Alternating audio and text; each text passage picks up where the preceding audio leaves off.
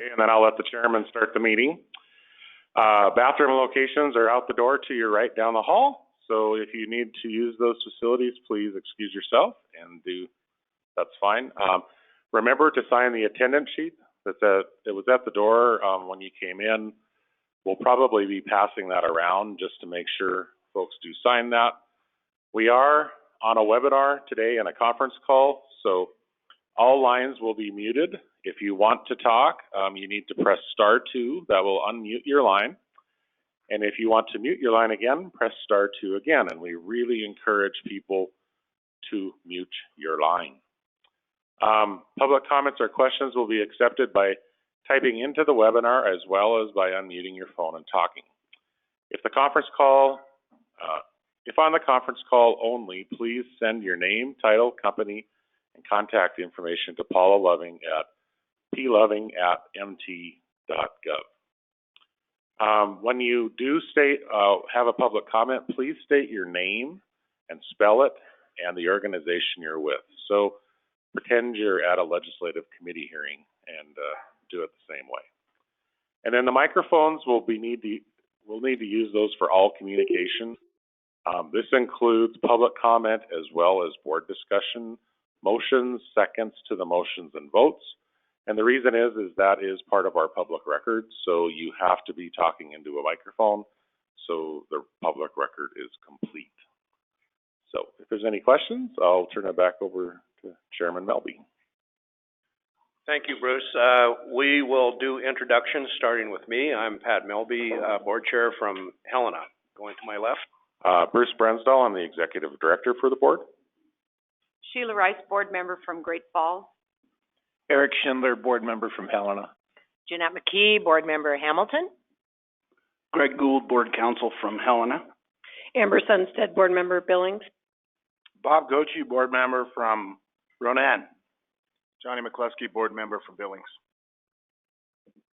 Thank you. Now we're going to ask the audience to introduce themselves, please. Somebody have a mic? Yeah, we need the mic. Oh, Cheryl's in the back with the mic. Laura Morrison from Montana Housing. I'm Stephanie Beckert, Great West Engineering, Debbie Morrison's daughter. Debbie Morrison, Montana Housing. Stacy Collette, Montana Housing.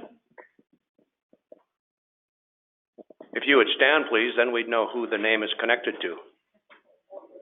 I'm sorry, Stacy, you were standing.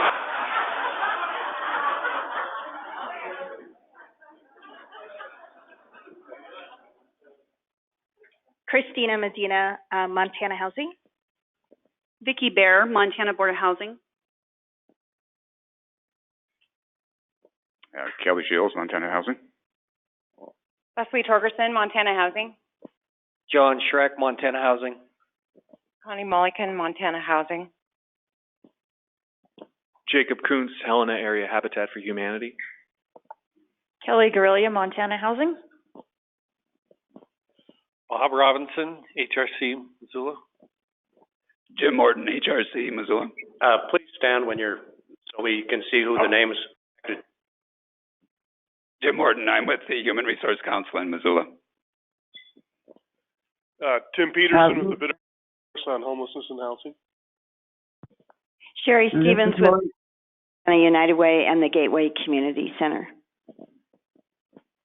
Vicki Bauer, Montana Housing. Janine Moss, Montana Board of Housing. Lori Sinner, Montana Housing. Mary Bear, Montana Housing. I'm Liz Mogstead with Rocky Mountain Development Council. Lori Lattis with Rocky Mountain Development Council. Mary Palkovich with Montana Housing. Sherry Erie with NeighborWorks Great Falls. Community Development Division of Commerce. Blake Jumper with the Housing Company. Nate Richmond with Blue Line Development. Kirk Bruce with Affiliated Developers. Good morning, Andrea Davis with Homeward. Heather McMillan with Homeward. Lori Collins, Whitefish Housing Authority. Hi, I'm Kevin Gartland, Whitefish Chamber of Commerce. Don Sturhan with Mountain Plains Equity Group, based in Billings. Keenan Witt with Summit Housing Group. Tracy Manuel with HRDC 9. Becky Brandberg with Echo Enterprises. Tyler Kearns, Housing Solutions. Alex Burkhalter, Housing Solutions in Missoula. Adam Hammett with the City of Whitefish. Ben Davis, Whitefish Housing Authority. John Middleton, Whitefish Housing Authority. Good morning, Mike Boucher with Boucher Development in Missoula. Good morning, Sam Oliver with Missoula Housing Authority and Bristlecone Development. Matt Dreesen, Principal with the Smet Public Schools. Ginger Fancook with Montana Housing. Annette Blackman, Montana Board of Housing.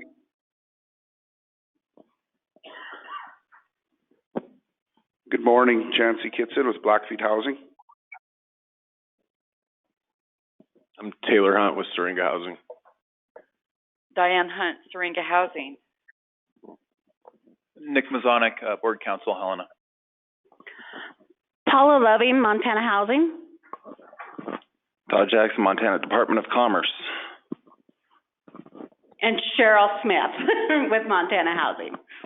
Thank you, everyone. Obviously, we could see the people in front, but we couldn't see who was speaking in the back. So, those of you on the webinar, would you please introduce yourselves? John Wagner with QTAC Rock, Bond Counsel to the Board. Lori Davidson from the Missoula Housing Authority.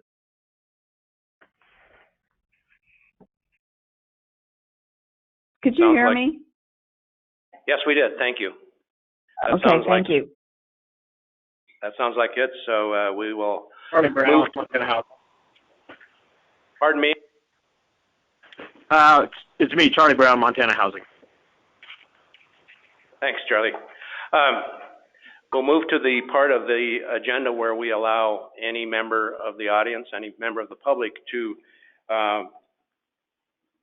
make a statement to the board about any item that's not on the agenda and that's within our jurisdiction. Is there anyone who would like to address the board? Becky? Thank you, Chairman Melby.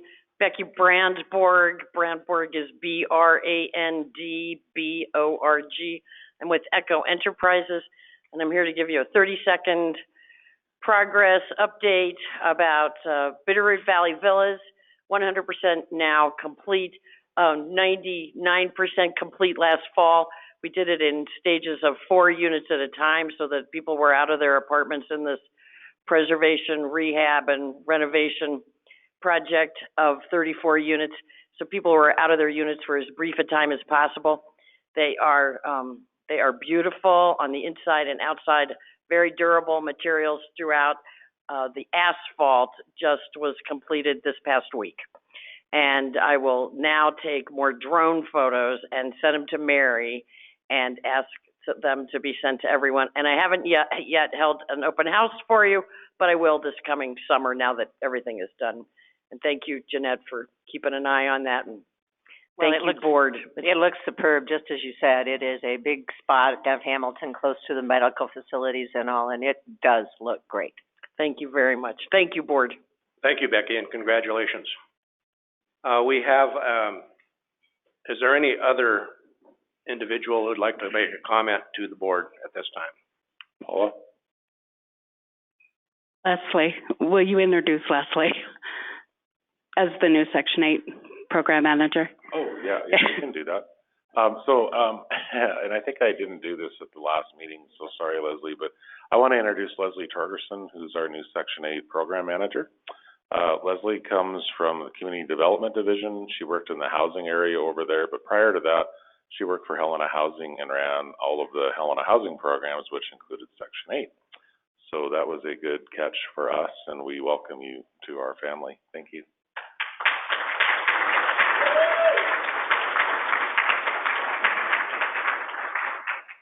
Thank you. Is there any further public comment? If there's none, we, at this point, have a Lifetime Achievement Award for a member of the Montana Housing staff. So we actually have 3 of them.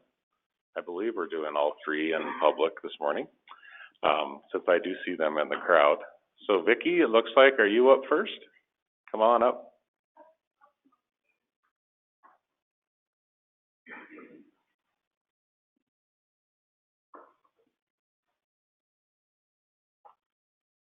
Good morning. So the first award this morning goes to Janine Moss. Janine retired in November 2016, and when she did, we had a small gathering in the office with cookies and punch and quietly said our goodbyes. Luckily for us, Janine came back to work for us on a temporary basis, and so now we have the opportunity to thank her publicly and recognize her with the Lifetime Achievement Award. Janine got her start in the mortgage industry working at title companies where she found out what a document nerd she was. She enjoyed deciphering documents, learning Montana history from tract books and probate files, proofreading legal descriptions, commitments, and policies. Then we were lucky enough to hire her at Montana Board of Housing, where she spent 25 years learning the guidelines, governing bond sales, managing delinquent loans, foreclosures, REO management, grant management, and program development. She helped put the MCC program in place.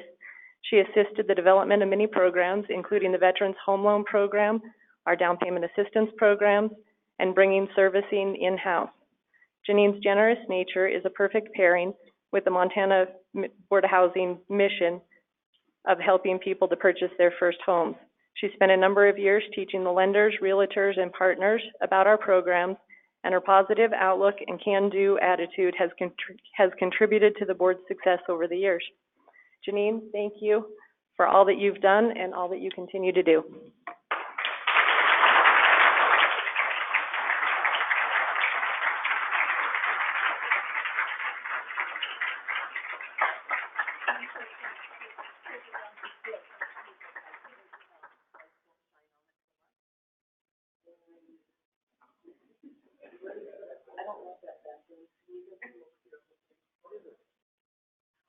Oh my God.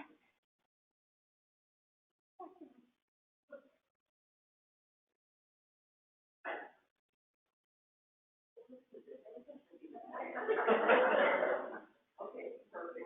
Thank you. And I'm sorry to take so long. I wanted to do this for you. And I'm going to do one more.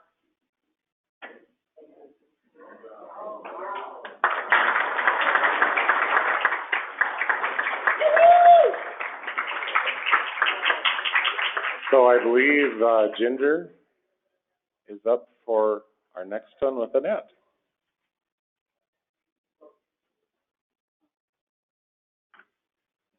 Good morning. Annette Blackman has been a mortgage accountant with the board for several years now. While in that position, she has meticulously performed the duties assigned to her. She assisted all of the board servicers with all issues related to servicing our mortgage loans. She is a professional and always welcome when she personally visits the servicers. Her ability to work with so many different people with varying levels of servicing knowledge makes her invaluable to the position. She also she became a vital part of our success when servicing came in-house. We would not have come this far with our servicing if it weren't for her. The servicing department also had a few things to say. In the 3 years since Mary Palkovich started with servicing, Annette's values continue to show day after day. She shares her knowledge, especially with the delinquency team.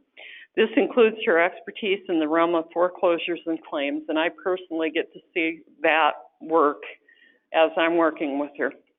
She consistently helps the servicing department reduce the risk of loss from foreclosures and property preservation challenges. Tongue twister. These are the highest risk areas in the servicing department. She is also vital in making sure all claims are filed and audit ready, which reduces the risk of being non-compliant. I believe she is a teacher at heart and eagerly shares her knowledge by referring the delinquency staff to regulations, connects them with important contacts of our insurers, and gives useful advice to help them become more independent and accurate in their decision. It is very clear Annette takes her role seriously and does it with excellence. Our department has been challenging to work with during some of the transition, but she perseveres and extends her help. We would all like to thank Annette for her help. She does not really want accolades, and we appreciate our opportunity to give her those accolades. Thank you, Annette.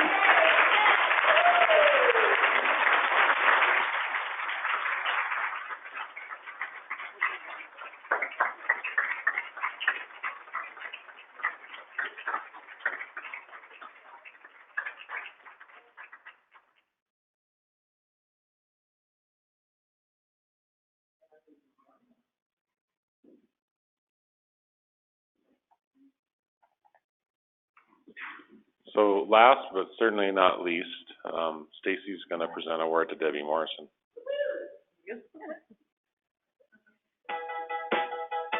Oh, no. This one requires some music.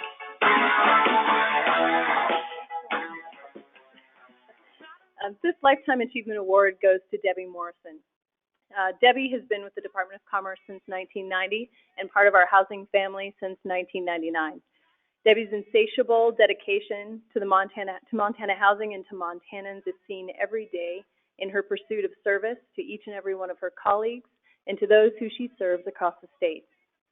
Noteworthy accomplishments include the start and foundation and dedication to the Quality Assurance Program.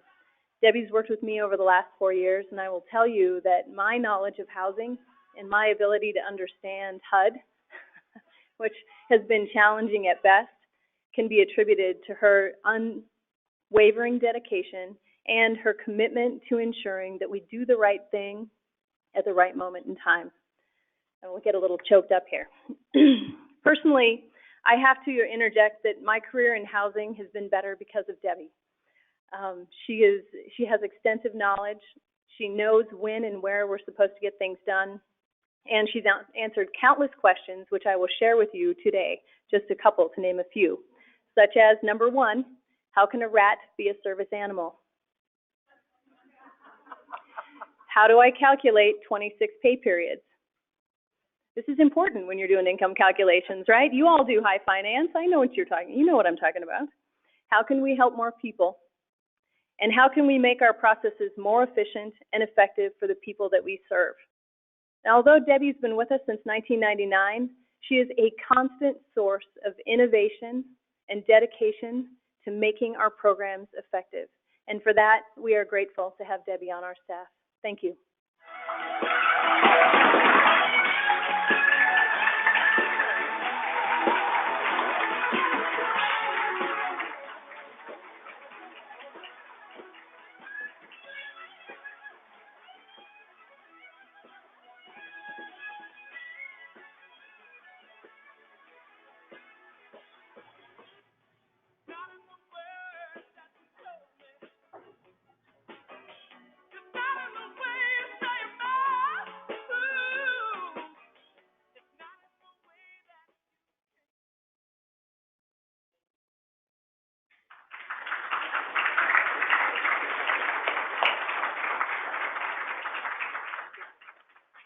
Thank you and congratulations. The next item on the agenda is the approval of the minutes of February 13, 2018. Is there any board discussion or questions regarding those minutes? Mr. Chairman, the minutes show I was not present, which are incorrect. I was here. If you look later in the minutes, several points I was involved.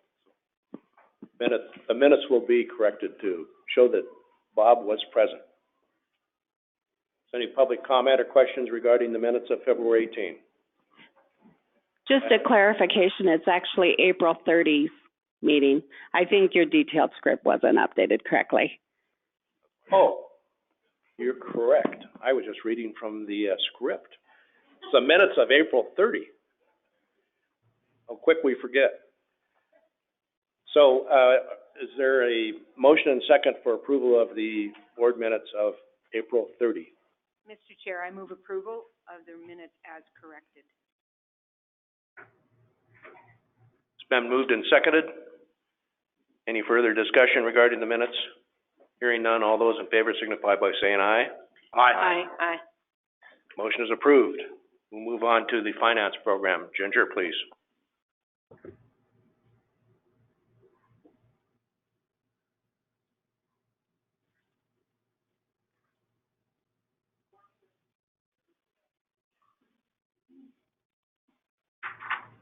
Good morning, Mr. Chairman, members of the board. I appreciate that I get to be first because I wouldn't want to put you to sleep later in the meeting. As you can see from my dashboard, there haven't been any material changes in the investments since the last update. We still hold approximately 22% of our investments in long-term government-sponsored securities.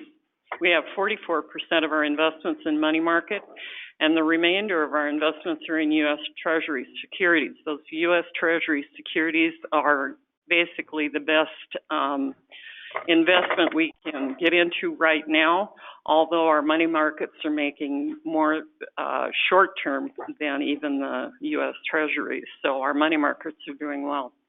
Overall, the weighted average of our portfolio is 1.33%, which is much better than it was last year at this time. The only other board item that I don't have on here is that we are in the process of starting to look at a new issuance, and I think Vicki Bauer will probably go into that a little more. And then there is one other board agenda item, but I am going to let Bruce address that one. Are there any questions on the first portion?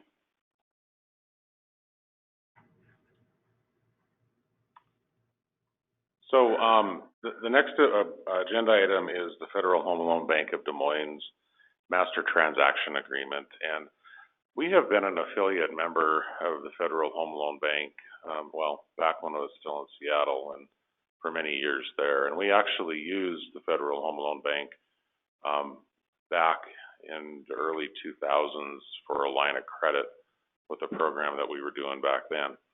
We haven't actually used their programs recently, but we have continued to remain current as affiliate member. There's kind of a technical thing in the master transaction agreement that the board actually approve us signing or entering into that agreement.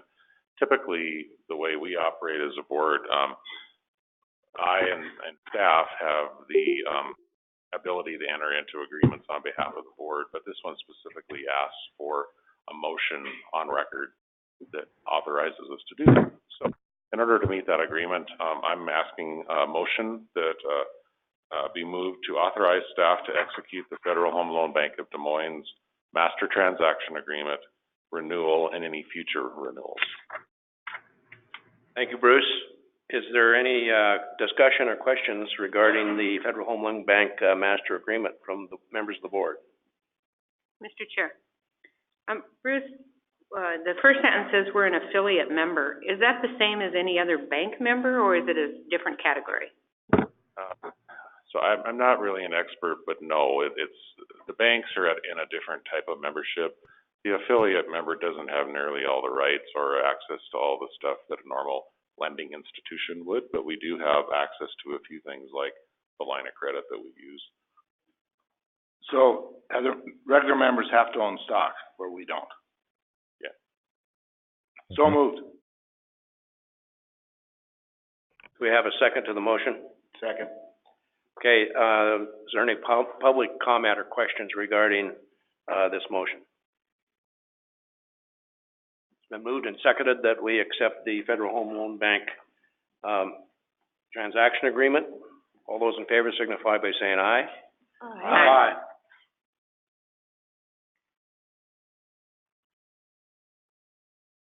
Ginger's already done the program update, so we'll move on to the home ownership program.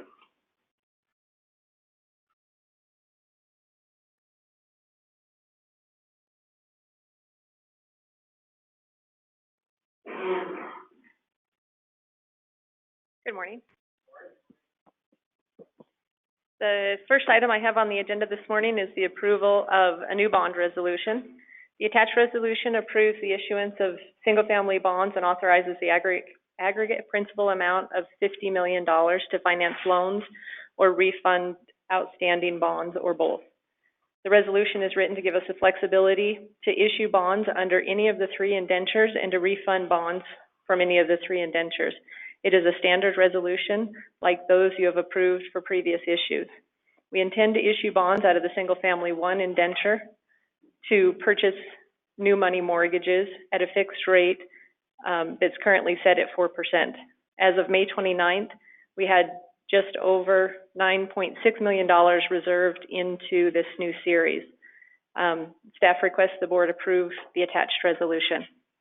And John Wagner is on the line if there's any questions, or John, if you had anything to add regarding the resolution. Thank you, No. Vicki. This is John Wagner. No, very good summary. Does any member of the board have a question of Vicki or John, or any discussion regarding this proposal? Yes, Bob. So, in the current interest rate environment we're in, how long will this carry us? Are we limited to the size of a sale that we can make now to try to capture a lower rate? So we've had this resolution set at $50 million. We've been doing about between $30 and $35 million bond issues. We're still in a rate environment where we try to head off negative arbitrage, keeping the money in the bank account, where we're not earning the right amount or enough interest to pay the bond holders. That is the risk. And the environment is getting better. Mina, I believe, is also on the line, and she could speak to that. But we're still at a point of keeping those relatively low. Any other questions of the board or any discussion? Is there any questions or discussion from members of the public? Chair would entertain a motion and a second to approve the resolution. So moved. Second. It's been moved and seconded. Any further discussion? Hearing none. All those in favor signify by saying aye. Aye. Aye. So the next item on the agenda is for approval of set-asides. The first set-aside approval that I'll be asking for this morning is Habitat for Humanities, and Jacob from the Helena Area Habitat is here. If you just want to come up for a second. So that Habitat requests on an annual allocation of set-aside funds each fiscal year, and then the unused portion of that allocation expires at the end of the fiscal year. In June 2017, the board approved $2 million set aside for Habitat. Some of the affiliates ran into challenges throughout this fiscal year and were not able to complete the projects anticipated. As of May 29th, with loans in process, Habitat had used just over $1 million of their last year's allocation, leaving $968,000 that will expire on June 30th, 2018. Habitat is requesting the set aside for fiscal year 2019 of $2,388,350 with an expiration date of June 30th, 2019. The project list from the affiliates around the state that will have access to that money is listed on the request. And staff has determined that there's adequate funds available and is requesting that the board approve this allocation of set-aside funds. And I just had Jacob come up to say a few words. Yeah. Well, thank you. Appreciate being here and happy to represent the Habitat affiliates of Montana. And I just want to say how much we're grateful for the partnership and the support of the Montana Board of Housing. It's allowed us to increase the pace of build that we're doing across the state. I know in Helena last year we were able to do 2 loans through the Montana Board of Housing and house 2 families, and we're hoping to do many more in the years to come. So thank you very much. Thank you. Are there any questions or discussion from members of the board regarding Habitat for Humanity? Mr. Chair, I just want to emphasize to the board the importance of this allocation to the Habitat affiliates. It really allows them to increase their production because they have funds available to build the next house and the next house. So it's just really important, and I'm impressed with how well all of the affiliates are collaborating and working together and sharing ideas. So I'm definitely going to support this, and when the time comes, would be happy to make this motion. Thank you, Sheila. Any other questions or comments from members of the board? This is Johnny. So is that 2 million is typically, do they go through that entire 2 million? This is just kind of a one-off with having that excess left over? You know, it's only been in the last couple of years that they've actually requested as high as 2 million. Prior to that, I believe 4 years ago, it was 700,000, and then $1 million the following year. And then last year it was the 2 million. And like David had said in the request, some of the affiliates, they had some trouble putting it all together. So I think with the carryover, the projects that they had planned from last year and then this year, I think they'll be able to use the 2 million. Any further comments or questions from members of the board? Any comments or questions from members of the public regarding this request? Hearing none, Sheila will entertain that motion. Mr. Chair, I move that we adopt the motion as proposed by the staff. Second. Okay, it's been moved and seconded. Any further discussion by members of the board? Hearing none, all those in favor signify by saying aye. Approval of this motion. Aye. Motion carried. Pat, I missed who seconded it. Pardon me? Johnny.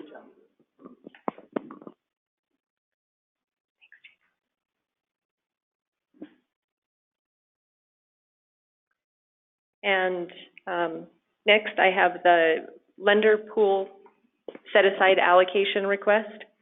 So set-aside funds are used to provide first mortgages for borrowers who are earning up to 80% of area median income and who qualify for down payment assistance loans from an approved program.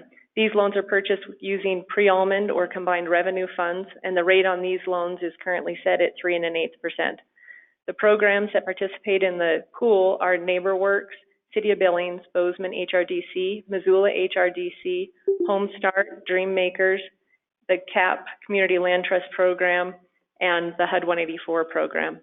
The board has established a pool of funds that are allocated to purchasing these set-aside loans. We currently have $425,120 remaining in the pool. Since June 1st, 2017, the board purchased 69 set-aside loans for $9.9 million. Staff has determined that there are adequate funds available and requests that the board approve an additional $10 million be allocated to the lender pool set-aside. Thank you, Vicki. Are there any comments or questions from members of the board? Hearing none, are there comments or questions from members of the public regarding the set-aside? Hearing none, the chair would entertain a motion and a second for this approval of this request. Mr. Chair, so moved. It's been moved. Is there a second? Second. Been moved and seconded. Is there further discussion regarding this motion from members of the board? Hearing none, all those in favor of the motion signify by saying aye. Aye. Aye. Motion carries. Vicki, next item. Thank you. The next item is just a homeownership program update. Included in your board packet is the homeownership dashboard. The dashboard goes through and provides you information with regard to the number of loan reservations that we received in the month of May, as well as the number of loans purchased into each of those loan programs. You can see we've continued to have good production in our loan programs. The 2018A series is totally reserved up, and we're continue to purchase until all of those funds are used up, and then we're moving into the 2018B bond issue per the approved resolution today. The Veterans Home Loan Program, I wanted to point that out to you. that program is currently out of funds. That's a program that is funded by Board of Investments through the Montana Coal Trust Fund, and it's a allocation that was given through legislation. There were $40 million allocated to that program. It is a revolving loan program, and so as principal payments are made on those loans, those funds become available to purchase more loans. And it's for first-time home buyers. It was put together for the so that National Guardsmen would have access to low-interest money to purchase their first homes. And that program, it's been well received in the lending community, and but it is currently, we reserved up the remaining funds in that program last week, as a matter of fact. Next on the dashboard, you'll see the April changes in our board portfolio with payoffs, foreclosures, amortization, and purchases. Our delinquency rates in our portfolio continue to remain very good. Mary's and her crew, as well as our other servicers, have worked very hard to bring our foreclosure and our delinquency and foreclosure rates down. And they've done a very good job. And now you can see they're down closer to the statewide and regional averages, where for a while they were up around the national average. On the graph, you'll see the number of loans, both in dollar amount and numbers that we have in our portfolio. We are starting to see those balances tick back up, which is a good thing. We like to see that. And then lender, realtor, and public outreach is listed there on the bottom with the things that Julie and other staff have performed throughout the month. So if there are any questions. Thank you, Vicki. Are there any comments or questions from members of the board regarding the homeownership program update? Are there any comments or questions from members of the public regarding homeownership program? Thank you, Vicki. We'll move on to mortgage servicing. Mary, you're up.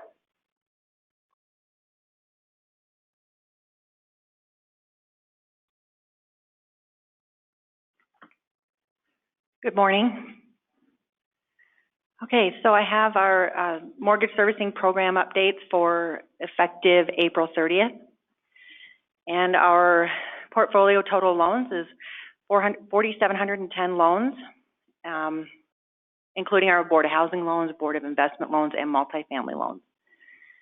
We have principal balance approximately $425 billion, and in our escrows, $6.3 billion. In our last draft loans for our hazard insurance claims, we have approximately $678,000, and that tends to go down in the spring when they start fixing hail damage or roof, things like that. And then also our delinquency loans have decreased. We're down to 136 loans over 60 days past due.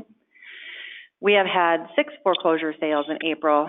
However, May looked much better. We had 1. So we do see that declining. And our foreclosure totals to the calendar year are 12. As far as delinquent contacts to make, loans that are usually between 17 to 21 days past due, we have to reach out. And we had 508 last month. Our late fees tend to be pretty average of $670, about $19,000 of fee income. And it's nice to see that we are having fewer payoffs than we are new loans. So you can see we've more than doubled new loans what has paid off. And then also on our loss mitigation, we have fewer financial packets. So we have 2 in-house right now, and for repayment plans, we have about 23. And HAMPs, partial claims, we had 7 in April, and we're down to 2 in May. So those have pretty much plateaued as well. Our preservations we're reducing that. Property preservations are 10, and then we have an REO is 1. So we had 11. I believe at this time last year we had about 26. So looks pretty good. And then Chapter 13 bankruptcies seem to be staying on an average of 20, 22. So we had 22 last month. And I just wanted to share with you real briefly the HUD's National Servicing Tier Score. That is with our FHA loans only. And we do see that RD may have a same type of tier score in about a year. It's what we report to them on our delinquent loans, and there's 4 categories of what we report. And one of them is foreclosures and how we handle them and the timing. And then another one is the redefault, how many of our lost mids actually redefault and the percentages.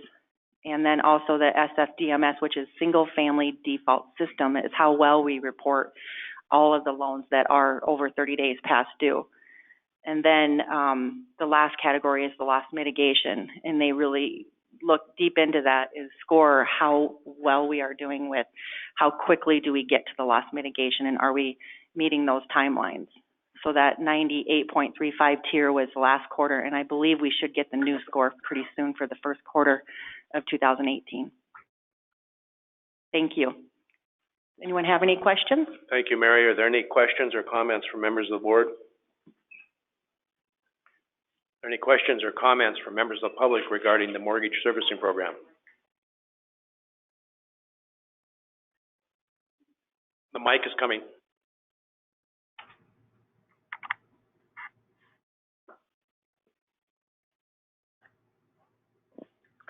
I just want to comment about the Tier 1 rating for HUD.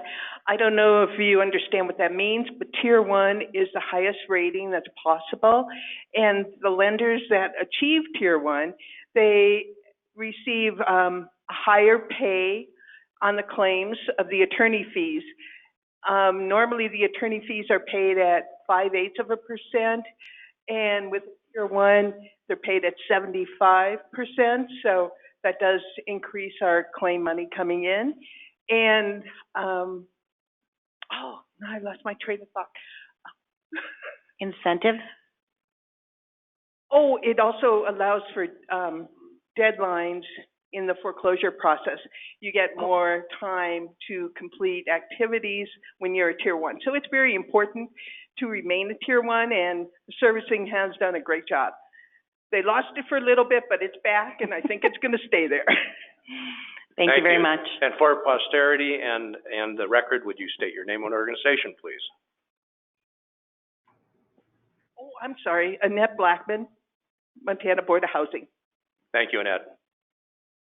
Are there any further comments or questions from members of the public regarding the mortgage servicing program? Hearing none. Thank you, Mary. Move on to the multifamily program.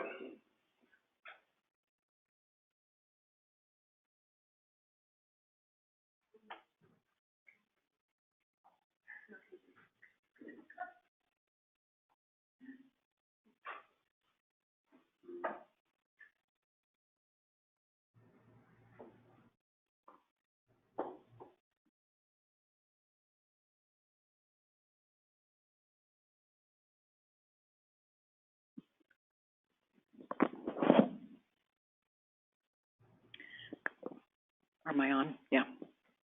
Good morning, Mr. Chairman, board members. The first thing that we have today is the Copper Ridge Resolution Amendment for the 4% part of that bond deal.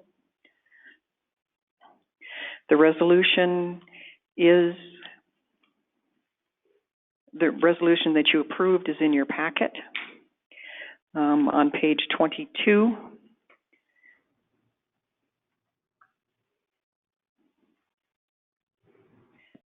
The resolution for Copper Ridge 4 was approved in November in the rush to meet the December 31st deadline when tax-exempt bonds were in jeopardy. There have been some changes to the financing on the project. The bank has changed to Glacier Bank, and the amount of the bond has been, the request is up to $5 million.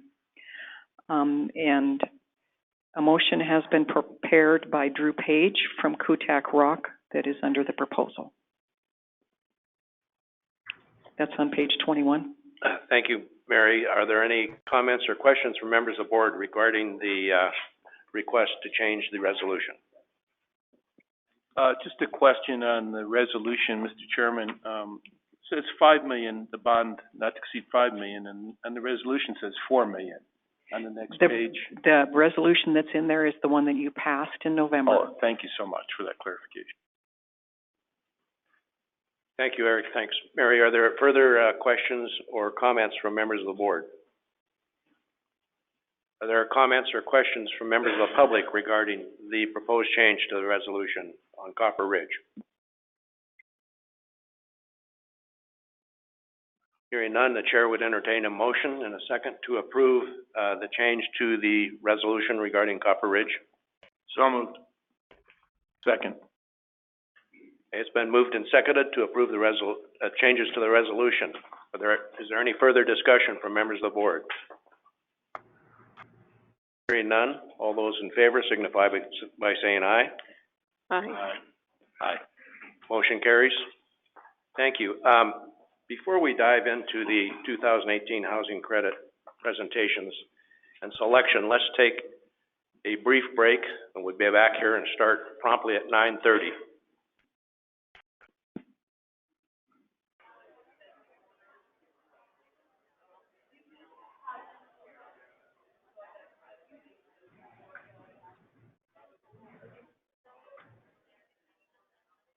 All right, everyone, we'd like to get started, so if you could take your seat or at least quit conversing, we'd appreciate it.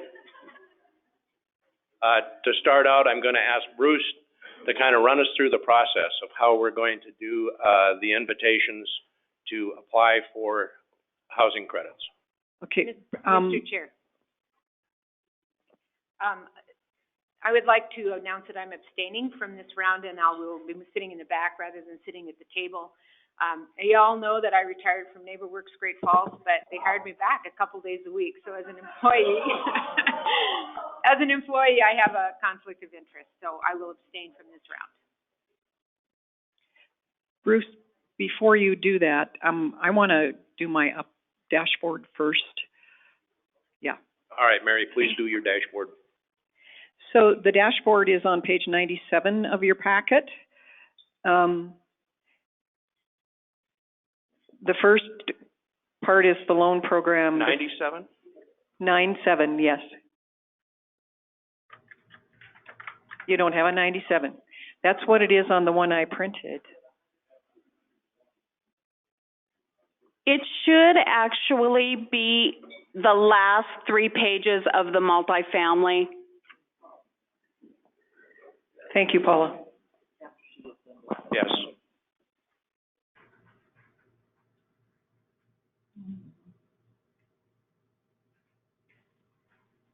Penny, can you bring that dashboard up?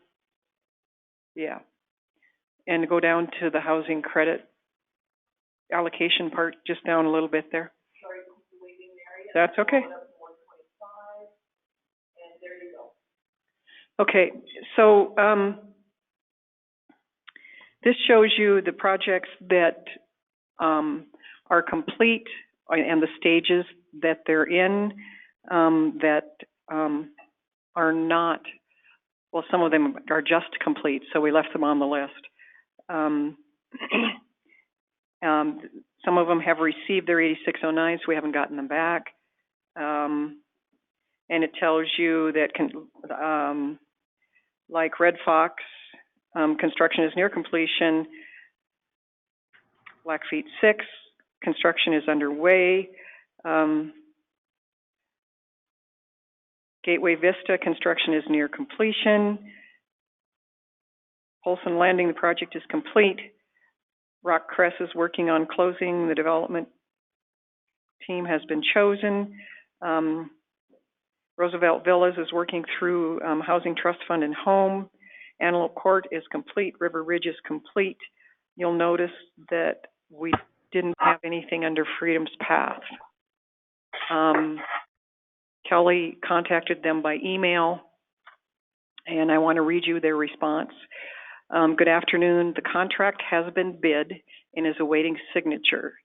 All parties agreeing on pricing, scope, and terms. The pricing and scope of the work included the replacement of electric transformers that are on the VA campus outside of the leased property and the property of the VA. The VA has agreed to fund the cost of the transformer replacement of approximately $214,000. The closing is set to occur once the VA provides formal approval of the additional funds. This has occurred verbally, but the VA has to go through a layered approval regimen that is still underway. They expect to close by June 15th. And this is the project that you did the refresh of credits on. So we wanted to make sure that you had an update on where that was. Thank you, Mary. And then also you have, I gave you spreadsheet that looks like this. That was sitting by your book this morning. So when we award credits in November, there will be some 18 credits that will be need to be awarded before the 19 credits. If we make them 19 credits, we will not be able to apply for the national pool, which gives us a little bit of extra credits every year. So you'll want to be looking at a project that can complete the project in a shorter time period. They're going to have a year less to complete that project when you're looking at them in November.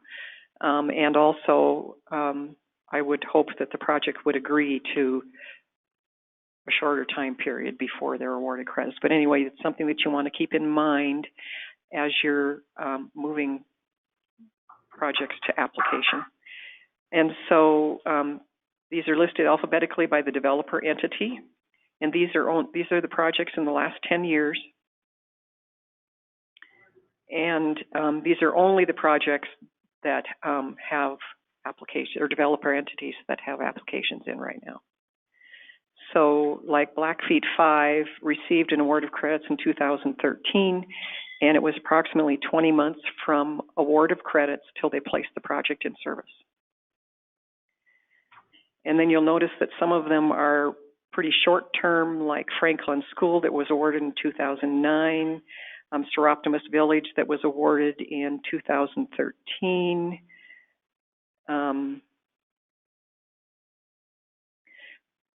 Those two were actually rehabilitation, acquisition rehab.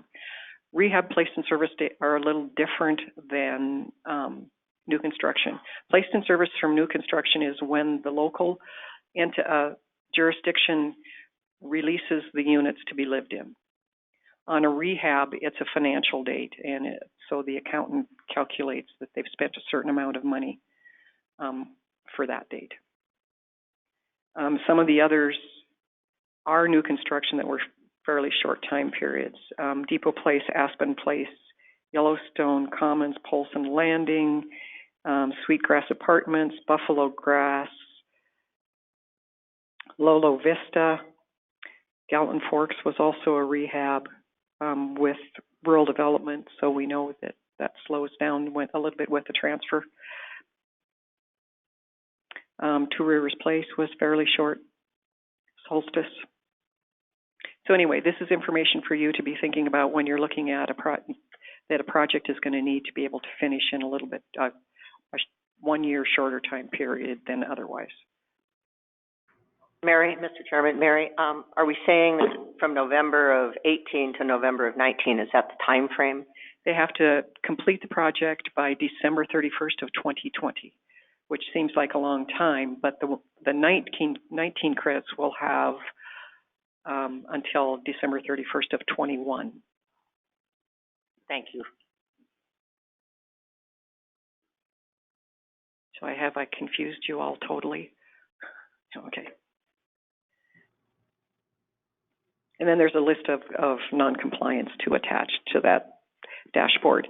I also wanted to tell you that Bob Vanek retired on Thursday, and he did receive a Lifetime Achievement Award from Housing at a celebration that we did in the office. And Thank you. Is there any comments or questions from members of the board regarding the multifamily housing program, the dashboard? Any comments or questions from members of the public? Hey, Bruce, maybe you could proceed with explaining the process we're gonna follow today? Absolutely. Chairman Melby actually had a question, which I think is a good thing to just describe how this process is gonna work. And in the past, we've had folks that have traveled here that want to make public comment that kind of need to get on the road and maybe head home. We have folks that want to make public comment when the presentation for the project is being done. And also we've had folks that have had to come a little late, but still want to make public comment on a project. So we're going to allow lots of public comment here. We're going to allow folks to get up and do their public comment at the beginning of this process, either or when the project presents, or when all of the projects are presented and at the end. But please only get up and do your public comment one time. We'll have public comment first. Mary is going to present some comparable and demographic and statistical data, and then we're going to go into presentations. They were all randomly selected in order of presentations, and that's the order that the packets were in, so everyone should have that order and should have had it for a while now. During that presentation process, Mary may have a few comments at the beginning of each project. You will then have the project presentations, which will last no more than 10 minutes. Any videos, any comments from the development team will be part of the presentation. So if you're not part of the development team and you're here or on the webinar, that will be then considered public comment and outside of that 10 minutes. So, and we will hold you to the 10 minutes, by the way. If you get to 10 minutes, who's our timer? Paula will stand up and scream at you, and you will need to stop talking. So she's very good at it. So, we will then do public comments and then board questions on each project as we go through. We'll do public comments and board questions at the end of all projects. And then the board's going to go into an executive action type session where they're going to discuss, each member will discuss their 8 top projects out of the pool of 17. And we will kind of mark them on a tally that'll be on the screen, so you'll see that. We'll allow any member to change that top 8 projects at the end. And we'll take some time for folks to think about that. We're not going to rush through it. Board members can ask questions, and they have a right to change their top 8 depending on the discussion that happens through the process. And then, based on that, the hope is the board can come to kind of a consensus of their top 8 projects. If not, we'll make a motion of basically the top 8 slate that we get to, and then the board can also do amendments to that motion to add or delete projects out of that top 8 slate, and then we'll vote on it. But that'll only happen if the board can't come to a consensus decision. And of course, we'll have public comment and board discussion as part of that, and then a vote at the end on the main motion. So any questions? Bruce, as a point of clarification, if I recall the last time we did this, each board member came up with their top 2 or 3. Are you asking us to list all 8? Last time that we did this was at the award or the allocation. So, I mean, we were only able to award 4 projects at that point, and the board member was asked to pick their top 4 projects. And then when we put them on the tally, we can kind of see consistencies amongst priorities among board members. Because we're picking 8, we're asking you to pick your top 8 and discuss those as you pick them a little bit, so we can put on the record the reasons, the thoughts behind why a particular board member is thinking their top 8 is what it is. All right, thank you. So the first thing we're going to do is allow people who are traveling and need to get out of here or need to go home to provide public comment or questions on any of the projects that are listed.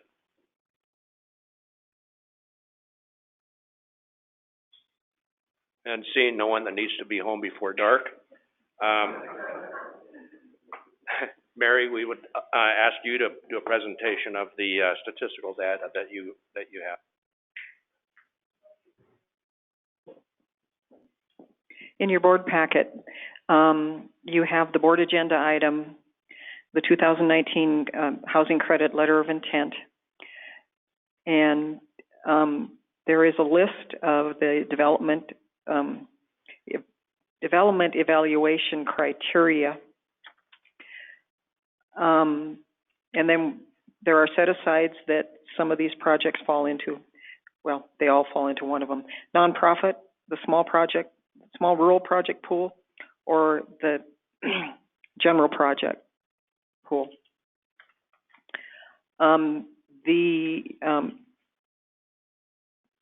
Award determination selection standards are on page 30 and 31. We're still part of the board agenda item. I don't know. Does that match up with your numbers on this, 30 and 31? What's the question again, Mary? I'm sorry. And then there's the housing population demographics that give you housing units and then tax credits, tax exempt bond financing. Then we get into a bar chart that shows you the number of projects, all of the tax credit projects by county in the last 10 years. Then the 9% housing credits by county for the last 10 years. So I've moved past the colored ones into bar charts like this. Yep, Penny's got them up there. And then the 4% projects for the last 10 years. The thing that isn't on there for the last 10 years is the project that you just approved the bond resolution for at the last board meeting. That's 200 units in Missoula.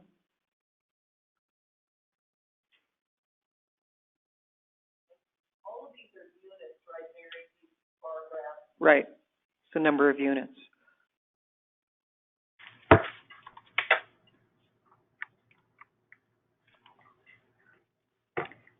And then along with your bar charts, you had asked for, and this was sitting by your board packet when you came in,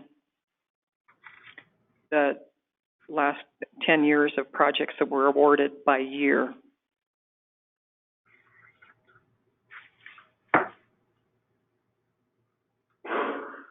Then you have the large spreadsheet that gives you statistics for each project.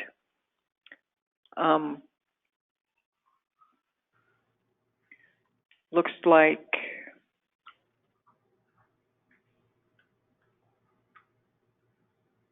not that one, the very large one. I don't know what it's called in the board packet. No, that's the comparative. There is the comparative spreadsheet that gives you comparisons on different categories. I'm just listening to the Montana. And there was trying to list each project, the targeting bedrooms, targeting by bedrooms, their funding sources and uses, and credits requested, percentage of common space, percentage of residential space, percentage of project costs paid by the housing credits, square foot calculations, cost per unit comparisons, and the new unit demand in the area. Yeah, that was really fun. And the church was amazing venue for it. Lots of numbers. Right, and then we had the grandmas come over after because they were there, and we watched. Okay, does any board member have any questions of Mary regarding the statistical data? It's been 2 weeks, it's crazy. Members of the public have been able to see that, but anybody have any questions or comments? Christian starts his job today, so he's officially a big boy. It's like a man with a career. So on this particular sheet, it has several different categories. Mm-hmm. Is this, that's a worksheet for you guys? okay. Yeah. Yeah. Hey, Johnny, that's a worksheet, and you had it for the full app awards last year. Those are kind of the categories you guys have outlined are things that you'll consider in your determination. So we just put the worksheet together. It's actually Pat's idea, and I think it's worked well. You can keep notes on that. That isn't gonna, that's just for your own personal use. It won't be turned in as part of the official record. That will just be. Any other questions or comments? Okay, with that, are we ready to proceed with the presentation? Go ahead, Bob.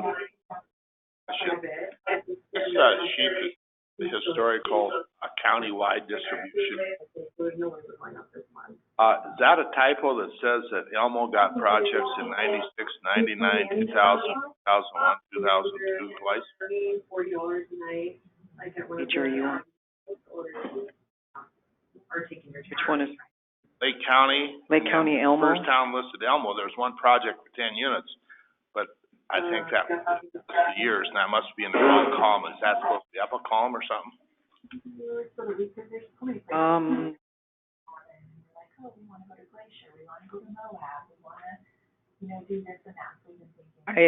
Yeah, I think that's an error. I'm not sure. It may include all of the years that there were projects funded. Well, no, it doesn't. Yeah, there's only one project in Elmo. Yep. It has it in several of those, Yeah. That's something we need to clarify. From seed. No, this is our information, so I'm not sure how it was.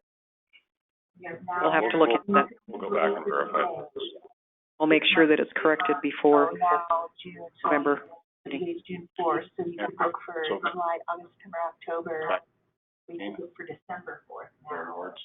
But it goes by the day, the day, exactly 6 months at 10 a.m. Eastern time. And I was on there, remember, like 10, 15 minutes, and I just kept hitting book. They were gone like that. I never could get one. That's part of the other problem too. Yeah, I think we're gonna. Okay. Mary, I think also, there was an award to Courtyard last year in Kalispell. Mm-hmm. That doesn't show up on this sheet. Okay.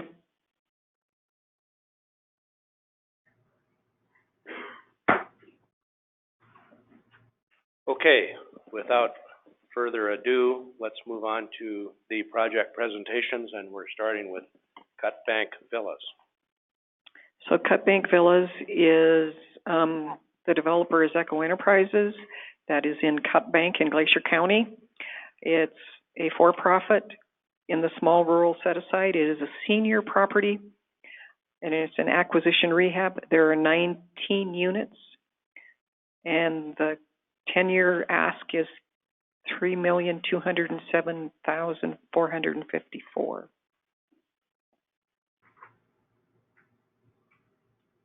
I see Becky is prepared to give us a presentation. Becky, please. Thank you, Chairman Melby. Thank you, board members and MBOH staff. My name is Becky Brandsborg, B-R-A-N-D-B-O-R-G.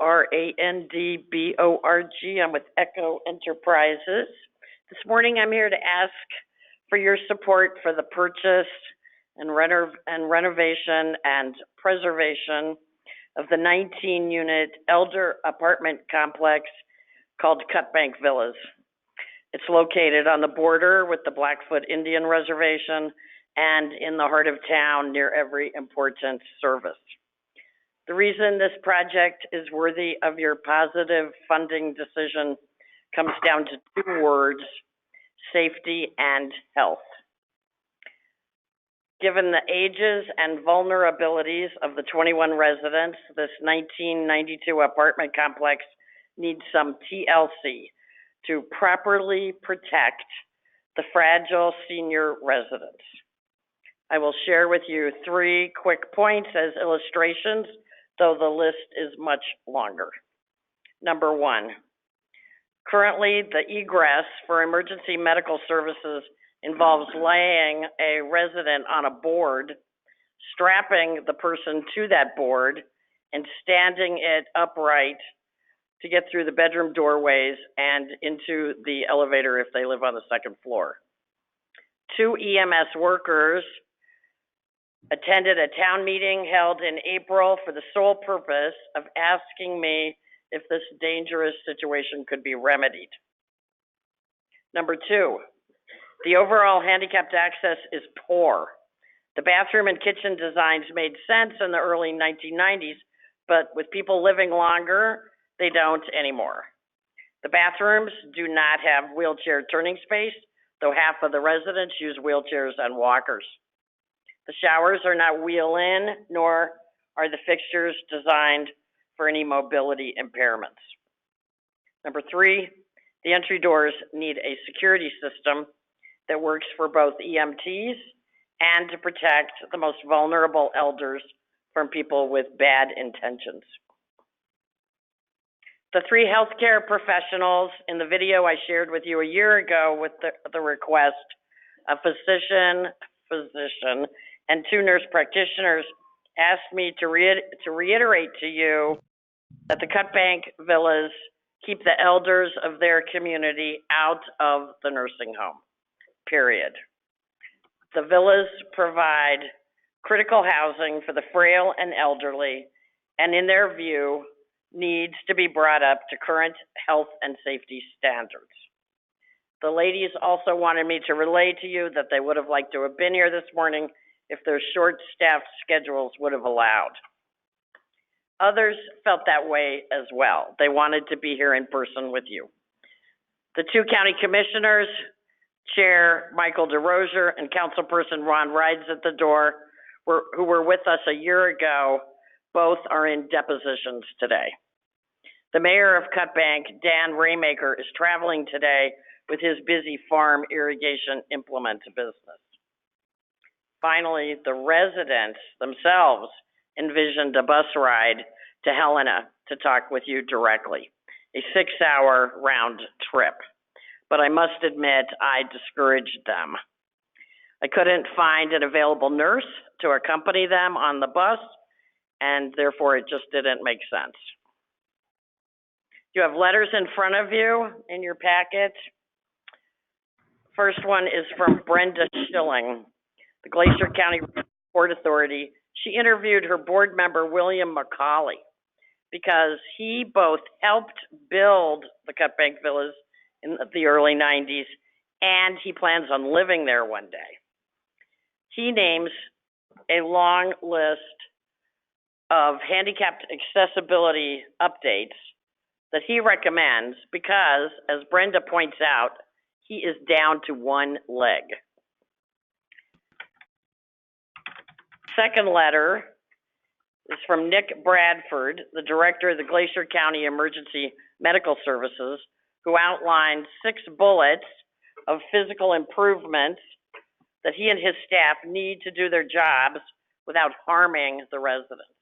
They visit this apartment complex more than any other site in the community. It's the nature of small towns that there aren't enough staff on the emergency medical services team to allow them to visit with you today, but they wanted to. The other 2 letters are just plain heartwarming, and I hope you have a moment to read them as well. Thank you very much for your attention and consideration. If you have any questions, I'd be very glad to answer them.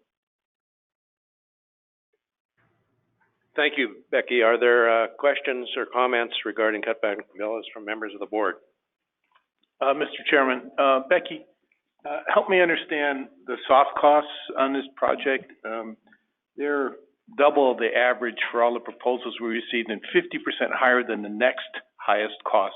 So can you help us understand what's in those soft costs and why they're so high? I might need help from my consultant. Is my consultant in the room? This is Jean Lure, GL Development. I can talk to the hard costs all up and down, but not the soft costs. I think in large part it's a function of a relatively small project and the third-party reports that are required, engineering, or the geotech, the environment, the CNA report, the, GAP. Yeah, the capital needs assessment that RD requires, and the, engineering reports on it that all the syndicators require. So it's a small project. You've got, I think, 4 separate third-party reports that, while the cost isn't any more or less for a larger number of units on those reports, it's just a higher percentage of the budget given the small project. Thank you. Thank you, Gene. Would you mind spelling your name for the record, please? Yes, Mr. Chairman. Gene Leuwer, Leuwer. Thank you, Gene. I did that a little bit backward. First, I would like comments or questions from members of the public, and then we'll do comments and questions from the board. Are there any comments or questions from the public regarding the Cutbank Villas project? Hearing none, are there further questions or comments from members of the board regarding this project? Thank you, Becky. Thank you, Chairman. We'll move on to Homestead Lodge at Absaroka.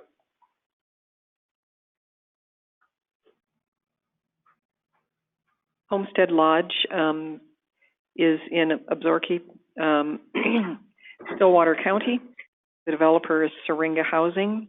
It's a nonprofit entity. It's in the small rural set-aside, a senior project.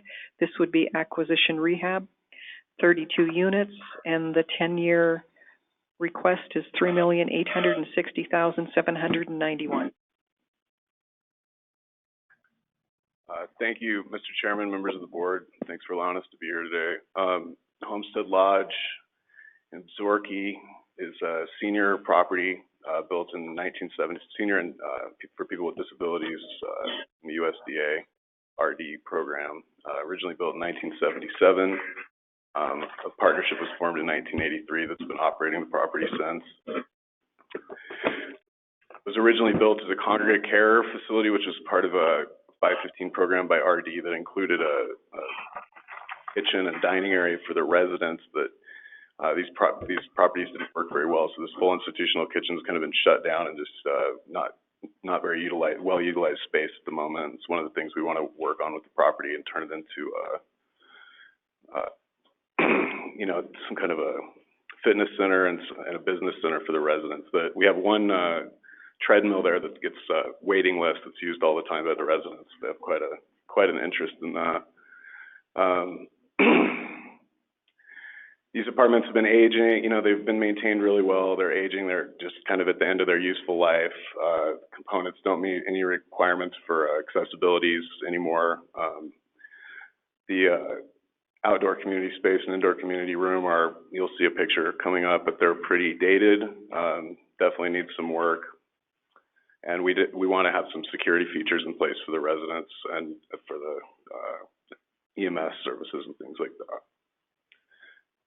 Syringa Housing has we've actually completed 6 properties in Idaho and Montana now, and we've done a really good job with providing true and substantial rehabilitations with tax credits while keeping tenants in place during the development.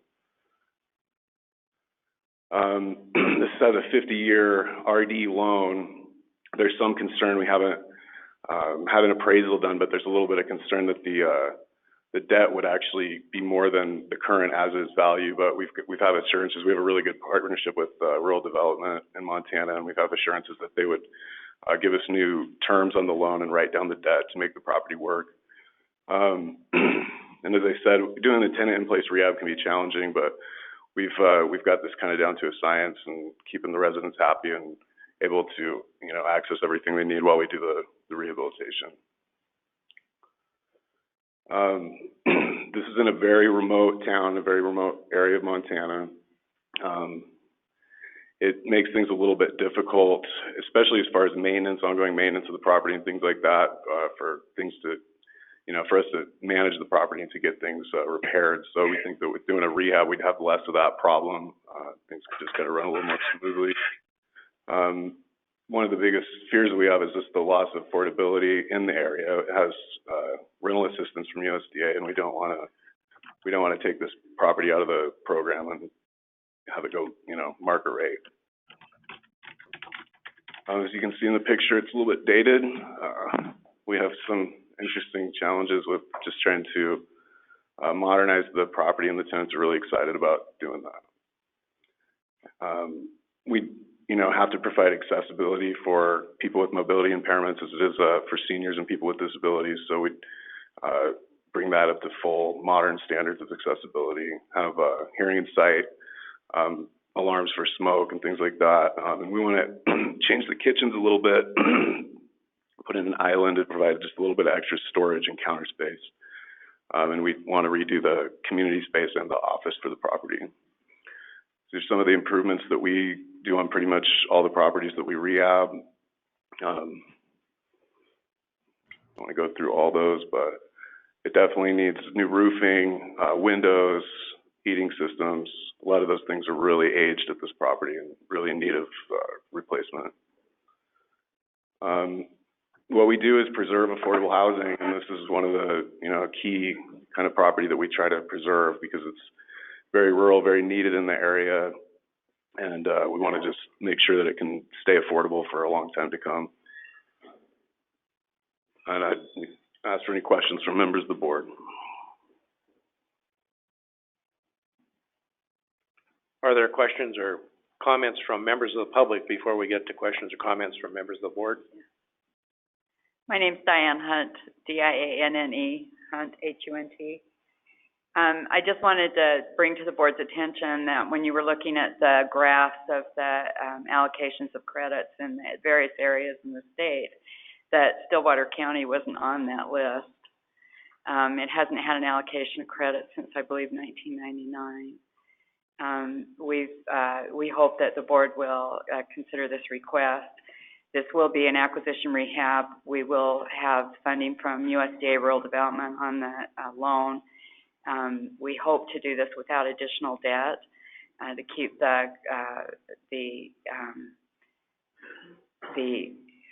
and I'm losing my train of thought, but to keep to maximize the use of the credits with that affordable financing.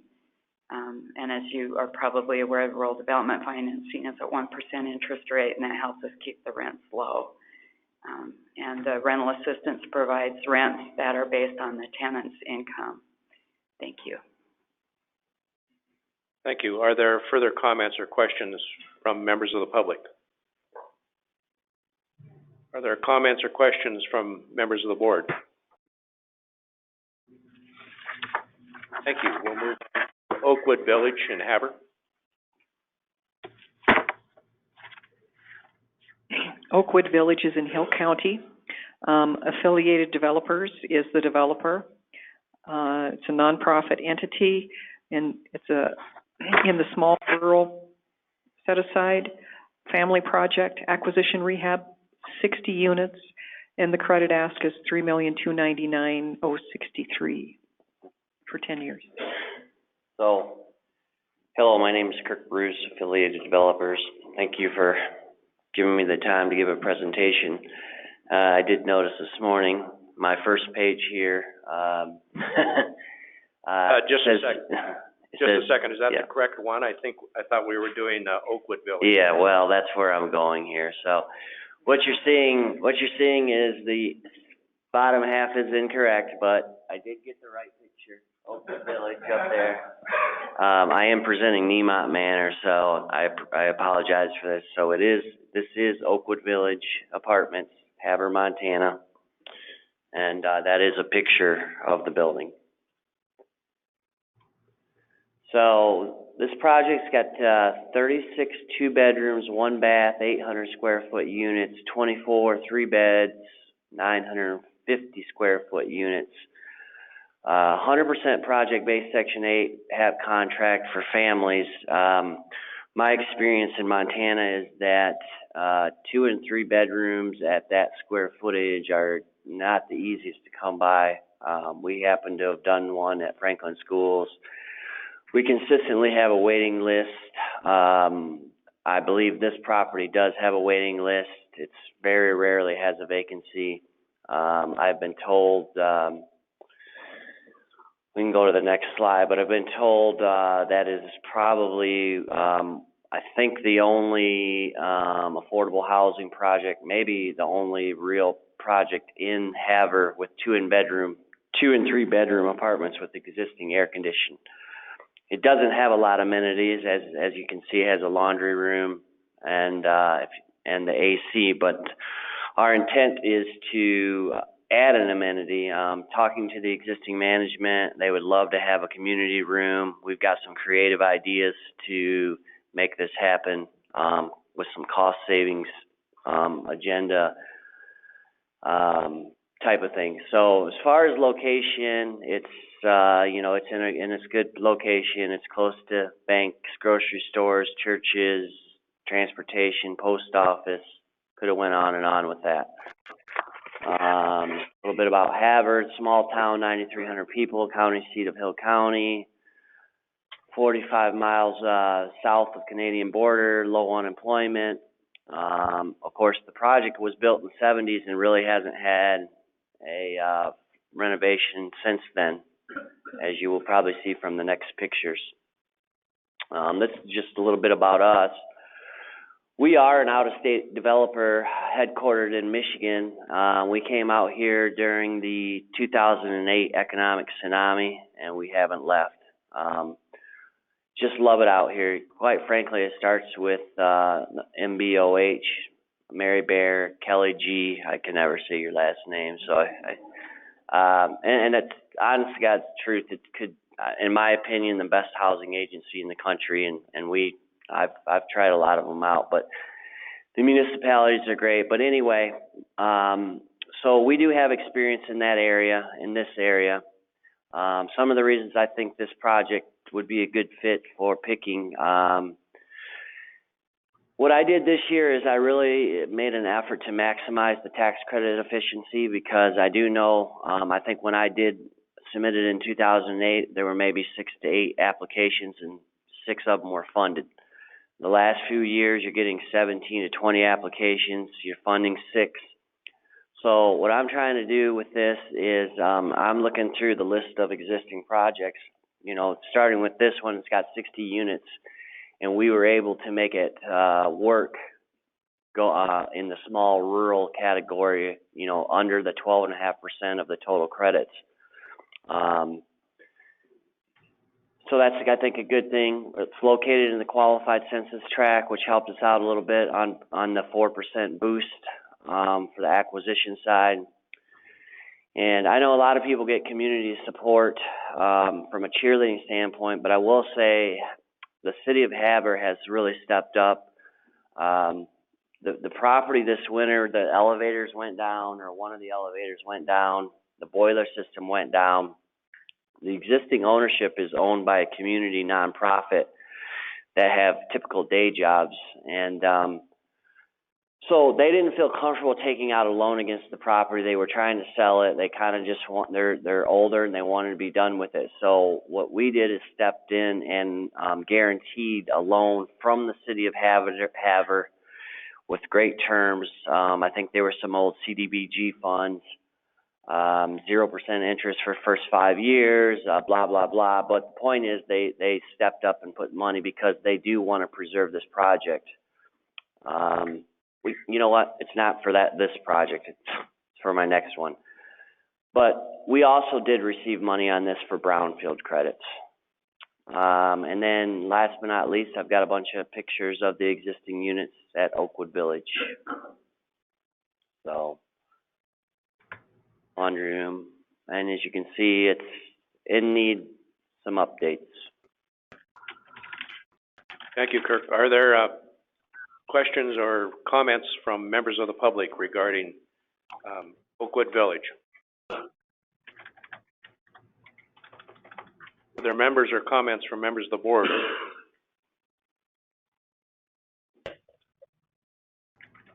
Okay, next is, Emont Manor in Glasgow. Kirk? Yep. So,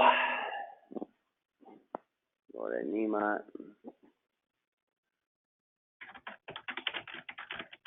No worries. So Nemont is, in Glasgow, it's nonprofit. It's in the small rural set aside, senior housing, acquisition rehab, 100 units. The 10-year credit ask is $3,299,063. Yeah.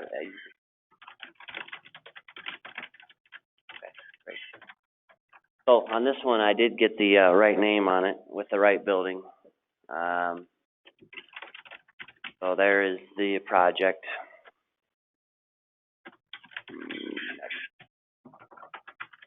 Okay, so what we have here is 100 one-bed, one-bath, 600 square foot units, 100% project-based Section 8, it's a senior disabled project, 62 and older.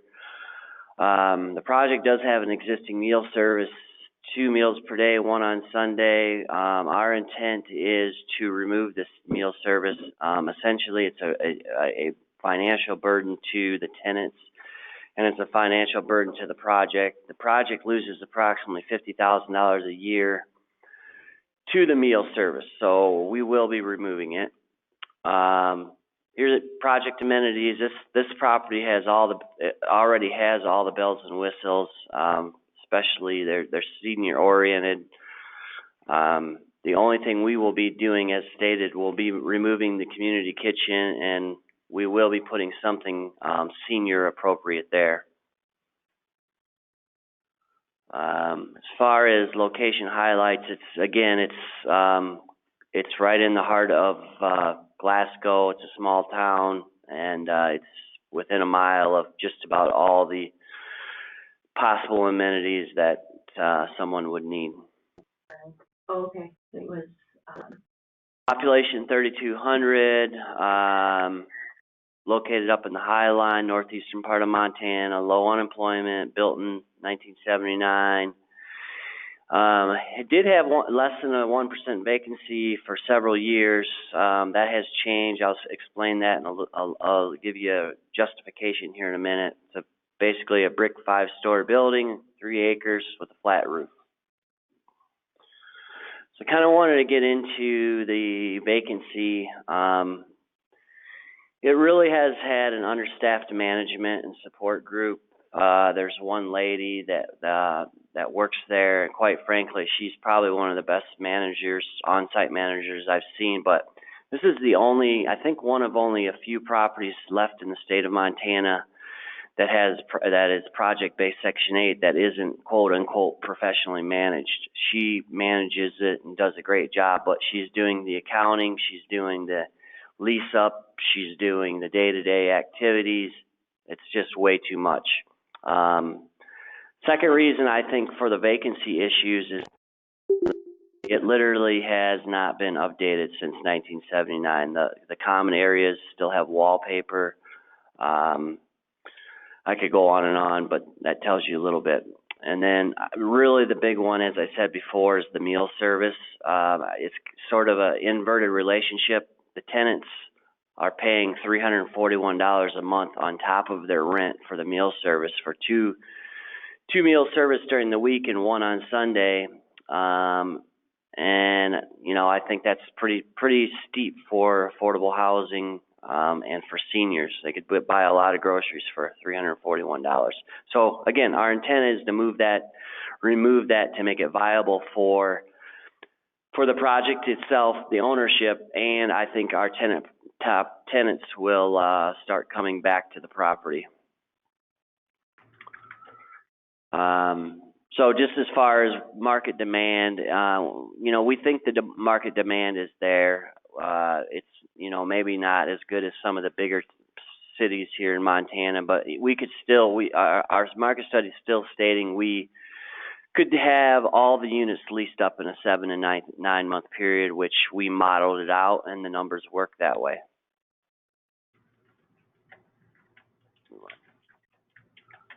So I touched on this before on what the on-site manager is doing. She's paper filing, bookkeeping, maintenance, lease-ups, day-to-day management. So, you know, our intent we will be bringing in a professional management company with a great reputation with the Montana Board of Housing. And then here again, I've touched on the property conditions. Built in 1979, no updates. It's had trouble passing REAC inspections. It's got some units offline. And so just to sum that up, and here we go with the meal service again. The property is losing $50K a year. Just to sum it up, I think those three items, we can definitely overcome the existing vacancy levels. We actually took this project to HUD for HUD debt. We were approved through their concept meeting. They looked at the market studies. They looked at what I've brought to them with the meal service, and they agreed and approved us through a concept meeting. And now we're, you know, to the point where we can submit for full application for a HUD 221D4 construction perm loan debt. And again, just the same thing as we did, we're a nonprofit. One of the things I didn't mention is that because of our nonprofit status, what's really important in all three of these properties I'm presenting is that we are eligible for real estate tax exemption. And quite frankly, none of these pencil out too well without it. It's one of our biggest line items under our O&M, and so I think that's a good thing. So the reasons I think we should do well here today is, again, readiness to proceed. We have already made it through the HUD concept meeting from the debt side, which is important. That's a long process, and we plan on submitting full application this month with having a full commitment no later than probably September, October.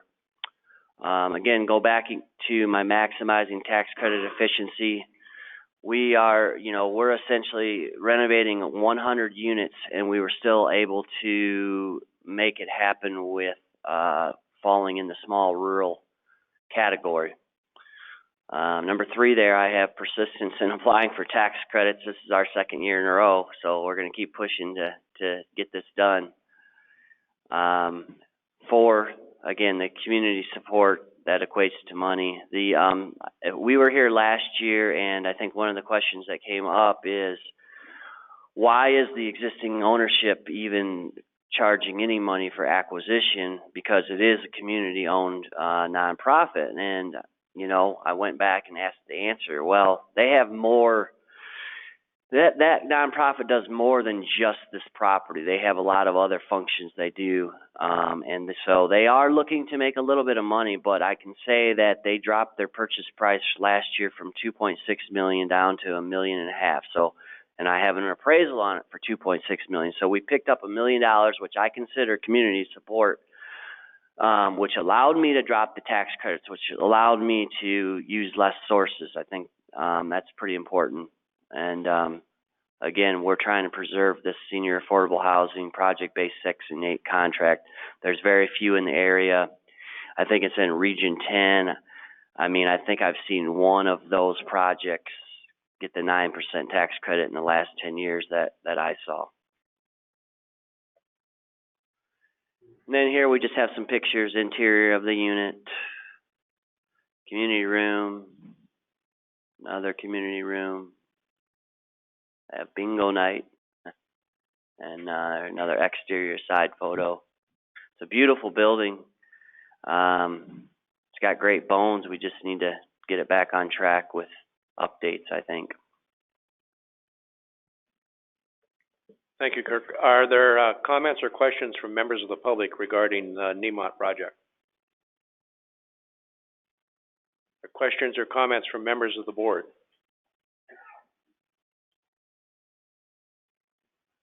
Mr. Chairman, I have a question. Yes. So, if nobody's living there, where are they living? What's the competition? What is out there available for those folks? Well, there are folks that are living there. It's approximately 65% occupied, but they have not even attempted a lease in, I think, 2.5 or 3 years, because they have a number of units offline. What's in the area is there is another brand new construction senior living in the area, but it's not in competition with what we're doing. I think the rents there are $4,500 a month. We're at $600. It really, I think, it boils down to the meal service and the condition of the property. That's our opinion. That's what the market study stated. HUD, like I said, the HUD debt. We went through the HUD debt concept meeting. This was one of the big questions: is the demand here? They looked at all the reports, third-party reports, not done by me. The HUD map lender hired their own market demand folks, and they believe that this property can definitely be leased up, and it has a history of being leased up. 100% occupancy. I think most of its career up until 2009, 2010. The existing board told me that they just quit putting money into it. They didn't reinvest any of the monies that they were making back into it, and they didn't market the property very well. And quite frankly, I think it has a bit of a bad reputation in town with the existing ownership. Good, I don't think Blake will go till later. Thank you. Are there further questions or comments from members of the board? But anyway, so some of the presentation has not been very high quality. Thank you. Then we can move on to Eagles Manor and Haber. Okay.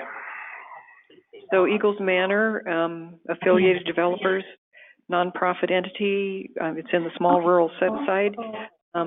It is a senior project, not family, as it states on your spreadsheet. Acquisition rehab, 91 units, and the credit ask is $3,299,063. Checking account, she overdrafted by $35. Yep. So there's the outside of the building. That's never happened before. So there's 64 efficiency, 370 square foot units, 27 one bed, 600 square foot units. I think the big thing here is 40 of the units are project-based Section 8 HAP contract, and then the remaining, would that be 51? 51 will hopefully be HTC credits, or units, but currently are market rate units. But it is a senior building, deed restricted to seniors. This one's 55 and older and or disabled persons. Again, we got sort of the same type of deal that we have with Nemont Manor. It's got an existing meal service that's losing money. It is our intent to remove the meal service. Well, June is the last $300.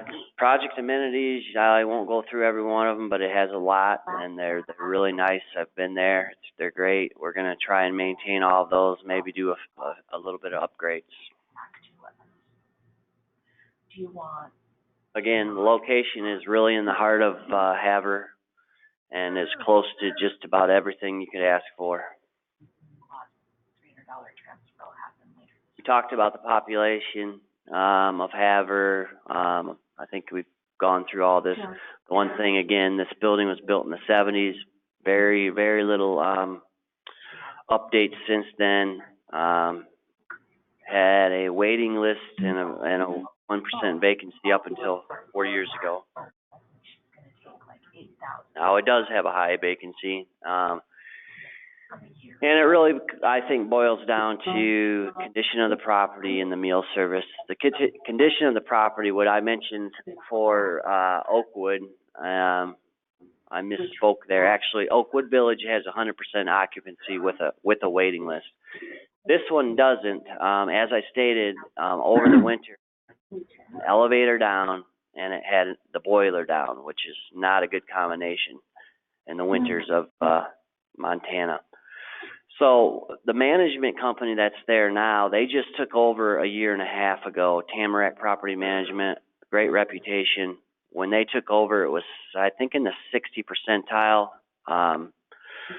occupancy, and within, I think, a 3-month period, they had it up to 87%, and people still moving in. And then the elevator went down, and then the boiler went down, and people left the building. So they're now at about 65%. Okay, and you're sure Again, what I was saying earlier, or meant to say on this project, is the city of Havre I ended up stepping in and guaranteeing a $125,000 loan to fix the elevator and the boiler in the short run. So the occupancy is starting to go back up, and hopefully this is not going to be a problem moving forward. Yeah, just a little bit about the market demand. Again, I don't think we're going to have a problem. I don't think there's a market demand issue. I think it's a condition of the property and the meal service. Yeah, okay, so I just bring in that we have until. And our resume, been through that, so I think we're good there. And again, here I am trying to maximize the tax credit efficiency. This is 91 units. We're still at less than 12.5% of the total credits. Community support, as I stated, the city of Havre gave us a very good terms on what I would call a CDBG loan. $125,000, 2.5% interest, deferred payments for 3.5 years. And we signed a personal guarantee, and they took a second lien on the property. It's a preservation of senior housing. It's in a qualified census tract. And then we've got some pictures.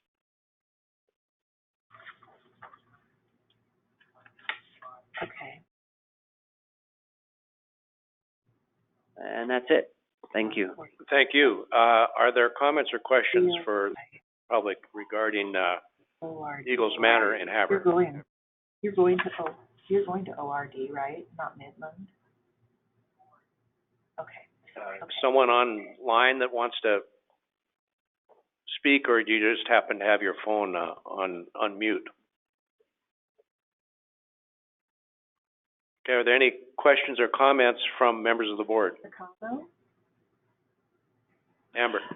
When looking at the market data for new unit demand, it looks like for the Oakwood Village project, that number is stated at 462, but for the Eagles Manor, it's stated at 450. What's the discrepancy in the two numbers? I think a unit mix.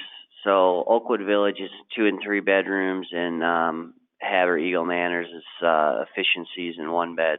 Okay, great. So Thank you. there's definitely a higher demand for the 2 and 3 beds. Thank you. Are there other further comments or questions? Thank you, Kirk. We can move on to Nicole Court in Stevensville. Nicole Court is in Stevensville. HRC Development is the developer. It's a nonprofit in the small rural set-aside. Senior property would be new.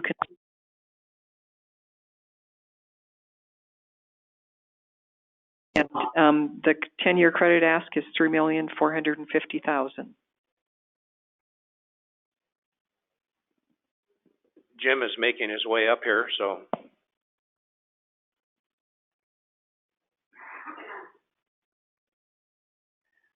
Good morning, Mr. Chairman, members of the board and staff, and all of the people in the audience. My name again is Jim Morton. Last name is spelled M-O-R-T-O-N, and with me is our architect, Bob Robinson. And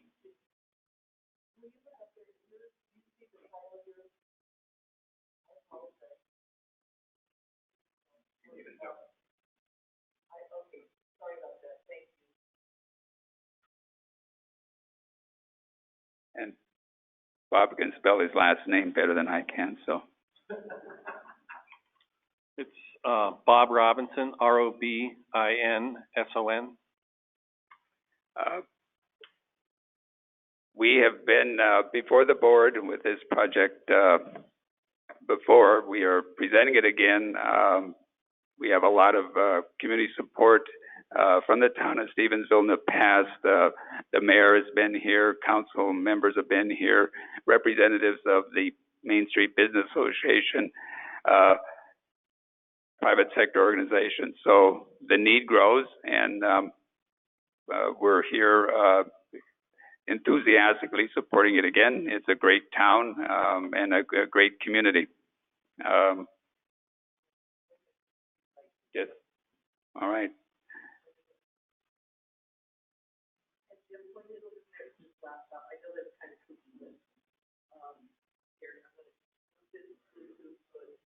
Did I do something?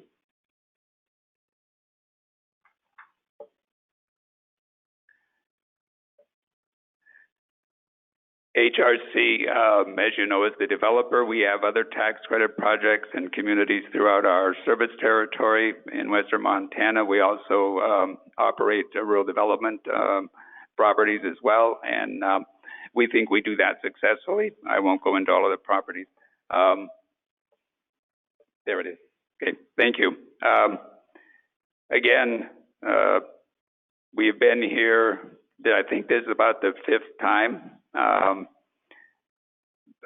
We are persistent, if nothing else.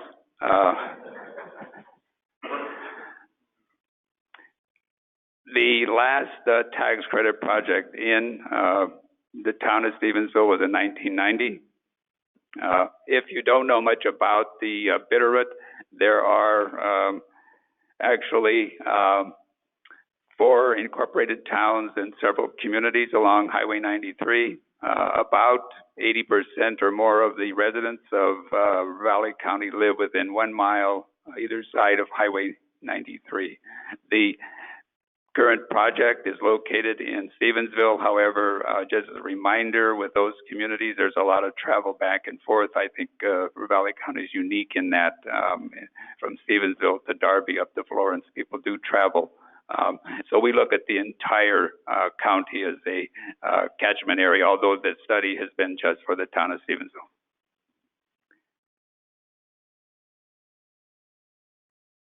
The site plan is on a 3-acre parcel. There will be 9 1-bedroom and 7 2-bedroom. We have continually interacted with the community trying to get the right mix of units for that community and for the catchment area. The plan right now would be that the units are about, the 1-bedroom is about 750 square feet, and the 2-bedroom is about 930 square feet. I keep getting nervous pointing at Penny, but okay.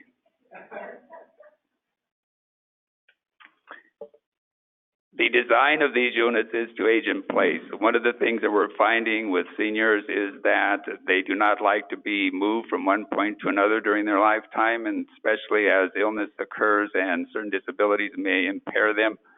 So one of the things that we've done with all of these units is to design them with the universal design concept, so that if they need assistance in terms of mobility, they can get around their own apartment. They can get to the bathroom, they can get to the kitchen, and they can be adapted quickly and very inexpensively.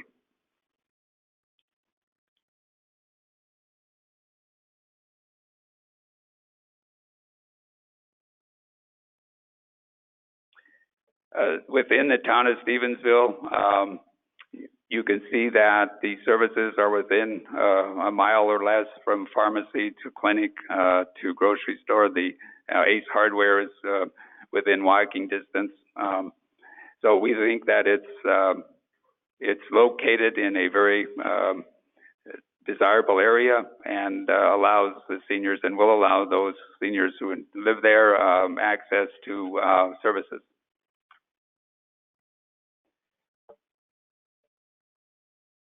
As you can see, the need is growing. The market study indicates that for these 16 units, there are about 298 eligible households.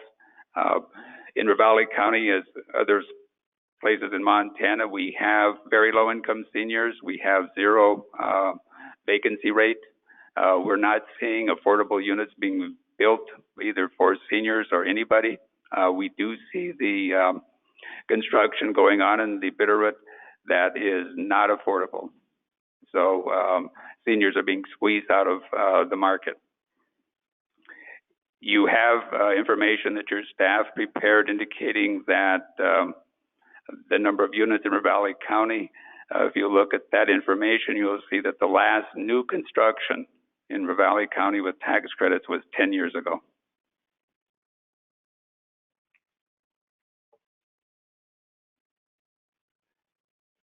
We also have went out and competed for the Des Moines Federal Home Loan Bank grant program, and were awarded $575,000 for this project. That is in hand, and we hope that you will award us the tax credits that will be used in conjunction with that grant award. We're very proud of the fact that we competed and that we were awarded these dollars. Again, we have donated land.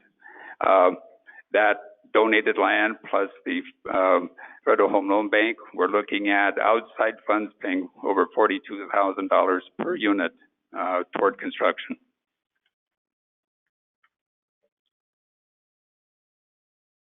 And with that, I'll entertain any questions. And again, our architect is here should you have questions of him.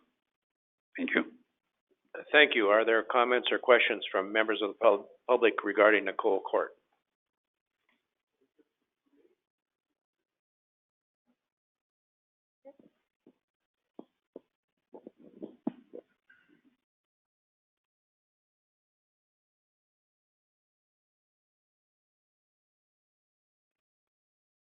Thanks for allowing me this time. My name's Tim Peterson. Last name's Peterson. I'm the coordinator for the Bitterroot Task Force on Homelessness and Housing. We were established in November 2016 with the purpose of preventing homelessness and alleviating housing insecurity in Ravalli County. In just March of this year, we completed our needs assessment. Kind of our thoughts were we needed to educate ourselves to what the needs are in the community. Then we could go out and educate the community about the needs for housing, and then build public will. And let me see my notes here. And it resulted in it reinvigorating the community about the needs for affordable housing in Ravalli County. Our task force is made up of about 50 people from 40 different organizations. Property management, realtors, service providers, and local government officials. And we all support the idea of creating more affordable housing, particularly this senior housing in Stevensville, as we think that the trickle-down effect will allow the other disadvantaged communities to move up and fill the spaces that are vacated when the seniors move into the housing. Some of the things that we looked at in our needs assessment were our homeless surveys. We did focus groups with 5 different organizations, one of them being the Ravalli County Council on Aging, that supported, again, this need for housing for seniors. And the 211 calls for assistance, surveys of property managers. We did the inventory of the different housing, emergency shelters, transitional housing, and affordable housing. And we looked at the Ravalli County economic and demographic information and compared it against other counties in the state, and the nation. And we really are, I think like anybody would say here, above. We are really in need of this assistance. And I think that it's our turn. It's been over 10 years, and we would, we have gotten a couple grants for supportive housing assistance for felons returning to the community because of our efforts. We were helped to get some grants for transitional housing for victims of domestic violence, and this is going to help round out the meeting the needs of our community. Thanks for your time. Thank you, Mr. Peterson. Are there further comments or questions from members of the public? Are there comments or questions from members of the board regarding Nicole Court? Jim, how much time do you have before that grant expires? My understanding is that we have through, June of 2019. Or my consultant is correcting me, December of 2019.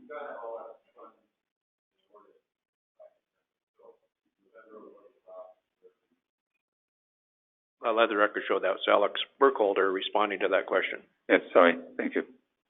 Jim, Mr. Chairman, I think you've changed the design since you originally came here. At one time, my recollection is that you had a spot in these places for a caregiver and a room that they could actually live in there. I think that's not there any longer. Is that correct? We have redesigned, that's correct, they were all 2 bedrooms, 1.5 bath, and the 1 bedrooms, still will have ample room for people to get around, and also perhaps a day bed where a caregiver could at least have their own respite. But the 1 bedrooms only have 1 bath, 1 bedroom and bath. Yes. Thank you. Are there further comments or questions from members of the board? Excuse me. Thank you, Jim. We'll move on to Chapel Court in Billings. Chapel Court is in Billings. Developer is St. John's Lutheran, CR Builders, and just for your information, CR Builders is a part of Mountain Plains. Mountain Plains is listed on that 10-year sheet I gave you. It's a senior property, new construction, 50 units, and the credit ask is $7,600,000.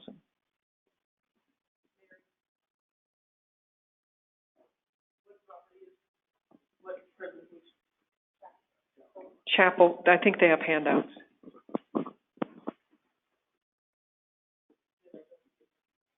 They don't have a presentation, Penny, it's just handouts.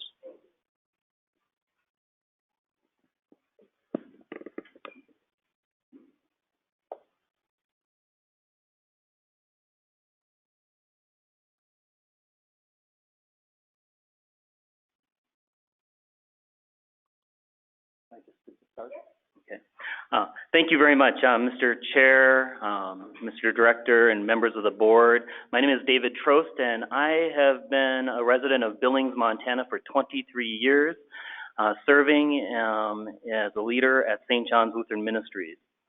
My job has been simple. It's been to provide living opportunities within nurturing environments of hope, dignity, and love. Simple job. Not really. It takes a lot of work. 55 years ago, St. John started as an affordable independent living center funded by HUD with a 50-year loan at that time. So 5 years ago, that loan no longer existed, and Chapel Court, which was funded with that, is now in need of repair. Over that 55 years, we have done many changes. As you can see by your handout, we have people have aged in place, and they've needed health care as they went along. In the last 20 years, we've continued to expand to try to meet the needs of the seniors within our communities, and we've built continuing care retirement facilities such as Mission Ridge, Windstone and the Billings Heights, the Crossings in Laurel, the Willows and Red Lodge, and we also serve as management agent for Sapphire Lutheran Homes in Hamilton, Montana. 55 years creates a lot of challenges. Over the 55 years, challenges that have recently come to surface that make it hard for us to continue to create impact. One is the uncertainty of workforce. In Billings and Yellowstone County, there is currently 2,000 job openings unfilled. And in the next year, there'll be an increase of another 2,000, a gap of 2,000 folks in the workforce that will grow because of retirements and new entrants into the workforce. So we're looking by the end of next year to have over 4,000 job openings in Yellowstone County. An organization like St. John's depends on workforce. We cannot continue to survive providing that model of care, and hence we need to make some changes. The other challenge we have is our aging physical plant. 55 years of time on Chapel Court has shown its wear. This last wet winter has proven that, with all of our roofs needing major repairs, as we've discovered through the snow melt this last year. So it's either $100,000 per roof, and there's a total of 8 of them, or it's redevelopment. The other is a decrease in public support. St. John's depends on federal and state funding for its services. And with Medicaid taking a significant cut in the last years, our gap has increased $400,000 annually just this last year. And then also the increase in demand for all income levels and changing consumer demands. Our demands of our consumers are changing. When we built, 55 years ago, we built studio apartments at 217 square feet. That needs to change, and so our new development will increase that.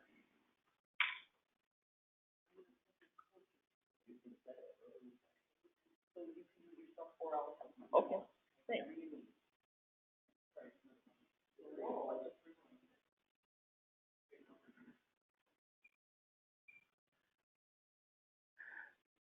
Chapel Court becomes one piece of the solution to our challenges.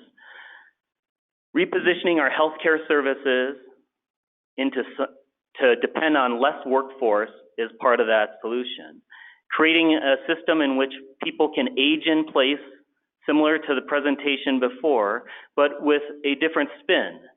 Being a part of a large campus like ours, we have services and amenities that will bring folks the security and the services that they'll need throughout their lifetime.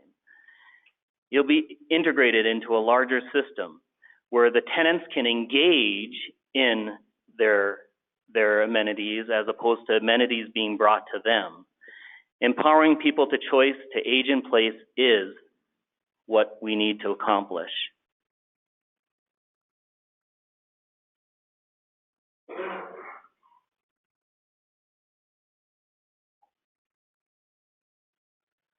So Chapel Court 2.0. As you can see in the shaded background, there is an existing building which would be demolished and rebuilt into a 3-story building. The 3-story building will house 50 units of affordable housing, mostly made up of 1-bedrooms, ranging up to about 500 square feet. So these tenants will go from 217 square foot studios, which isn't much of a studio, to a unit that's almost 500 square feet at a price that will be less than what they're paying today. In addition, they'll have access to amenities in which we provide all of our clients at St. John's. Food service, housekeeping, activities, the social engagement areas, all-purpose, a non-denominational chapel space. And so they'll be a part of that.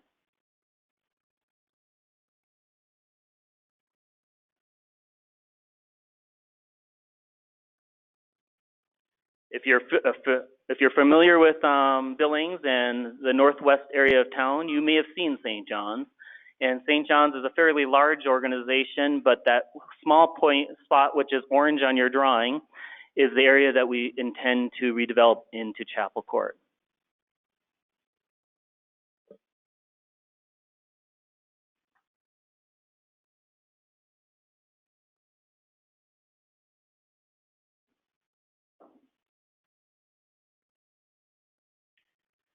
Chapel Court will be an affordable housing project that will be integrated into a neighborhood that is more moderate income.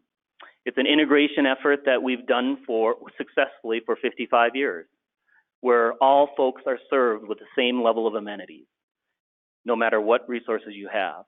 This will bring a high level of housing expectation for folks who are marginalized and integrate them in with folks who have means of their own, but engaging together socially.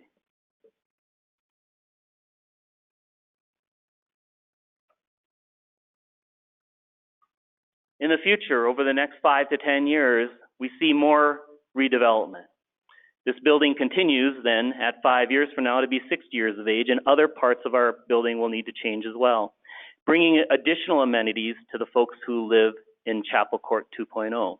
Everything from food options to a pharmacy. Actually, they already have access to a pharmacy now. I forgot to mention that. Swimming pools, recreational areas, healthcare space, physicians, and nurses alike. All that is what we intend to do with starting and being initiated by this tax credit project. St. John's has been a part of this kind of work for 20 years, developing projects across the state, making housing a reality for seniors with amenities. But in this particular case with the tax credit project, we've not had significant experience. So we sought out to look for a partner, and that would be Montana Mountain Plains Equity Group with Don Sturhan. I've called over a dozen individuals across the state asking for references and who I should partner with to make this happen. And overwhelmingly, we found the right partner. The partner will allow us to bring urgency and expediency to this project that brings this project to fruition faster than we would have done it on our own. The land is there, we're ready, and we want to make this reality. Thank you very much. Thank you. Are there comments or questions from members of the public regarding Chapel Court and Billings? Yes, Don.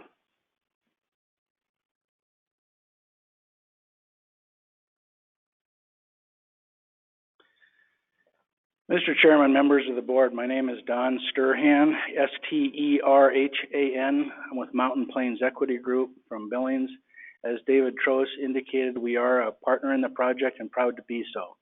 I stand at this point in the program, however, to offer just a brief comment as a public comment and as a resident of Billings. And I know I'm preaching to the choir when I talk to the folks that are in this room, because we all have a passion in advocating for low-income housing tax credits. But I also want you to recognize that we also face a lot of challenges each time we propose a project like that. We deal with the stigma, we deal with the perceptions of what low-income housing might be, what that might bring to our neighborhoods. And as a result, I think we often are faced with trying to avoid having the low-income housing across the tracks, in the south side of town, or in some area of town, which is sort of for those people. This is a very unique project and opportunity to overcome that in a big way. This is an integration of populations that we have a hard time achieving, where we've got an established market rate environment with people of means, in many respects, that are now being combined with those with low-income housing. So I offer my compliments to the management and the governance of St. John's Lutheran Ministries for devising this type of a concept. I think for the utility of the low-income housing tax credits, it's very unique, it's very rare. I think it's very much worthy of your consideration. Thank you. Thank you. Are there further comments or questions from members of the public? Good morning, Mr. Chairman, members of the board. My name is Dick Brown. I'm president of the Montana Hospital Association. St. John's Lutheran Ministries has been a member for 5 years at this time. Our mission is really to improve the health care of the communities we serve, which is the state of Montana. It's interesting, in all the projects I heard about this morning, very worthy projects. Montana is one of the oldest states in the country. We're 48th or 49th, or we're soon to be number 1. So you can see the need for senior housing is going to be rampant in our state in the next 10 years. Projects like those at St. John's that speak to senior housing for low-income housing is going to continue to be a bigger and bigger need in this state. I'm really here just to speak to the reputation of St. John Lutheran Ministries for the years that I've been associated with them. the development of a senior, community in Billings. Most of the folks do come from that area, but I know that come from across the state. This current project will certainly enhance their capabilities in the community and provide more opportunities for seniors, lower income seniors in the Billings area. So with that, they've got a great track record. I would just encourage your due consideration in this project. Thank you. Thank you, Dick. Are there further comments or questions from members of the public? Penny? Yes, I'm asking on behalf of the presenter, Kathy Kelker, if you would like to make a comment now, you may. Todd, does she have to hit anything to unmute? Please hit *2, Kathy, to unmute your phone.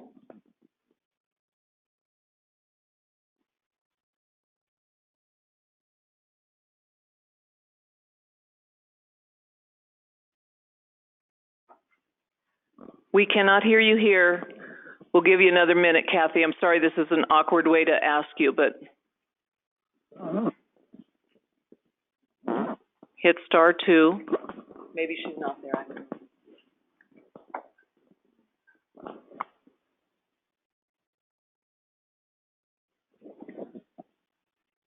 Okay, I think I have it. We can hear you. Go ahead. Can you hear me? Okay, thank you. I'm sorry to disrupt. Mr. Chair, Mr. Director, and members of the Board of Housing, I am Kathy Kelker. My last name is spelled Kelker. I'm a representative in the legislature from House District 47 in Billings, but I'm also a member of the governance board at St. John's. I served for 10 years in the 90s and have returned to the board 3 years ago. Because of my long experience with St. John's, I can certainly attest to you that the organization's ability to follow through and complete innovative projects is well known. Back in the 90s, St. John's was just a nursing home with literally a horse pasture next door. Now it is a multifaceted set of services across the continuum of elder care, including home care, rehabilitation, independent living, assisted living, hospice, memory care, and much more. And this is all on one campus, co-located with a medical clinic. Throughout all of this growth at St. John's, the organization has stayed true to its mission of providing living opportunities with nurturing environments of hope, dignity, and love. As a faith-based nonprofit, St. John's has always accepted residents without consideration of their ability to pay. This new project to construct affordable rental apartments on campus is an effort to expand services for low-income seniors by providing accessible, affordable housing where seniors can live in a nurturing community independently or with support services as they need them. As a board member, I'm excited about this new vision for St. John's, and I am confident that it will become a model program for senior care in Montana and perhaps across the nation. Thank you. Thank you, Representative Kelker. Are there further comments or questions from members of the public? Are there comments or questions from members of the board? Mr. Chairman, the question I have is, looking at the square footage, there's a 26,000 roughly feet for the units, and there's 36,000 square feet for the common space. So the common space exceeds by 30% the square footage for the units. Can you help us understand that? Sure. There's really only 14,000 square feet of what you might call amenity space. The rest of that common space is part of the unit construction, hallways and mechanical rooms. We only, the amount that's designated to units is truly just the units. So everything outside that unit also includes mechanical storage, hallways, things like that. The amenity space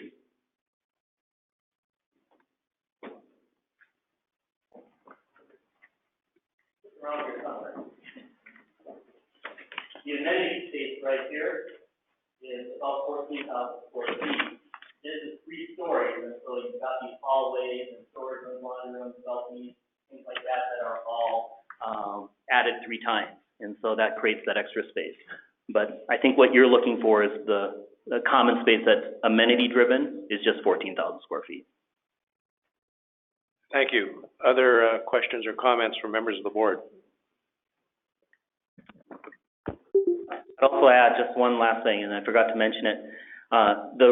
The elders that would call themselves tenants of this community will also have access to 2 pieces that Kathy Kelker nor anyone else has mentioned.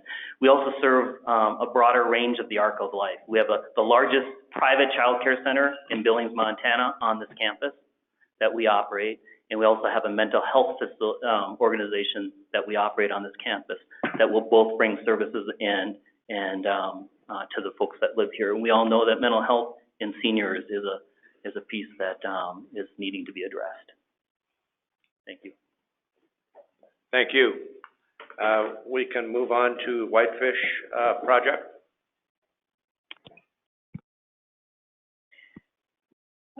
Excuse me, the Whitefish Housing Authority Homeward project is in Whitefish and Flathead County. Homeward is the developer. It's a nonprofit in the general pool, a family project, new construction, 38 units, and the 10-year ask is $6,750,000. Good morning, everyone. Thank you, Montana Board of Housing, directors, and everyone in the public. My name is Lori Collins, Collins, and I am the Executive Director of the Whitefish Housing Authority. And in Whitefish, we keep hearing that affordable housing can't be built. Affordable housing cannot be accomplished. Well, we know that every community around this country and our state is facing this complicated issue. We also know and recognize that tax credits are the best way to accomplish this daunting task. Do we believe housing is a right and that affordable housing is part of that? Well, I'm here to say yes. And that is why we are here and where our story begins. Back in 2005, we recognized the need and began the real drive for permanently affordable housing. We created a land trust and a permanently affordable equity share homeownership program. We applied for and received grant funds to help people purchase market rate homes and buy them down to an affordable level. We have secured 11 homes to date that house 28 people. And then, as we all know, in 2008, the bubble burst. Mortgages and grant funds were very hard to come by, and we found ourselves changing course. We began to see that in Whitefish, rental units were scarce and rental rates were skyrocketing. Families and individuals were unable to afford the very limited rental stock we had in Whitefish. And now we are seeing our very limited affordable rental units converted to market rate with no incentive for the for-profit developers to keep it affordable. We have created a voluntary inclusionary zoning ordinance in Whitefish, but haven't seen many units through that policy. So, in the last 4 to 5 years, the board and we knuckled down and looked at creating and maintaining affordable rentals. We were being approached by many for-profit tax credit developers and believed in supporting their projects by writing letters of support and other ways.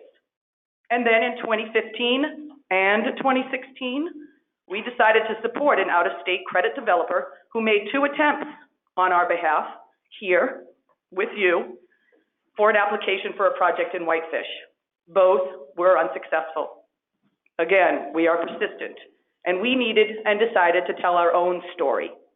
So the board and I decided to take our own fate, as it were, in our own hands and go directly to the city and our own community. At the same time, the Whitefish Chamber of Commerce was hearing directly from the business community about the lack of affordable housing and their inability to find and keep a skilled workforce. They then looked to partner with the City of Whitefish and the Housing Authority to finally come up with a serious plan and solutions to our shortage of affordable housing. For 3 years now, the City of Whitefish, the Whitefish Housing Authority, and the Whitefish Chamber of Commerce have worked together along with community members and local business leaders to create a detailed housing needs assessment and a comprehensive strategic plan to address Whitefish's situation. And out of this came a many-tiered plan that includes the creation of a low-income housing tax credit project. We began an extensive search that ensued for the right developer who embodied our nonprofit mission and who understood that we, the Housing Authority, wanted to keep this project and keep it affordable in perpetuity. And that is why we chose Homeward, for their like-minded approach and mission. Then came the really hard part. As many of you know, we needed to find affordable land in Whitefish. There was nothing appropriate listed on the market, but with hard work from my board, we were able to find and go directly to a landowner who wanted to work with our type of project and agreed to sell us the perfect property for less than market value. I am here today to ask for your support of our much-needed and timely project, and I thank you for your efforts on this matter. Thank you. Further comment from the developer? Absolutely. My name's Heather McMillan. I'm MCMILIN. I'm the Housing Development Director for Homeward, and pleased to be here today to discuss this project. I'm going to try to run the clicker, Penny, but you be my backup. All right. All right. I was actually looking for a button. We've been here, a lot of us, multiple times and seen several projects every year come from the Flathead Valley. It's kind of one of those areas that you're like, okay, so that area is covered. There'll be a couple of applications. What I wanted to find for you guys today is that Whitefish is not just the Flathead Valley. It's not Kalispell, it's not Columbia Falls, it's not Big Fork, it's actually Whitefish, Montana. And the reason that I talk about that specifically is that most of us have taken vacations, skied, hiked, enjoyed the downtown shopping, depending on what you enjoy doing. But Whitefish is unique in a different way. They have had tax credits in the past, but not for over 15 years. And in fact, they're actually losing tax credit units. They're going to market because in a market that could charge $1,200 to $1,500 to $1,700 a unit, why would a project stay affordable in Whitefish, Montana if there was a way out? You also have a community and business owners that pay $2 to $3 extra so that employees can commute from one of those other communities into Whitefish, and so not living in the place that they work. Whitefish is a unique community for many reasons. Specifically, the state actually likes to showcase Whitefish as one of the 12 most vibrant and charming towns to explore. This can be a burden, and this can be a benefit and a burden. I don't want to minimize the accomplishments so far. The Whitefish Housing Authority and its board sought out a landowner, a patient seller, selling below market. The timing of the sale is optimal, and is very community-minded individual. We were able to secure the site with a purchase option, and earnest money and other triggers and obligations for the Housing Authority and Homeward are stepped in time until the end of the year with our funding processes. This is a rare and unique opportunity, especially in a place like Whitefish. So again, the seller is selling below market. What is also really exciting about it is that it's not just a property. The property is within walking distance of downtown. This is the tourism map. You can see all the hotbed areas of where you want to shop. There is a public trail. There are adjacent services, all within walking distance of the site, which is something that you all recognize that Homeward values, but it's also very important for the residents that will be living here. The other opportunity that I'll point out now and mention later is that the site, if we go back, affords the opportunity for the Housing Authority to hold some land. There's for an additional phase, whether it be additional rental or homeownership opportunities. So taking advantage of this location was very important. You can get the general stats out of our LOI, but we're going to have 1, 2, and 3 bedrooms. Those rent ranges are from $412 to $893. Those are just tax credit rents.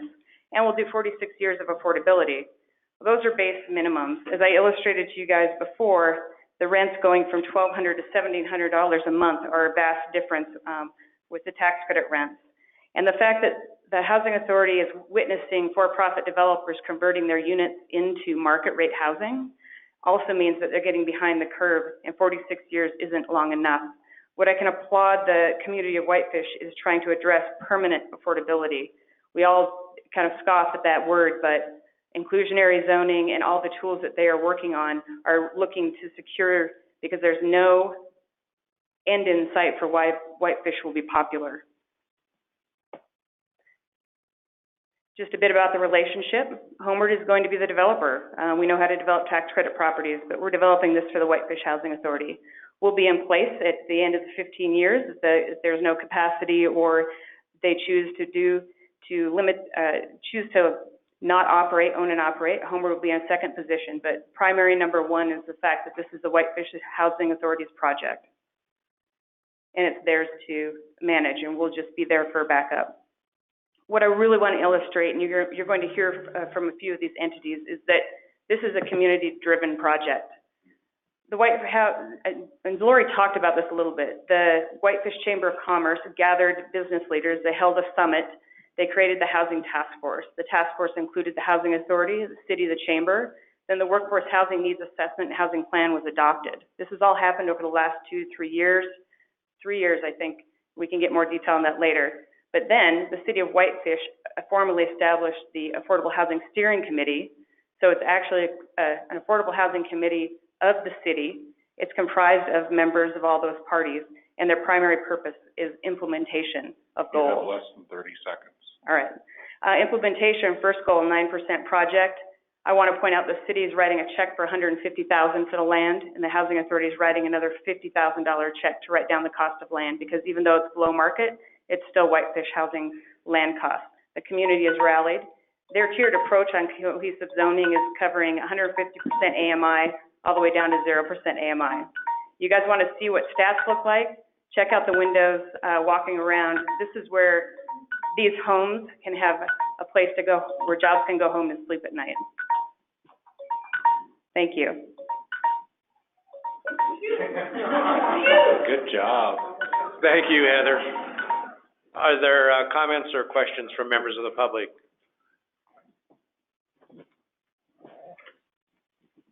Yes. Sure. Am I good to go? Hello? Can you hear me? Yes. Somebody online? Yes. Hi there, Mr. Chair, directors, and everybody there on the Montana Board of Housing. My name is Kate Berry, B-E-R-R-Y. I live here in Whitefish, Montana. I'm a board member of the Whitefish Housing Authority, and I also am a grateful recipient of permanently affordable housing here in Whitefish.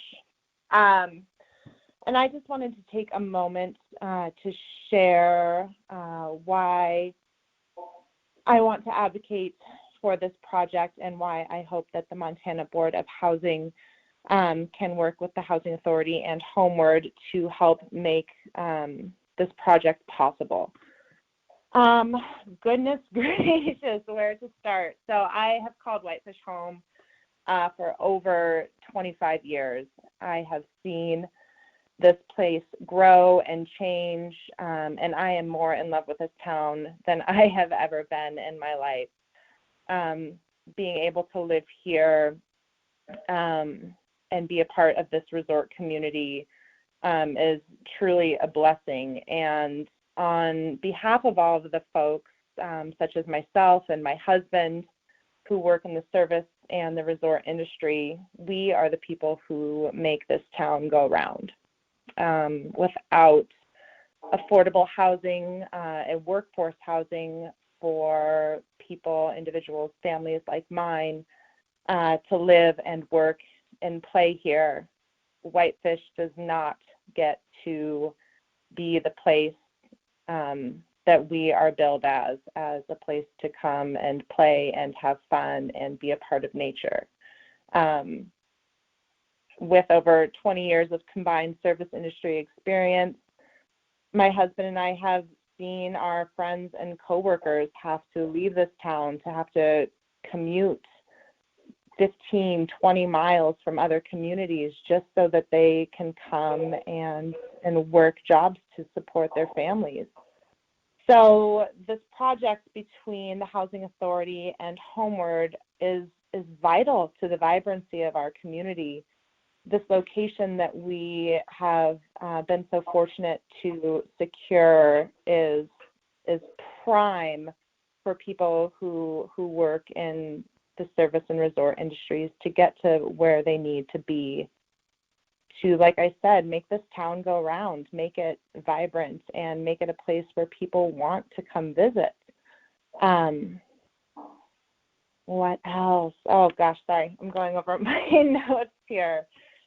Yeah, just having the stability and the ability to live and work in the same community adds such a wealth of just heart to this place that we are all so fortunate to come home. And I sincerely hope that the Montana Board of Housing can strongly consider and hopefully approve the funding that we need to make this workforce housing happen and make Whitefish an even better place to live and work. Thank you all so very much. Thank you. Further public comment or questions? Good morning. My name is Ben Davis, D-A-V-I-S, and I am the board chair of the Whitefish Housing Authority, as well as of the Whitefish Housing Steering Committee. I am also a local general contractor and small business owner and resident of Whitefish. And I'm here today. It's been a lot of hard work to get here, quite honestly, and we're excited to be here. But we're here because our community is threatened. We have a wonderful town and a wonderful community that has a lot of tourists and visitors that come to see us, which is fantastic, except that it has a number of downsides. Among those include a lot of low-wage service jobs, and it includes a lot of people from out of state competing for local real estate in town with our residents. And the combination of those factors has led to a number of trends that we noticed when we did the housing study recently. Among those, 55% of the people that work in our town commute from other cities. Additionally, the percentage of housing stock in Whitefish that is owned by folks from out of town has been increasing significantly over the last 10, 20 years. We believe strongly that these trends, we really, really want to change those. You know, we've looked at a lot of options for affordable housing, and, you know, there's different tools available, but in all of the work that we've put into this so far, this income range that we can reach with these tax credit projects, this is the only way that we know how to do it right now. And so, you know, as you heard from Lori and Heather, you know, we've decided that we need to take the steps to make the best possible project that we can.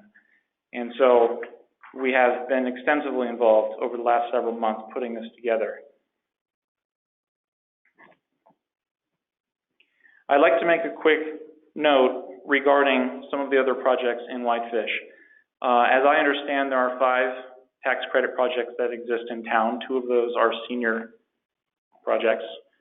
Of the 3 remaining family projects, 2 are 2 different phases of the same thing. So there's actually 2. One of those we understand is converting to market rate housing, and that leaves 1 with 10 units of family housing in Whitefish.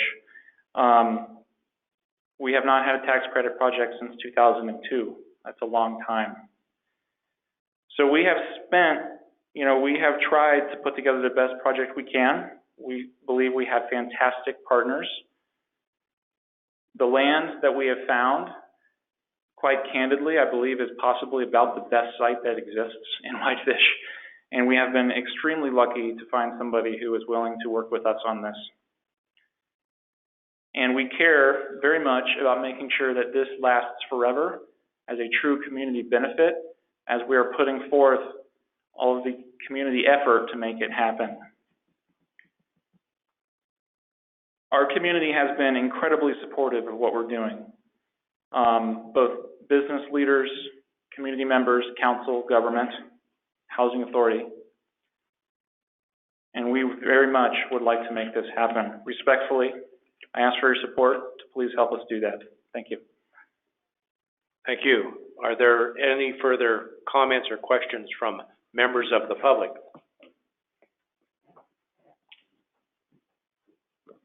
Hello, John Middleton. I am a real estate broker in Whitefish. I'm also a board member with the Whitefish Housing Authority since 2013, and I sit on the planning board for the city of Whitefish.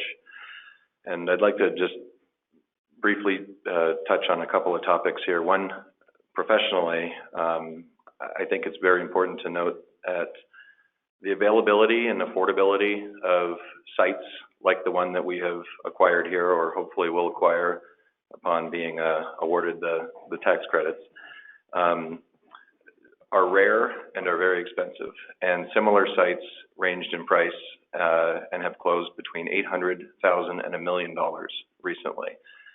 So our contract price is significantly less than that. This site was actually found, it was not actively listed. And as my friends and colleagues have touched on previously, the seller is very patient, but an interesting little piece of history there is that this current seller acquired the property with the intent of building affordable workforce housing. And upon discussing that with local builders and contractors and developers, it came very clear to him that he was not going to be able to execute that project without absorbing a significant loss. So it didn't make sense for him to do that. So we were thrilled to find this site by digging very deep and exploring other options in town that were just cost prohibitive. Even if we had grant funds, we just could not find a cooperative partner to work with on this. As Ben said, it is, in our view, the most suitable site that we have ever found, even compared against the other two applications that we've brought forth over the years. And part of that is the suitability of that site has to do with the proximity to downtown, the lake, services and amenities, and again, the community support. As far as I know, we have not had a single negative comment related to the press announcements about our intent here. Whitefish is often labeled a resort town, and I really think that that's true. We have resort amenities, but it's much more a family town, and it's a vibrant family town. And part of that vibrance actually comes from the broad range of of people that come from various parts of the country and various socioeconomic statuses who all want to be there for the same reason. And that's obviously because it's beautiful and the proximity to outdoor pursuits and the community dynamic. I often hear people say that the residents of our town are some of the friendliest people you'll ever meet, and I firmly believe that that's true. One of my concerns, if we're not successful in this application, is that we will lose a significant demographic. And as Kate, who called in, demonstrated, a big part of that is people that work in the service industry, that work in the numerous restaurants and pubs and retail locations in the Central Avenue District. And as this report indicates here, last summer, I don't think there was a single downtown business that did not have a hot wanted sign in their window. And the reason they could not fill those jobs is because we've already begun losing that demographic, and they're going to bedroom communities, Columbia Falls, Kalispell, because they do not have any affordable housing options in Whitefish. You know, losing the workforce housing to those outlying communities because of unaffordable rents really will accelerate the shift that we've been seeing. And losing that workforce, not only is it not good for the housing component, but it's directly tied to the economic component. Filling those jobs, providing more services, and then having that workforce spend money back in our town, it's very much an economic issue as it is a housing issue. That's on the professional side, and I just wanted to add a couple of notes on a personal side. My wife and I moved to Whitefish in 2002. We did not have two nickels to rub together and found an apartment, and even 16 years ago, that was literally the only place that the property management had available. It was a two-bedroom unit. It was very modestly finished. Coincidentally, it was right down the street from this site that we're talking about today, and our rent was $425 a month. At the time, that was actually expensive for Whitefish. But right now, that same unit that we were in 16 years ago is $1,275 a month. It's actually tripled in cost. There are no vacancies in that building, and wages have not increased proportionately to keep that affordability the same. It's something that there's been a crisis. It's been at crisis stage for some time. This is an important part of our community. We have the support, we have the political will, and it feels like all the pieces of the puzzle are coming together. And the last component, obviously, is being awarded this grant. And so, with that, I respectfully request that you grant Whitefish this award. And thank you very much for your time today. Thank you. Are there other comments or questions from members of the public? Yes, my name is Adam Hammett, Hammatt, and I am the city manager for the city of Whitefish.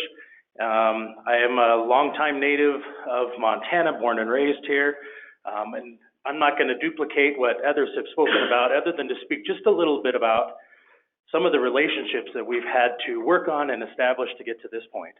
I think over the years there have been various efforts to work on affordable housing in the city of Whitefish, and many of which have fallen a little flat. Some have worked a little bit and others have not worked at all. And I think the key there is making sure that the stakeholders in the community are all rowing in the same direction. So one of the things that we've done over the last few years is we've really tried to pull all the stakeholders together. We've done a lot of planning, we've had a lot of meetings, and right now we have all of the key stakeholders in the city of Whitefish rowing in the same direction. We think we can make great headway by getting all the stars to align. We have the executive director of the Chamber of Commerce here, the Housing Authority chair, as well as other representatives. And of course, me as a city manager, I am representing the mayor and city council, although I do believe we have one city council member to speak over the webinar. And it is unanimous that this is the direction that we need to go. It is unanimous that this is how we need to do things in order to move this process forward. So when we brought this forward to the city council and began discussing just this LIHTC project, it was unanimous in their support. Let's do this, let's find a piece of property, let's make this happen. They even committed $150,000 toward the purchase of this property. And that's money that's hard to come by. I think there might be some that think, Whitefish has got all kinds of money. That is not true. There are people in Whitefish with a lot of money. The city is not one of them, but the city tries really hard to create a wonderful place and an environment for people to come and enjoy and people to live there. And the city council unanimous across the board in all of these efforts. And I think that is something that I really wanted to put out there, that the city is behind this, the Chamber of Commerce will put their support, and we have all the stars in the right place. So I urge you to give great consideration to our application. Thank you. Thank you. Are there further comments or questions from members of the public? Yes, good morning, Mr. Chairman, members of the board and staff. My name is Kevin Gartland. I'm with the Whitefish Chamber of Commerce, Executive Director, and on behalf of our board of directors and our 450 member businesses and about 5,000 employees who are employed by those folks, we express our strong support for this project, and we urge you to give serious consideration to the application brought by Homeward and the Whitefish Housing Authority. As others have stated, and as everyone in this room knows, workforce housing is an issue. In Whitefish, it came to our attention probably about 5 years ago in a way that we couldn't ignore. We have annual meetings where we bring our business community together, and after 5 or 6 years of trying to recover from the recession, Real estate, values had rebounded to the point where we started to see pressure on our workforce housing. Local business identifying their lack of ability to find employees at every spectrum, really, of our economy. Unable to fill jobs, just about every spectrum. Cost of housing increasing, and also, as someone else alluded to, and as you all know, the growing trend towards taking property out of the long-term lease market and putting them to short-term rentals, especially in resort communities like Whitefish. What does that do to us? Stories I've heard. Ruth is a bartender at the Remington. She commutes 50 miles to work every day from Eureka. She comes to work at 4 in the afternoon. She works until about 2 in the morning, and then she gets on the road and, in the wintertime, deals with wildlife and weather and our neighbors from the north coming down. That's a dangerous situation. She's a homeless mom. She has no alternative. She has to find a place where she can afford to live and work. The guy who owns my Subway sandwich shop in town also owns 3 others throughout the valley. He pays his employees at our store $3 more an hour because they commute from Kalispell, they commute from Columbia Falls, they commute from Olney, 15, 20 miles north. I know restaurant owners who've had to close their restaurants down 1 or 2 days a week in the peak summer season when we make most of our money because they simply don't have the wait staff, they don't have the kitchen staff to keep that establishment open. The CEO of our ski resort, Dan Graves, I called him earlier this year to ask a routine question. He wasn't available because he and his PR and marketing director were actually changing sheets and cleaning bathrooms and condominiums to get them ready for the next day's guests. School superintendent, hospital CEO, all report to me that they've had candidates for teaching jobs, for nursing jobs, for skilled lab technician jobs that they have been unable to fill. Folks who've come out, interviewed, love the area, simply can't afford to live in the community where they work, and they want to live in the community where they work. 3 years ago, the Chamber approached the city and asked them to help us assess the situation, and they granted $40,000 or funded $40,000 to do a needs assessment. Last year, the city and the Chamber went to the state of Montana to get CDBG funds so that we could put together a strategic plan to begin attacking the housing problem. We got those, we put the plan together, it was approved last December. In January, we started implementing that plan, and there's a number of different steps to this problem. As we said, affordability is an issue at every single spectrum, every single wage level within our community. We have a 150 unit housing or townhouse project that has come forward recently, and they're offering townhomes in the $270,000 range. In Whitefish, that's affordable, okay? Barely affordable, but for the moderate to high impact folks, we can get on that. I think the average sales price this year, John, you know better than I, but in the mid 300 range, something along those lines for single family residences. So we have a private developer coming forward with a 158 unit townhouse project. We just approved, the city council did a 58 unit single home development, completely deed restricted. There's a 40 to 50 unit apartment complex and mixed use complex coming forward from the city itself on city owned property to try and address another part of that need. But all of those really address folks who are making anywhere from 80 to 150% of AMI. I didn't know what AMI was 2 years ago, okay? I'm a chamber guy. I don't do housing. You guys understand what that is. But we're looking, you can make 150% of AMA and you cannot afford to live or find a place to purchase in the city of Whitefish. All of those things are attacking different segments of the need. But what we're talking about today really is something that is going to impact the neediest of folks in our community. As we said, we have a large percentage of our folks who are making entry-level wages, service-level wages, lots of restaurant workers, lots of hotel workers, lots of service-level folks. From what we can tell, this program is one of the few options available to us to really address that portion of the need. The place we can't get private developers to go, quite frankly. You know, our community values diversity. It values inclusion. We don't want to be a community of multi-million-dollar retirees and folks who have invested in second homes so they can become multi-million-dollar retirees. It's great to have those folks in our community. They fuel our economy. But we also need the folks who are working in the restaurants. We know the folks who are working in the bowling alleys and at church.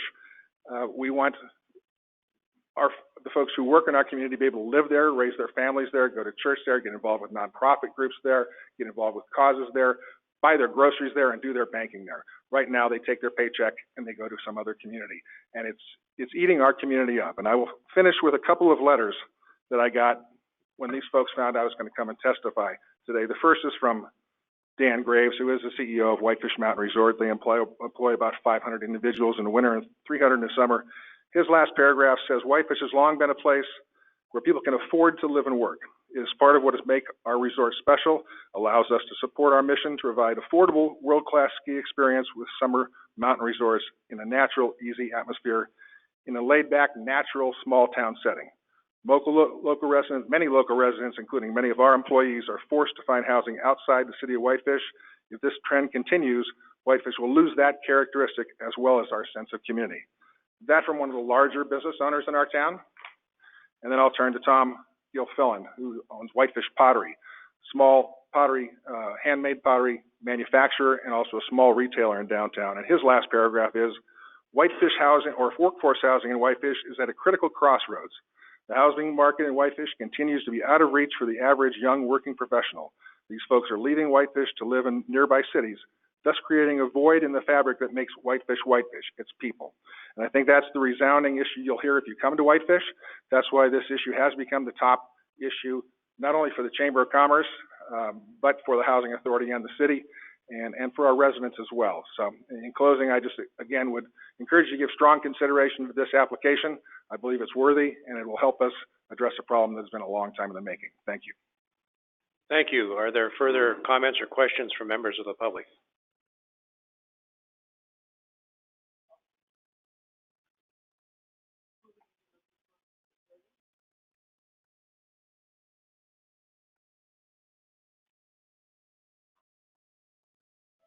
Yes. Can you hear me? Yes, we can hear you. We can hear you. Hello. Sorry about that. Having some technical difficulties. Good morning, Mr. Chairman and members of the board. I am Katie Williams and speaking today as a member of the Whitefish City Council in support of the Whitefish Housing Authority proposed tax credit project. Affordable housing and low-income housing has been a hot topic surrounding Whitefish as of late, but it is not a new challenge. It is only just growing exponentially and is now exacerbated. High land prices, rising cost of living and housing, decreases to rental stock due to an increase in short-term rentals, and a unique homeowner demographic lends to a large shortage of affordable housing in Whitefish. As a result, Whitefish is struggling to find and house workers across many different AMIs. Housing affordability affects integral members of our community: teachers, firefighters, hospital workers, professionals, and service industry employees. These individuals are not only essential to the economic and social viability of our town, but they also embody the very characteristics that uniquely define Whitefish. Each worker in Whitefish is a valuable stitch in the fabric of our of our tightly woven community. Sorry, it's a long day. When individuals feel as though they can invest and build roots within a community, the economic and intrinsic values increase. If we as Whitefish citizens are not investing to help ensure the future for members of our community, we are not investing wisely for Whitefish. And so for the past 3 years, the City of Whitefish, the Whitefish Chamber of Commerce, and vested citizens have been working together diligently to try to create solutions and projects to help solve affordable housing issues. 2 documents were developed out of the hard work of the partner members, both of which identify the desperate need for affordable housing projects, such as the one the Whitefish Housing Authority and Homeward presented to you today. This project presented to you today in Whitefish is a catalyst project that will not only help replace tax credits for housing units that have been lost, but also help find other ways to develop tax credit housing projects that are desperately needed. It will be a starting point to help grow a perpetual affordable housing rental stock that is both the desire of the City of Whitefish and the Whitefish Housing Authority. The City of Whitefish has shown vested interest in helping solve the Whitefish affordable housing problems on many levels. The Whitefish City Council has unanimously voted on all affordable housing strategic planning documents and affordable housing dollar allocations brought before us in the past 2 years. Furthermore, the City of Whitefish and Whitefish City Council has allocated $150,000 to help secure land for the proposed tax credit project brought before you today. This is one of the major impediments that we find with developing strategic housing projects within Whitefish, where the high cost of land does not allow us to partner with any development or make anything even economically feasible. The Housing Authority and Homeward have the full support of the council and our community. We recognize now is the time to act, and delay will only make achieving our goals that much more difficult. On behalf of the Whitefish City Council, we would like to thank the board for their consideration of this project for our citizens. Thank you, and have a great day. Thank you. Are there further comments or questions from members of the public? Are there comments or questions from board members? Okay, we're about halfway through these presentations, not quite. It is now lunchtime. Lunch is ready. Everyone is invited for lunch. We will take a 1/2 hour and be back here promptly at 12:15. Thank you. Hold one second. You can leave in this room. I'm going to make an announcement for those on the phone or on the webinar. We will be ending this call, and we will restart it in 1/2 hour. So at 12:15, dial back into the same number, please, and thank you.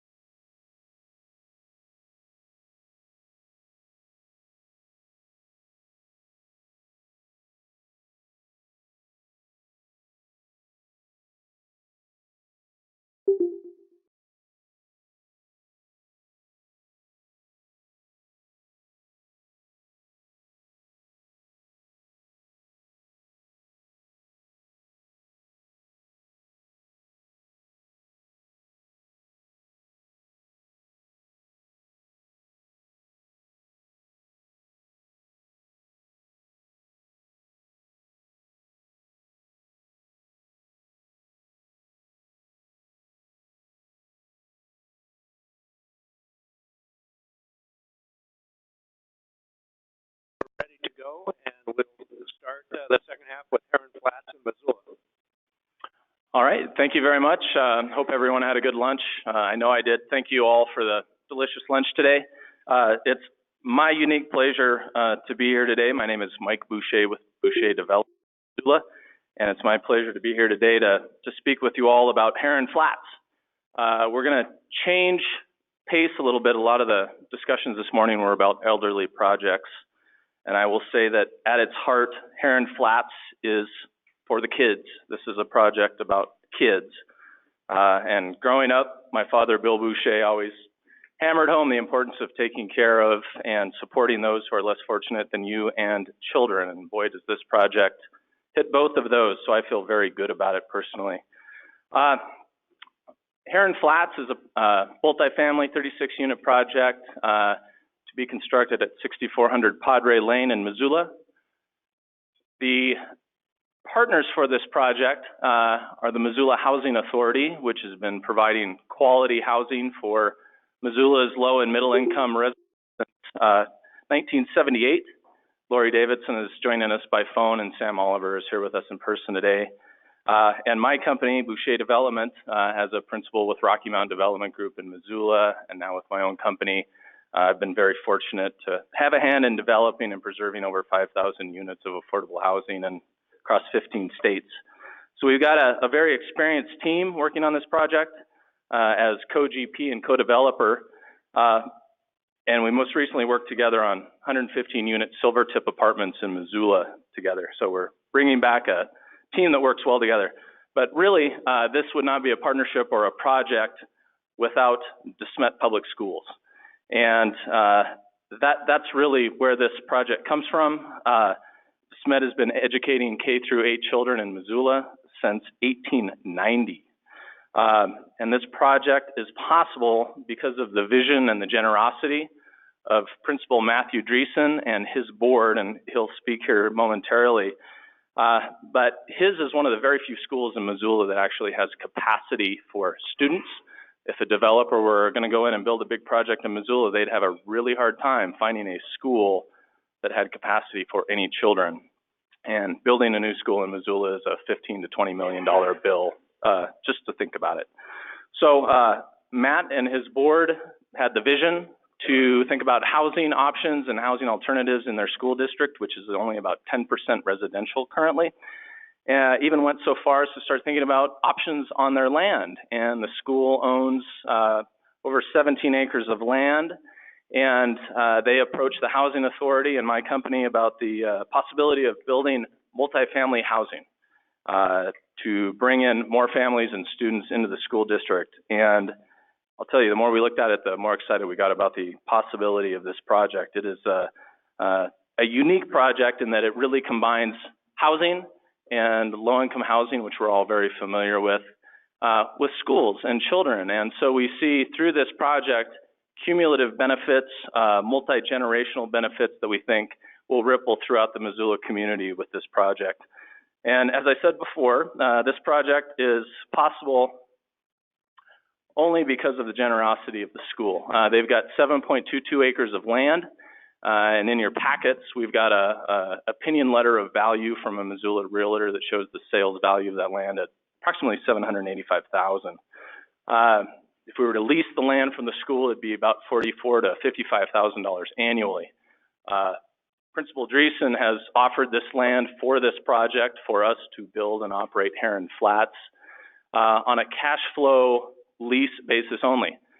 In other words, and that would be capped at $12,000 a year. So at most, assuming we have sufficient cash flow at the property, we would be able to provide Principal Dreesen and his school $12,000. If we were short on cash flow, it's a cash flow lease. So if we don't have the money, we don't have to pay. So this is really the next best thing to just an absolute land contribution here of nearly $800,000 to the project. So it's an incredible subsidy, very, very generous, and it is the only thing that makes this project feasible. With the land subsidy, we look to maximize our units and our bedroom counts, and so we're able to get 36 units with the land subsidy, about an $8.3 million total project cost, requiring just over $700,000 in annual credits. If we had to purchase the land from DeSmet School and we had to spread that land cost out, have to actually build 48 units, our project costs would go up to $11.5 million, and we would be over the cap limit. We'd actually have to seek about $920,000 in annual credit. So this project is possible and feasible only because of the school. So at Heron Flats, our goal is to maximize the number of units and bedrooms for children and for large families. 36 large family units, 10 two-bedroom units, 26 three-bedroom units.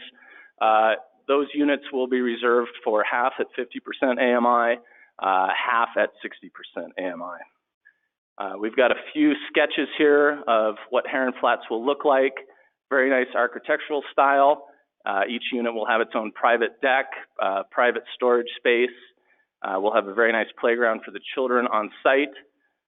Heron Flats is, let me back up. So the Missoula County this spring launched its urban fringe mapping project, where Missoula residents were invited to place on the Missoula County map where they thought affordable housing, agriculture, various types of land uses were best suited. This DeSmet School District was overwhelmingly the choice of Missoula residents as a place to place new affordable housing in Missoula. So there's a very, very strong local need and desire to see this project and this type of project in this community. Heron Flats is located in a great neighborhood for families. You can see it's actually adjacent to DeSmet School. It's on DeSmet School property. It's also adjacent to 3 different baseball fields, Little League baseball fields. Very nice family property and location. This larger rectangle here, you can see DeSmet up the green box in Heron Flats. This larger area is actually 446 acre Missoula Development Park, which is full of Missoula employers and businesses who are seeking employees who could live at Heron Flats and literally walk through the 60 acres of existing parkland and trails to go to school, to go to their employers. It's also adjacent to a Mountain Line bus stop and Interstate 90, so it's on a transportation corridor.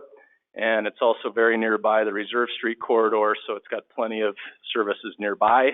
With that, I will quickly hand it off to Principal Dreesen. Thank you very much. Greetings. Sit up straight, please. Okay.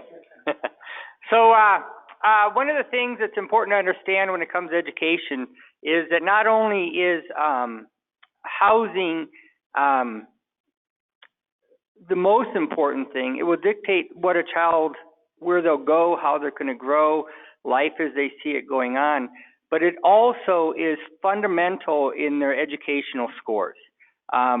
If I have a group of children and they're living in poor housing, they're probably going to score around, on average, 41% on the exams, the National Exam Boards, and that's from the Brookings Institute. Is this the button? So this is my school right here. Up on the hill, you'll see those houses that are going up. Those are $300,000 plus cost on the homes. Heron Flats is going to be right over here at the end of this road. This is from the back of my school. There's Heron Flats again on the other side of those little pine trees there. That's our brand new Farm to Table program, which I'm very proud of. Apple trees and everything. This is looking down from the top, looking down onto Heron Flats.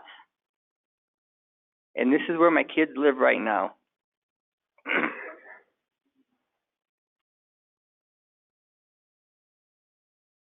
A lot of my students, this is their backyard. It's unacceptable. And this is a nice letter I got from Logan Foster. They asked us to open up our school so they'd have a place to play. So that's why we want this housing. Thanks.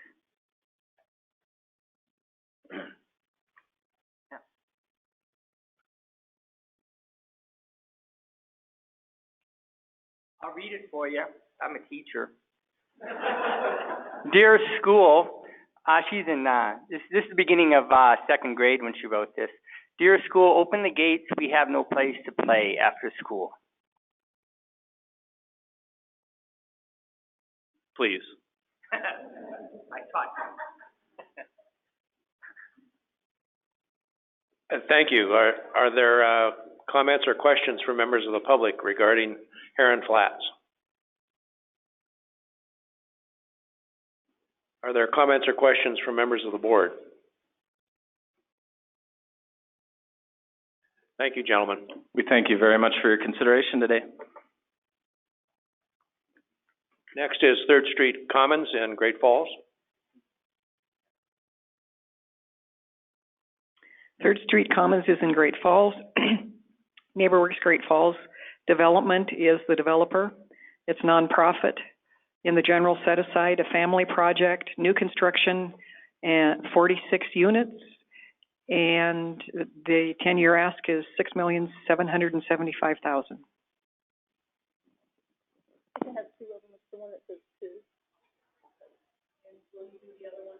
No, no. I will attempt to drive. That sounds great. Good afternoon. I am Sherry Airy. I am the new Executive Director for NeighborWorks Great Falls, and we're presenting today on Third Street Commons. NeighborWorks Great Falls' mission is to build stronger neighborhoods, create successful homeowners, and promote quality and affordable housing, primarily for low and moderate income. For 38 years, we have served the Great Falls community, always responding to the signs of the times and the needs of the community. We are still continuing that and being a leader as we move more and more into multifamily rental developments. I want to thank the board. In 2017, you assisted us with a 9% credit project on Rockcrest Commons, which will go into construction this month. So as we continue in that mission, Third Street Commons, it's a smaller endeavor with only 46 units, but this is the aerial view of our downtown, and 500 3rd Street South, the green spot, that is the heart, downtown is the heart of our history, and it's where it lives and thrives. And so 3rd Street Commons is a perfect spot for us to go into our next endeavor for multifamily housing. Our growing downtown, we are really focused on some economic development through the city, and so they're looking to have workers who live, work, and play in the downtown area. So let me give you a little focus on what that spot looks like. It's an ideal lot. It's 1.9 acres for our community revitalization. Land in a downtown area, something that they're not making any more of. And so this is the perfect combination between our mission and the local downtown area and the need for workforce housing in our community. So again, as I said, it's a 46-unit, 3-story multifamily, 1, 2, 3 bedrooms, 60% AMI. What's not on here is also that we have a community room and playground also scheduled as amenities for this property. The rents will be somewhere between the $700 and $1,000. 46 units addresses some of the need in Great Falls, but not all of the need. And so we feel that this is a great middle ground between our current credit project of 124 units. It reinforces our mission to build stronger, vibrant neighborhoods, and it adds value to the community. So why is this project the next project for us and the next project for you? Location and need. And I wanted to point out a few distinctive characteristics of this property and why it's so important to our downtown and what the value we might add to this. We're close to downtown. Carter Park is right across the street. It's close to the Montana Academy for Salons, the History Museum, Great Falls Fitness, and many, many more. Some of those others are several brand new businesses, banks, restaurants, hotels, all in need of a variety of staffing. There's also schools that are closely located, as well as our river trail on the Missouri. That convenience to downtown has been a call that I have heard from many of the individuals I've met with in Great Falls since taking this position of what are we going to do about the need for affordable housing. The site plan. This gives you an idea, and again, This is actually the first iteration of our site plan. We're going down to just 2 units, and one of the far end, that spot will be our green space. We felt that a 60 unit was way too big, too much on that space, so we went back to the 46. It does pencil out, and so we were able to make it not a behemoth, but also address a need in the community.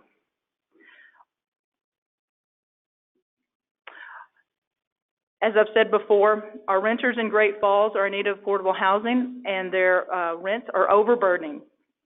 We want to raise the quality of housing, and we want to provide quality homes for the hardworking members of Great Falls so that they may become future homeowners and stay in our community. One of our projects is 12-Flex that we accomplished with a 4% tax credit, I believe, several years ago. This is First Avenue Estates. And although it's not exactly what this project will look like, I want to give you an idea of what we are looking at when we talk about affordable housing. We've heard that many times today. Affordable housing does not mean cheap, and it does not mean sub-quality. And the need for the quality projects like we're doing and like many of you in the audience are doing, it's what affordable housing needs and should look like. I want to end on a personal note about myself.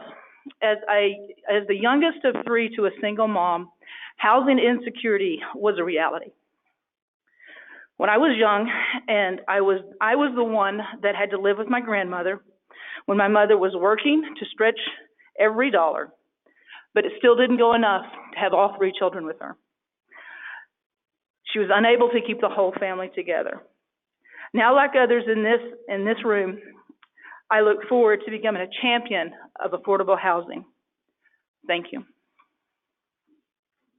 Thank you. Is that the end of your presentation? That is. Are there any comments or questions from members of the public? Comments or questions from members of the board? I do have one question for you. So as I was looking at, and just help me understand, as I look at the spreadsheet that we have here, and it talks about unit rents, and you said that they will rent for $750 to about $1,000. When I pull up HUD fair market rent from, according to HUD, is $568 for a 1-bedroom, and you're asking $750. With a 2-bedroom at $755, and your price is $901, and then for a 3-bedroom, it's $1,058 HUD fair market, and your price is $1,041. Can you just kind of explain that pricing? And I may be incorrect in this as I'm learning more about how these programs work, but I believe from my previous real estate development, he was looking at, my previous real estate development director, he was looking at the market, the mini market, and where those fell in line to our market and our ability for people in our community to pay. I'm not aware of how that needs to fall into this with the HUD standards. I just am curious with affordability. Those prices fall a little outside of HUD's, according to HUD's fair market pricing. Those prices are just a little higher, so I just was wondering if you could speak to that at all. Not probably well today. Okay. Thank you. Any further questions or comments from members of the board? Thank you, Sherry. Thank you. We'll now go to Timber Ridge and Bozeman. Timber Ridge in Bozeman. Summit Housing is the developer. It's a for-profit. General set-aside, a senior property, new construction, 40 units. The credit ask is $7,762,500.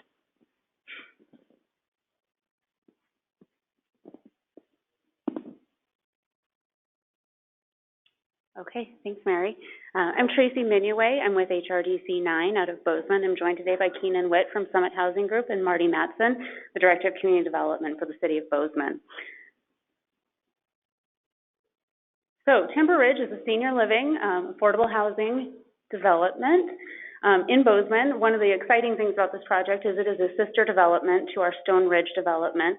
So it will be adjacent to our existing family property, which is great, keeps our seniors young, and it gives our kids that great intergenerational experience that's often missing. Bozeman is one of the fastest growing micropolitan areas in the country, as I'm sure you've heard. And as I sat and listened to, all the presentations today, I've realized that I don't know that I can stand up here and just say, well, we need this more than everyone else. We all need housing so much, and that's so evident with every presentation that's heard today. So we've brought this project to the board in the past, and we've listened, and we've updated the project to try to make it more competitive. And as you'll hear from the developer, they are increasing their donation of land into the project, and the city of Bozeman is doubling their investment into this. And I think that really speaks to the utter desperation that most of us in Bozeman are feeling. Again, we're a quickly growing market. We're growing at about, let's see if no, it's not on there. So our market study shows that we're growing at over 3% per year. And the fastest growing, I think one of the misconceptions is that Bozeman is this young community.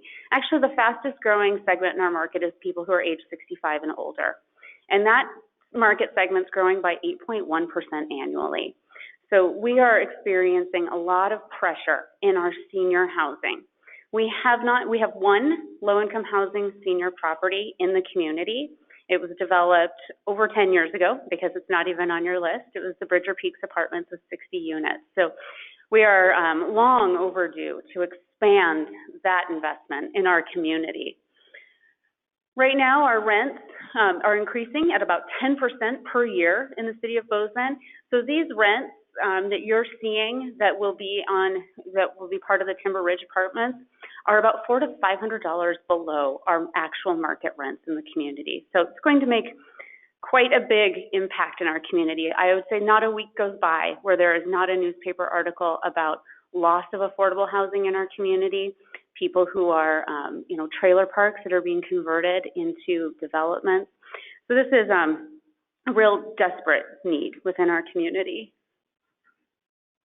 HRDC is obviously the nonprofit partner in this. We're joined today by representatives from the City of Bozeman and Summit Housing Group. So I am going to and HRDC, we're a nonprofit housing developer. We serve about 12,000 people a year in Gallatin, Park, and Marr counties. So we feel the impact of lack of affordable housing acutely in our work every day. I'm going to turn it over to Marty Matson, who's going to talk a little bit about the City of Bozeman's investment in this project. Thanks, Tracy. So the City of Bozeman has recently kind of doubled down on their affordable housing efforts in the creation of a true affordable housing program. We have a community affordable housing ordinance that's been in place and is actually starting to see some units come through from the development community. We've hired an affordable housing manager full-time who was not able to be here today, unfortunately. But we, and with the creation of the City of Bozeman's first ever strategic plan, the affordable housing component was a large part of that strategic plan. In section 4.5B, it says develop a comprehensive affordable housing action plan that includes but is not limited to, and then goes through a number of bullets. But the first one is mandates the creation of affordable housing units across all dwelling unit types. So with that,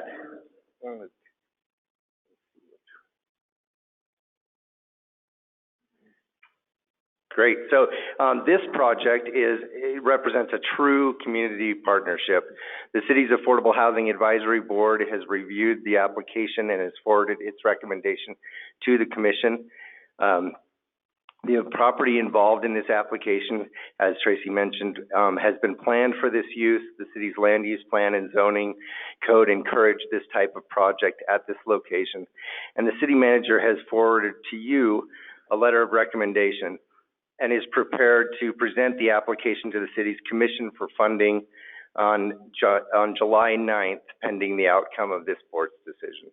So I appreciate it and want to, again, express the city's support for the project.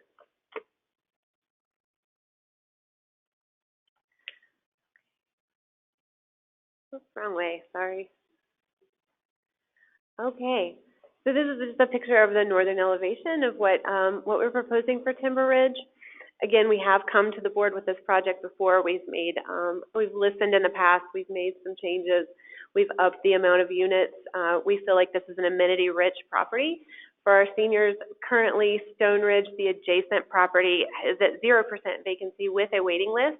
And we do have a number of seniors living in that property who could move over to Timber Ridge and make more family units available, which would be really nice.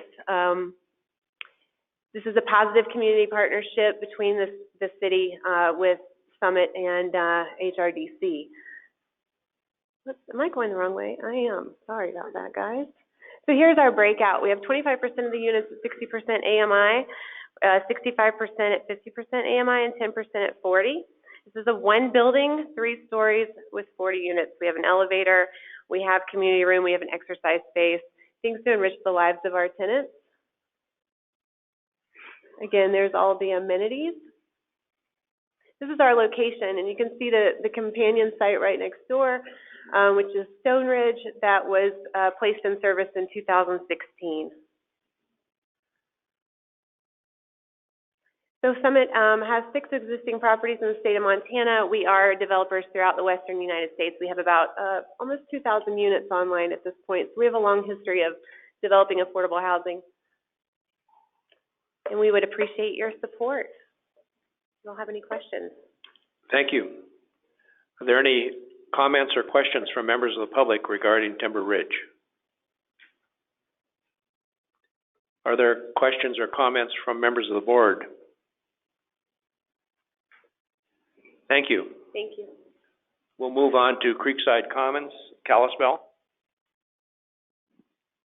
Creekside Commons in Kalispell, Flathead County. Developer is Housing Solutions. It's a for-profit. In the general set-aside, senior property, new construction, 42 units. The 10-year credit ask is $6,150,000.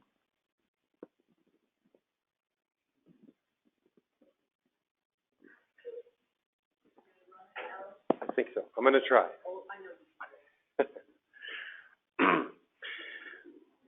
Well, I'm going to have to go off script here for a minute. My first line is to say good morning, so I apologize. No, seriously, good afternoon, Mr. Chairman, members of the board, Alex Burkhalter, B-U-R-K-H-A-L-T-E-R, from Housing Solutions in Missoula. Exciting to share with you what's happening at Creekside with our second application. Recognizing there are some newer board members from the LOI presentations last year, I think it's worth noting that Creekside was one of 8 projects last year that was invited to submit a full application. Regrettably, in November, it was not funded, but the silver lining is we've had some great changes since last year, and excited to share those with you. But before we get into the changes, just a quick overview of what Creekside is. We're proposing 42 new construction senior 1- and 2-bedroom apartment homes, like all tax credits, serving 40 to 60% AMI. Our rents are structured to include all utilities. We found seniors like the security of knowing they only have one check to write, and that covers all their housing. And if you guys want to keep a tally, here's corny joke number 1. While they may be called apartments, we've designed the building to keep people together. Our first floor plan, you can see a large community room with kitchen, patio, and library. These spaces facilitate the connection that all people need, whether it be weekly movie nights, card games, or knitting groups. Connections with neighbors and friends formed in these community spaces are what turn housing tax credits into homes. Zooming in a little bit, you can see what the proposed floor plans would look like. They're an efficient space, but do include everything that's needed. This is a time-tested design that we've continually improved on with resident feedback. Now, on to some of the new things. And I've also got a green box for land, which I noticed in the last couple of presentations. I should have trademarked that because that's been my thing for a couple of years. So anyway, this, which you just see there, that was actually our old site, and our new site, we moved way across town. No, literally across the street. But it was more than just a move across the street, and I'm excited to tell you about that. But being that we're just across the street, we have all the same great amenities that we did last year. Grocery, shopping, pharmacy, restaurants, post office, all these things. You know, they're close by because we're located near the arterials and the corridors, but the site itself is tucked back in a mixed use area with multifamily residential and also some office space. If you needed to get further, the Eagle Transit bus service comes literally right outside our front door. And this year they're going to be rerouting the bus line that'll bring it even closer. It'll hit us on both sides of the building. But the bus line will take you from the property to the mall located there, and even on around up to the hospital at the top of the hill in Kalispell. So whether it's walking or riding bus, we've got everything we need. But a bit about what's new. Again, here's our site, and we're very excited to be a part of the Gateway Community Center campus. We've partnered this year with the United Way, who's the fiscal agent for the Gateway Community Center, and has been championing the creation of this center for nearly 10 years. So what is the Gateway Community Center? Well, you're going to hear a bit more about it lately, or in a moment, but basically, it's a hub of offices for nonprofit agencies and human service providers. Here are just a few of the offices and services at Gateway.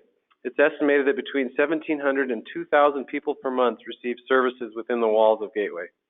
There's been good discussion about bringing services to affordable housing properties in Montana, something that we're looking at. What can we bring to our residents? Well, this is a fantastic opportunity because we're bringing residents to the services. They'll be right next door. And it's more than just our future residents receiving services. I included some other ones like the Girl Scouts or the Boy Scouts of America, the Literacy Center. You know, these are opportunities for our residents to get in and engage and stay a part of their community and stay active. Now, of course, this is more than just a great property with a great partner. There's an incredible need in Kalispell. Like many areas, senior specifically has great need. Sharp increases in rental rates with no new affordable rental housing since 2012. This is a wonderful opportunity for a greatly needed project. This is something we're particularly proud of. I shared this several years ago, but I wanted to bring it up again. I'm proud of what our team has been able to do in Montana, taking tax credits and turning them into housing quickly and efficiently. 3 of our 4 last projects in Montana have moved from tax credit award to housing Montanans in 14 months or less. The one outlier, which was 18 months from award to opening its door, was Yellowstone Commons in Glendive. And in that 18 months, we actually had to move sites. We ran into a little unexpected floodplain issue, but we were still able to deliver it timely and efficiently. In the information Mary shared with you earlier, Aspen Place, which I've got here, was identified as 18 months. I think her 18 months, that was a contingent award. It was hung up in the lawsuit and all that kind of stuff. But once we finally got the green light, we were able to get it done. We also try to be very efficient in the use of the housing tax credit. As with last year's application, Creekside, which is shown in red, has the lowest credit request per unit. And after looking at the packet, those packets came out after we had to submit our presentations, but I was pleased to see again that Creekside is a leader in total cost per unit for new construction projects, even edging out one of the acquisitions for efficiency. Now, we've been able to deliver these beautiful properties efficiently and timely only because of the strength of our team. You see me up here regularly, but standing by with me, figuratively, is our 15-year relationship with our general contractor, Howard Construction. We work together on all aspects of the project, from site selection to building design to construction scheduling and right down to figuring out the ribbon cutting. And our team runs even deeper than just our general.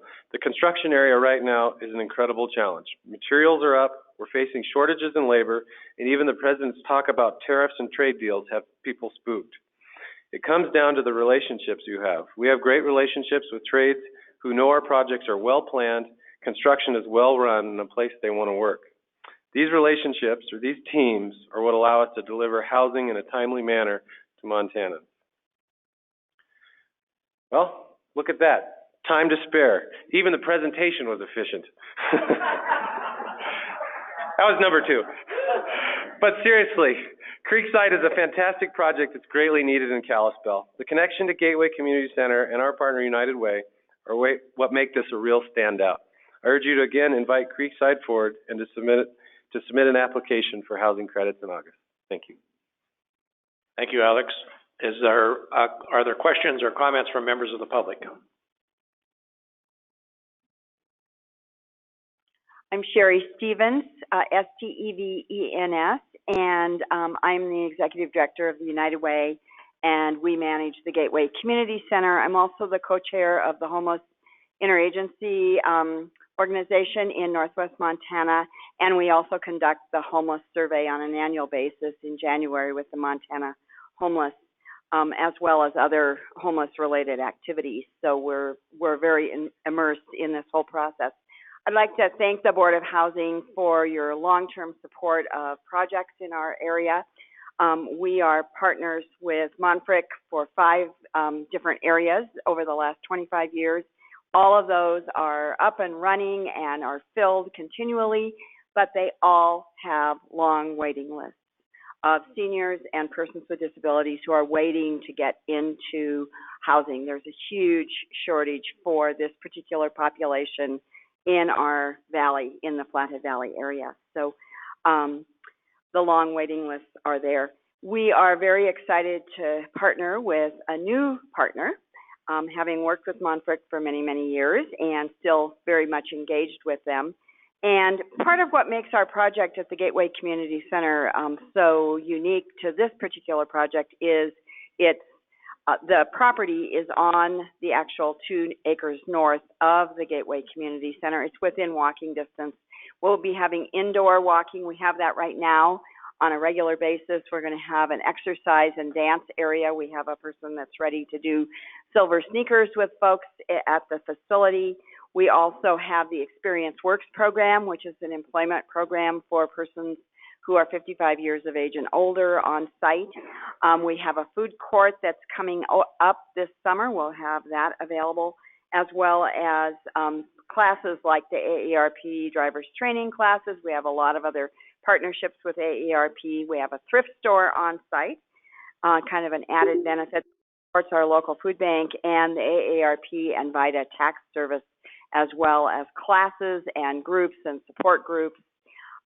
So we really are geared up and ready for this project and have a long experience of working in this arena in our community. So we would encourage you to consider this project for the Kalispell area and want to stand by our long-term record and our new potential relationship with Housing Solutions.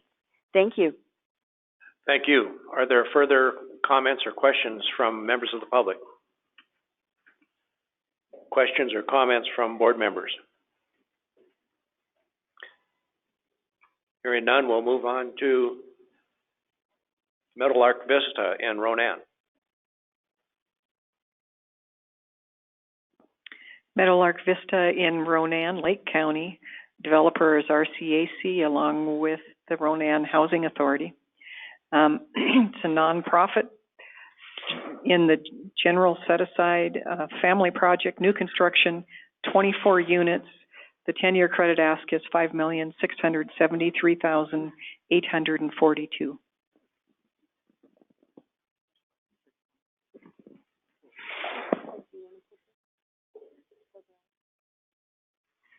Good afternoon, Mr. Chairman, members of the board. Thank you for taking your time to listen to our presentations today. You may notice that we have some visual aids on Mary's desk. And if anybody would like to take a guess how many M&Ms I have in my jar. If there are no guesses, we have 590 M&Ms in our jar. Half of this number is the number of people that are known to be listed on our active waiting list, and the other half are from the qualified population identified in our market study. Based on information that we have from other agencies, discussions with Tribal Social Services, Salish Kootenai College, the Transitional Living Center, and Safe Harbor, we know that there is an additional segment of the population who is either homeless, doubled up, or living from week to week. Many in this population either are outside of the system because they've gotten into trouble, they don't qualify for some other factor, or they're fearful of the system because of prior experience. None of this number includes families that qualify for a market rate unit in our area. The Chocolate Easter Bunny, that's our one available rental that was identified in the market study for our entire area. The lack of available rental housing in our market area is a growing concern in our community, and especially for employers. Lake County Community Housing, City of Ronan Housing Authority, was formed in 1996 with the mission of providing safe, accessible, and affordable housing to all residents of Lake County. And we are purposed with seeking out ways to provide housing for teachers, police officers, healthcare workers, and the minimum wage earner. Over the last couple of years, I've been working with our board of directors and the community to assess options for development and identify possible locations and areas with the highest need within Lake County. Based on that process, the board and I found an ideal location within Ronan, located within walking distance, typically less than a mile from most major services. They are accessible and they will provide a new type of residential community for our area. Lake County Community Housing has partnered with Rural Communities Assistance Corporation and their consultant Bonnie Craigie to build 24 apartments to help meet our need, and she is here to talk more about our project. Good morning, or afternoon, I'm sorry. It's the time change. So this is Meadowlark Vista. It's an apartment community. It's planned to be 40 units in total, and we're starting with just 24. It will also have some exterior amenities that aren't pictured on this slide, and that is that it will have a playground and some outdoor picnic areas, as well as a community room. And I just want to say for a second, the community room is actually really, because right now Lake County Community Housing Organization manages 120 units, and there isn't a community room in any of those existing projects. And so for the first time, they would have a community facility where they could begin to offer services more directly to tenants. So there were 275 income eligible and 315 individuals below 30% AMI, which is 590 families needing an affordable rental. I about fell out of my chair when I saw that there was one unit available in the entire area, and that's for the market rate and the affordable units as well. I mean, there was just one unit. This is a pretty serious issue for Ronan and Pablo and St. Ignatius, which is the market area. And the reason it's such a big issue is that employers are having a really hard time finding places for their employees to live. Whoops. In addition to our 590 to 1 ratio, there are 36 three-bedroom rental houses that are leaving the rental pool. They're planning to convert to home ownership, which is great for the existing tenants. But it does mean that that's 36 more units that won't be available in the Ronan market area. Whoops, wrong way. Additionally, the rent burden in Mission Valley affects 42.6% of households. So that means that 42% of these households are paying more than 30% of their income for rent right now. And Ronan's Montana Economic Developers Association report, the MEDA report, Gus Byram helped with this report, and I think you guys all know who he is. He works for the Montana Department of Commerce too. He noted that the lack of decent housing units affects the ability of Ronan to attract and maintain a viable workforce, especially school teachers and healthcare workforce. And his recommendation was to seek assistance from the Low-Income Housing Tax Credit Program from the Housing Division. So here we are today seeking assistance, and this came out 2 years ago.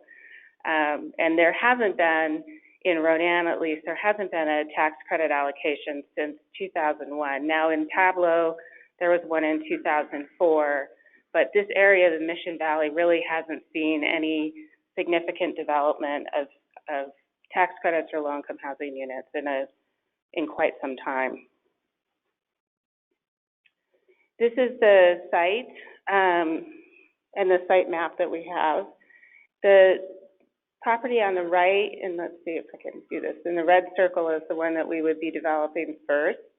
And you can see the community facility is right sort of behind it. And the community facility is put there at this moment in time because we can expand it. So in the first phase, we would build the 24 units plus the community facility and the parking. And that would all have to be done in phase 1. And then in phase 2, we would expand the community facility if that was necessary. Right now, it's planned to be fairly small. So it has that potential. And our programming for phase 1, we have 8 3-bedrooms, 12 2-bedrooms, and 4 1-bedrooms. You'll see that we have a number of 30% and 40% units.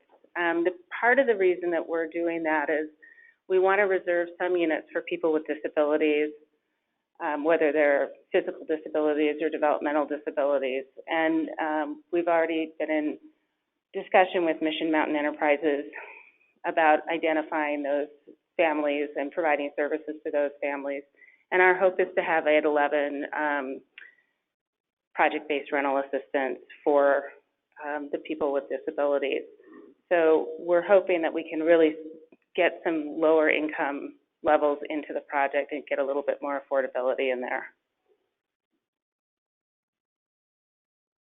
Okay, so who wants housing in the market area? So we really, this is really actually one of the largest needs in Ronan. It keeps coming up in community discussions, whether these are chamber discussions or roundtables that are being held by the Community Economic Development Organization. But housing is a really significant issue. And in your packet, you'll find that we have letters of support from the Chamber of Commerce, from St. Luke's Healthcare, from the Lake County Community Development Organization, from Safe Harbor, from the City of Ronan and the City Council, and the Salish Kootenai College. So I just wanted to let you know that those are there. We weren't able to get anybody to come in person with the exception of one because of the short notice, but they're all very much for this project. So who can help? So Lake County Housing Organization is the only local agency that serves the Mission Valley and that has a mandate to provide work for housing for all eligible persons. And with an IHTC investment, it can begin working on a solution to the housing shortage. You know, the market study said there were 99 units that were needed, which we think is probably a little bit low based on some of the other studies and things that we've seen. However, 99 units is pretty significant. And, you know, 24 is a small start, but that's where we're going to start. That's all I have. Thank you. Are there any comments or questions from members of the public?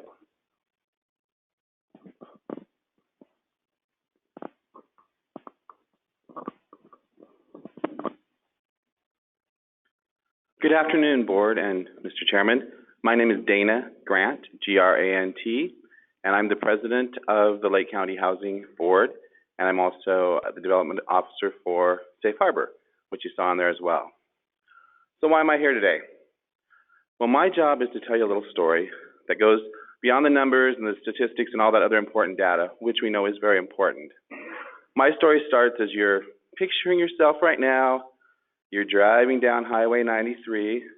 You might be getting frustrated because it's summer traffic, but then you come over the hill and you drop into Mission Valley and you see those mountains. And maybe you're going to the lake, which is fabulous, or maybe you're going even further north up to Whitefish or a town in that area because it's also fabulous.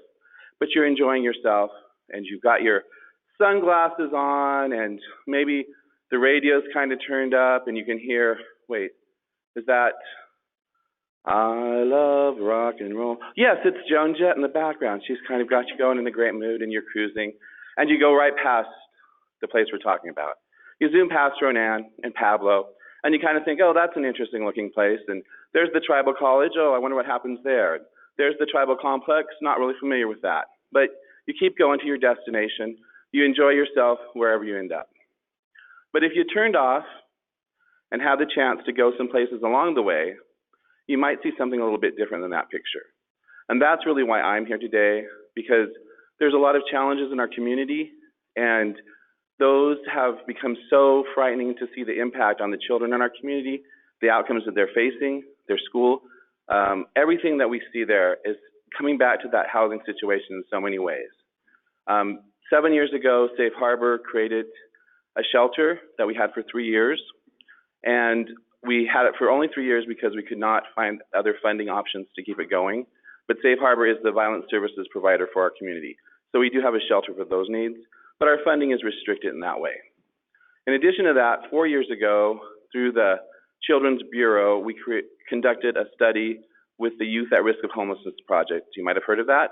And from that, we found that there were more than 350 homes in our community where families were either doubled or tripled up.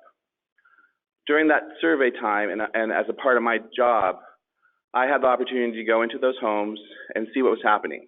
And unfortunately, I saw many places where there was not good insulation. There were blankets over the windows. The windows were cracked. The list goes on and on. When you see that, it touches your heart, and it compels you to think about change. As I said, I live in that community. My grandparents were there. My great-grandfather was a tribal councilman. My other great-grandfather helped set up one of the earliest orchards there. And both of them set an example for me about finding solutions and taking action when you see a problem. So that's what brought me to the Lake County Housing Association.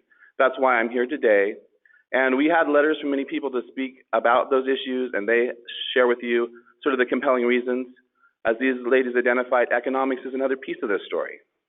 The hospital in our community has repeatedly said that they have a hard time maintaining their staff because of the lack of housing. Many of their employees commute from Missoula or Kalispell to the north. It's also true with the schools. So I hope you will consider that aspect of the story as you're making your decision. Thanks for your time and your consideration. Thank you. Are there further comments or questions from members of the public? Are there comments or questions from the board? If not, we'll move on to Skyview in Missoula. Chairman, can I get your official name for the record? Yeah, you didn't state it when.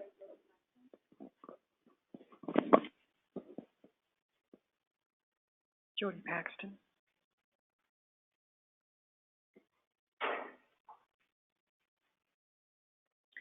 So the next one is Skyview in Missoula. Housing Solutions and CR Builders is the developer, for-profit general. It's a senior property, new construction, 25 units. This is a 9%, 4% proposal. So you'll see on your spreadsheet that there's a 9% column, a 4% column, and a combined column. The credit ask on the 9% is $6,050,000. Good afternoon again. I have to admit this is going to be a difficult presentation for me because based on the last public comment, I'm somewhere near Lakeside, looking forward to summers and jumping in the lake. But seriously, Alex Burkhalter from Housing Solutions, board members, and Mr. Chairman. For the second presentation, I bring before you Skyview. This is an exciting proposal for us, partly because it almost wasn't. Last fall and winter, we spent a good amount of shoe leather looking for a suitable site for a large project in Missoula. We knew of your interest in leveraging 4% credits to maximize the number of units in larger cities, and were determined to bring something forward for Missoula. In March, we met with Missoula's mayor and director of housing and community development. Mayor Engen gave us what he called the mayor's tour, which included all the sites and areas the city was interested in seeing develop into housing, or more accurately, redevelop, as the scarcity of land in Missoula meant most of the sites already had some form of improvement. The Skyview site was briefly mentioned, but fairly quickly dismissed as rumors were that it was about to be listed for sale and would inevitably be scooped up and turned into yet another $1,000 to $1,300 a month market rate development. Wasting no time, we looked up and arranged a meeting with the site owner. After some conversation, it came to light that, he was interested in redeveloping it into affordable housing and specifically senior housing. However, after spending some time to figure out how, he, in the end, resigned. It was just something he couldn't do and was going to sell the property. Our Skyview concept gave him hope that his desire for affordable senior housing might yet come to pass. He put other offers on hold and graciously gave us the time and space to work through this housing tax credit process. So with that backdrop, you can begin to understand why we're pleased to be before you with this proposal. So what exactly are we proposing? Skyview is proposed to be 105, the total package, the Skyview combined, 105 senior 1 and 2 bedroom apartment homes, approximately 75% of which will be 1 bedroom. And as with our other senior projects, we've structured the rents to include all utilities. The building, of course, will include community spaces for activities, recreation, fitness, and social connection. If you haven't visited one of these senior buildings, I hope you can soon. It really is fantastic to see how they take on the personality and traits of the residents who make them up. We've had everything from traditional Hawaiian hula dancers perform to hosting trick-or-treat for grandkids and those in the neighborhood. They really are a neat elevation, or environment. The elevation's coming. We don't yet have floor plans, but here's an elevation. It hasn't kept us from dreaming. Here's a couple shots of the overall site and the building's exterior. We're expecting to keep the building to 4 stories, making the most of the site and the increase in cost that go along with taller buildings. The units themselves will be in similar layout to what we shared with you for the Creekside project in Kalispell. Well, now that you've seen the building, where is it located? To help you get your bearings, we've highlighted the downtown area in green. They're in the bottom right corner. The site itself is located in Missoula's West Side neighborhood here.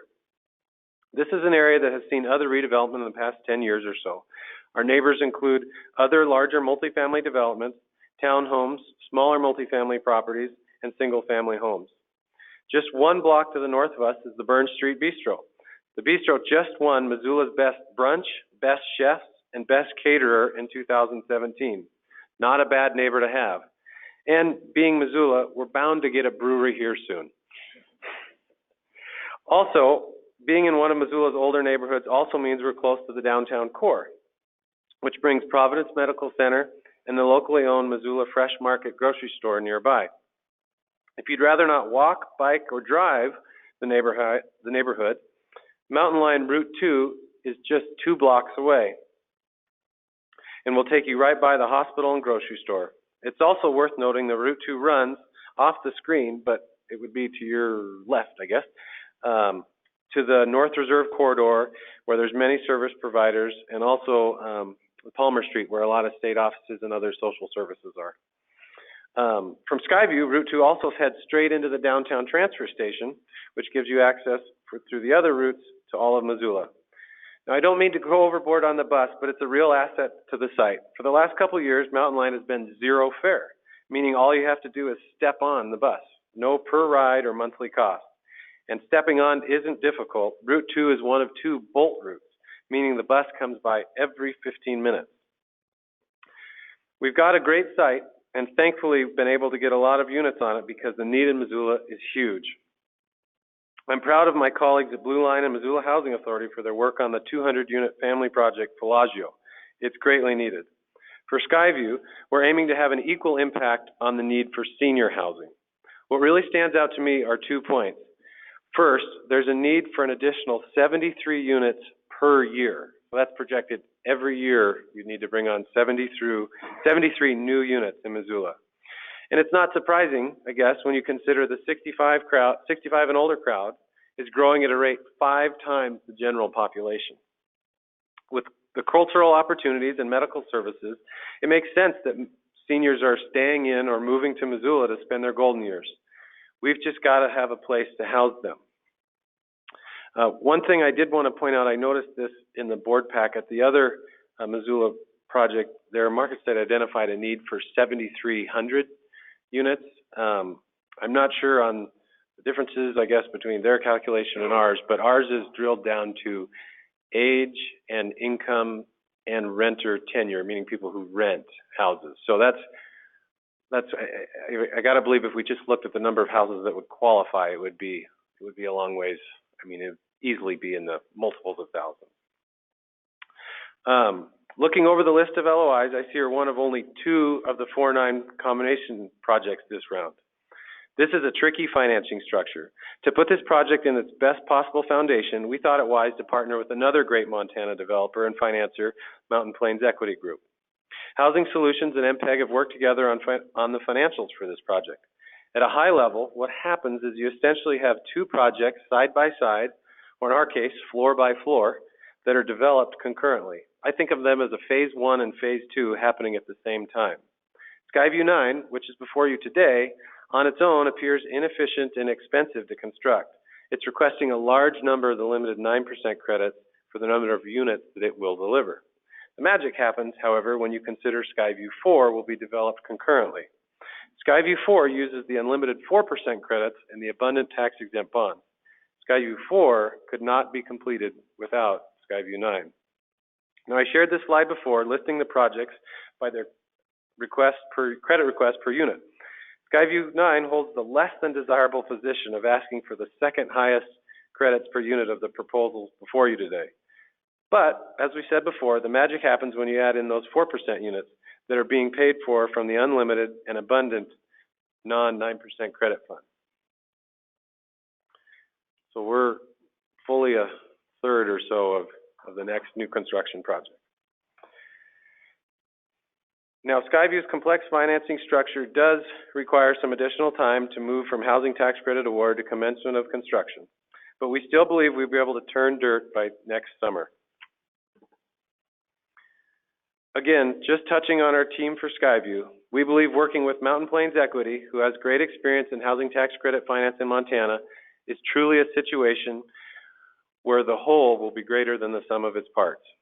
We also have our longtime contractor and a great management team in place as well. With that, we give you Skyview, the project that almost wasn't. I hope you will carefully consider the incredible market need in Missoula for senior and the great bang for the buck that Skyview brings. Thank you, Alex. Are there comments or questions from members of the public regarding Skyview?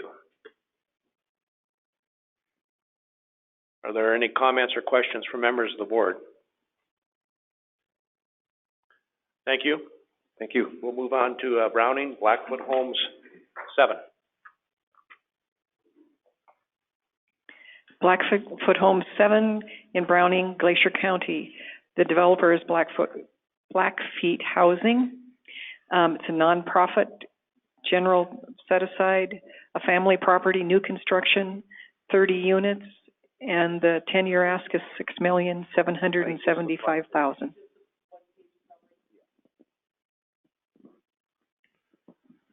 Good afternoon, Board. My name's Chancey Kitson. I'm the Executive Director for Blackfeet Housing. And I'd like to thank you for the opportunity to present our proposed project, Blackfeet Homes 7. It's a 30-unit, single-family home project with 15 three-bedroom homes, 2-bath, and 15 4-bedroom, 2-bath homes. Our income targeting is 3 units at 40%, 19 at 50%, and 8 at 60%. We've committed to the extended low-income use period of 46 years. We are located in the QCT, and we have a strong market need for low-income units. And this will be an extension to the Blackfeet Home 6 subdivision. And the below budget, I won't go through it line by line, but it meets all of our TDC limits.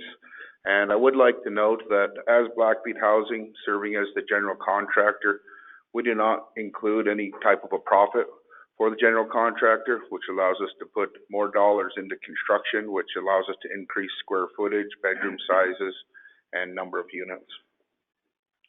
The need for affordable new housing on the Blackfeet Indian Reservation, there is a dire need for affordable housing on the Indian Reservation. A May 14th, 2018 market study identified the need for at least 135 units.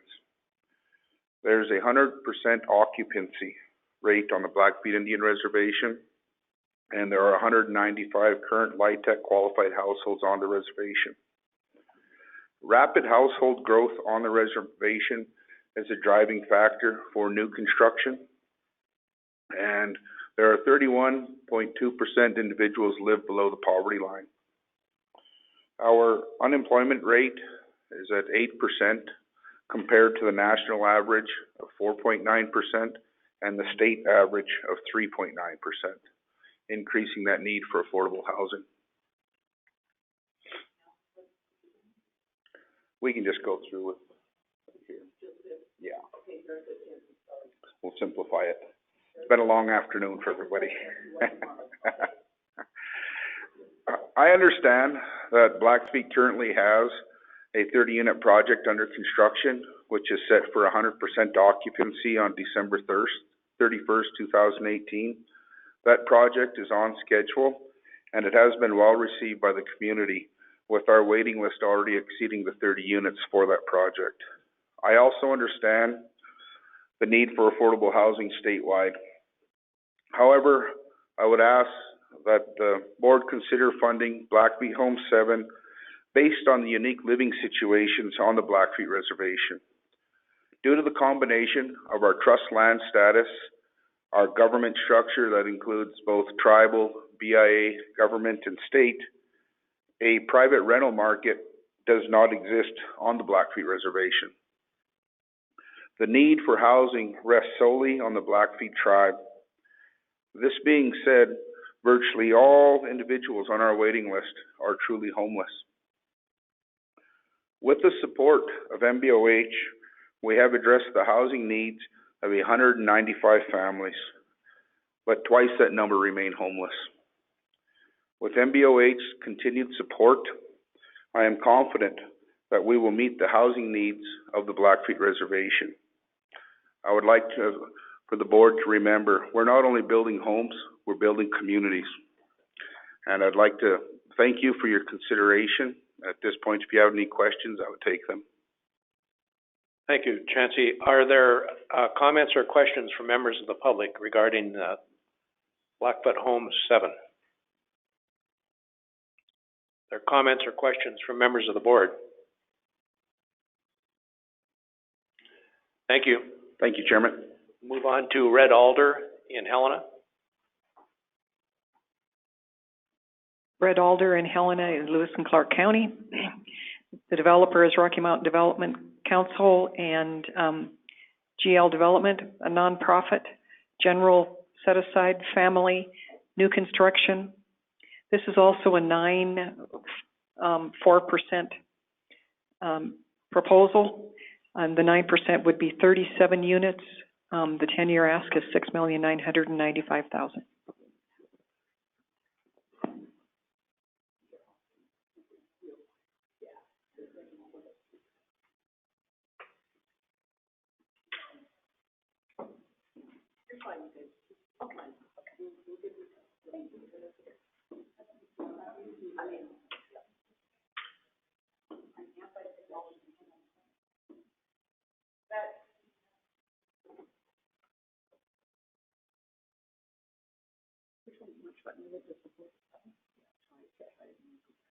Yep. Oh, that, good idea. Either or both. Do the one with the site. Well, actually, you can do that one. I have the site plan in my presentation.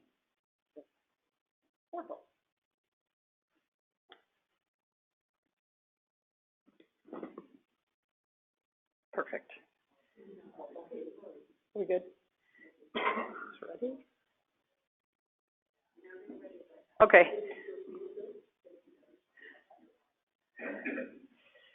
Good afternoon, Mr. Chairman and board members.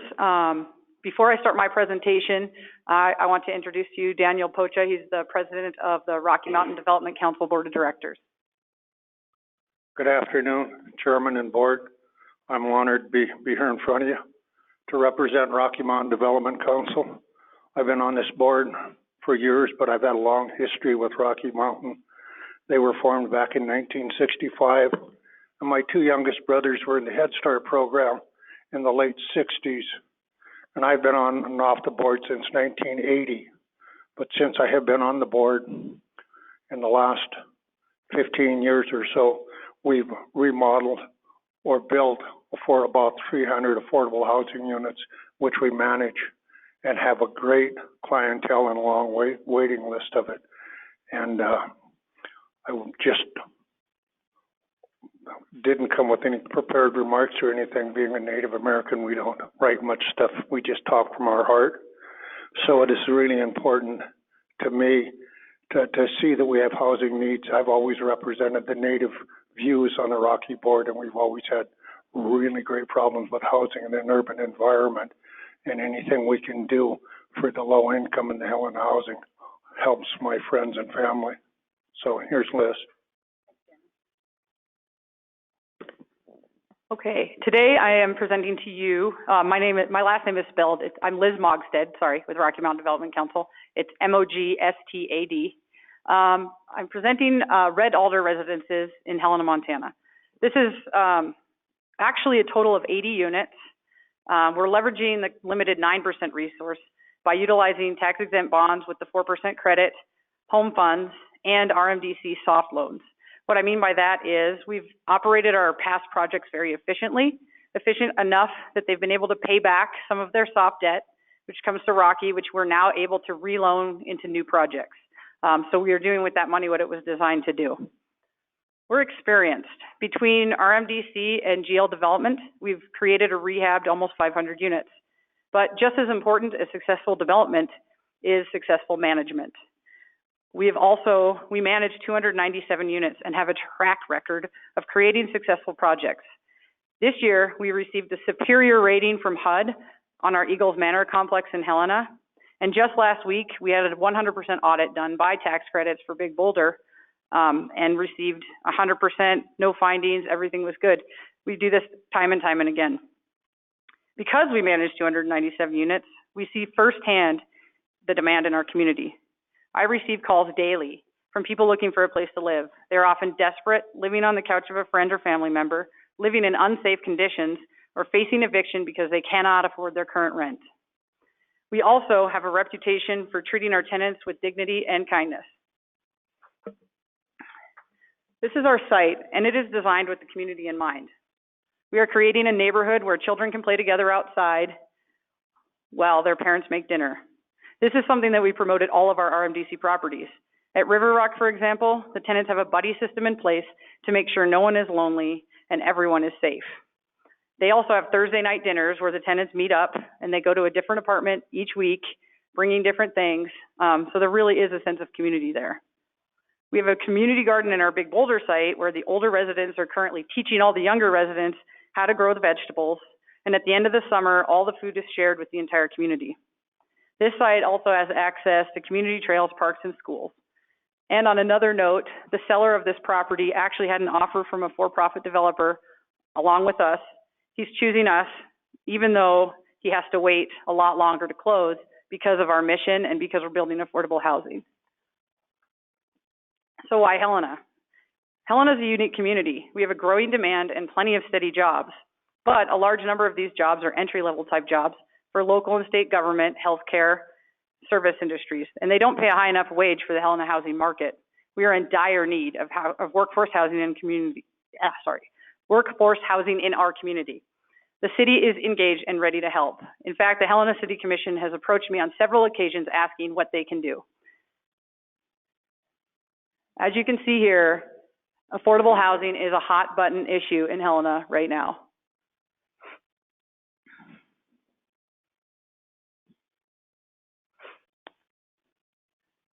So on the other side of it is why to choose Rocky Mountain Development Council as your developer/manager.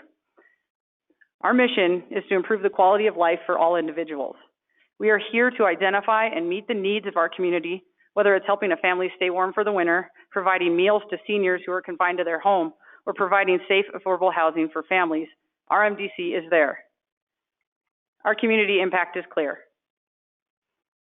So to finish my presentation, I just have a couple of stories about a couple of our residents and how RMDC is different than your average property management company. A community member found a man in a ditch with a bad medical condition. He had hitchhiked from Texas with nothing, living wherever he could find shelter. A family took him in until he was healthy enough to live on his own. They came to us, and we were able to provide him with an apartment. He is now an asset to the community. His medical condition has improved, and he feels a sense of community, and he always knows that our site manager will connect him with the services he needs. At another site, we had a single mother with a 2-year-old son. She moved into one of our apartments a couple years ago. She was coming out of an abusive relationship and had been living on her parents' couch. When she moved into our apartment, she was unaware of the resources our community had to offer. Our site manager connected her with the Housing Choice Voucher Program and LEAP in order to lower her monthly expenses. Over the course of the year, she worked full-time, gained custody of her son, and was accepted to college. And 4 months later, 4 months after she moved out, she sent a thank you letter back to our property to thank us for all we had done, which is exactly what we want to do with these young families, is give them a stable foundation so they can move up and out and become successful members of society. With that, I would answer any questions you may have. Thank you, Liz. Are there comments or questions from members of the public regarding Red Alder? Yes, sir. Maybe you come up and use. Come up here. There's a mic coming your way behind you. Or use that one.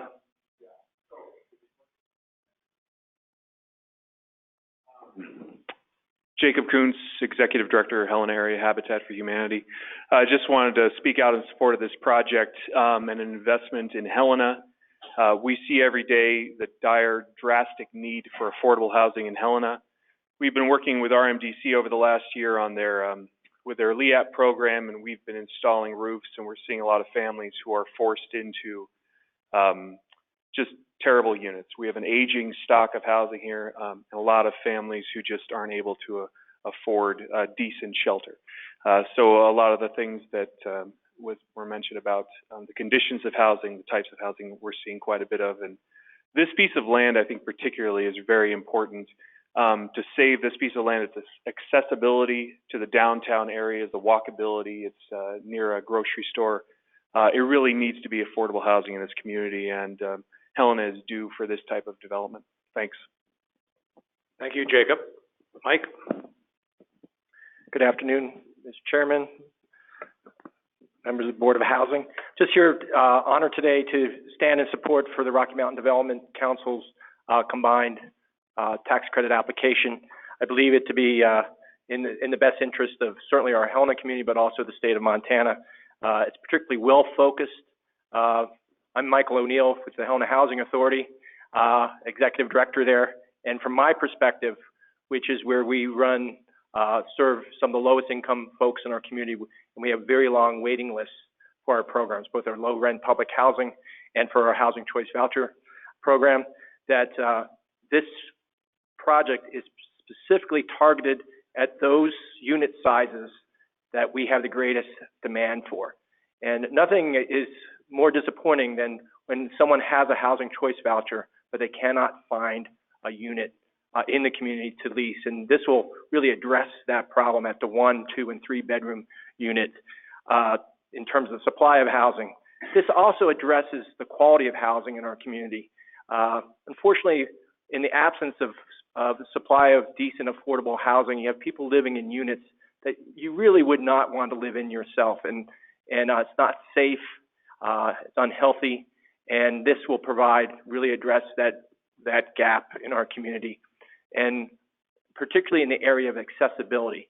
This project is a general multifamily project, so it will meet a whole variety of needs, from young working families with young children to people with disabilities to our seniors. And it's really a flexible design because it's 100% visible, 50% accessible, which really makes sense in terms of we'll be able, during its lifespan, be able to serve a whole variety of populations.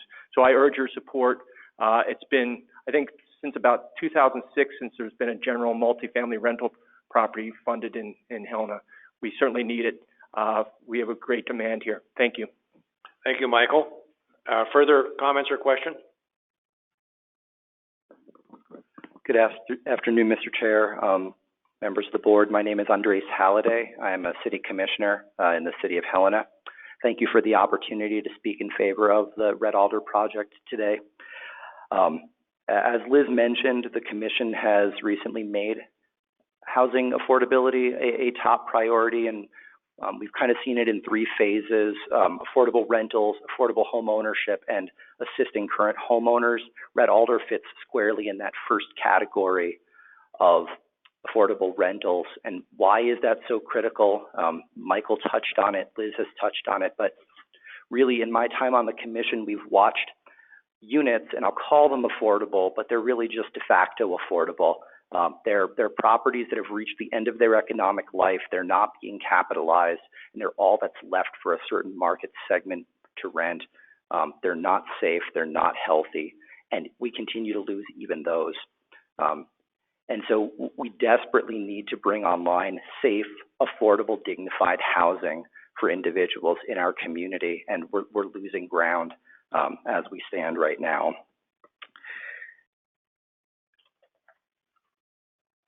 It also fits in with that strategy of long-term affordability for getting people into owning homes. If any of you are familiar with the Helena market right now, it's overly hot.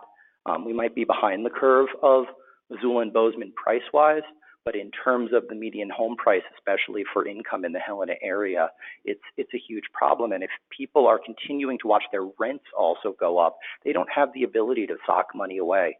And so that money that they would be turning into that mortgage payment for affordable housing, they're just stuck in that vicious cycle where that money goes out every month, and we don't get that opportunity for them to save up in the long term in order to actually get out of those units.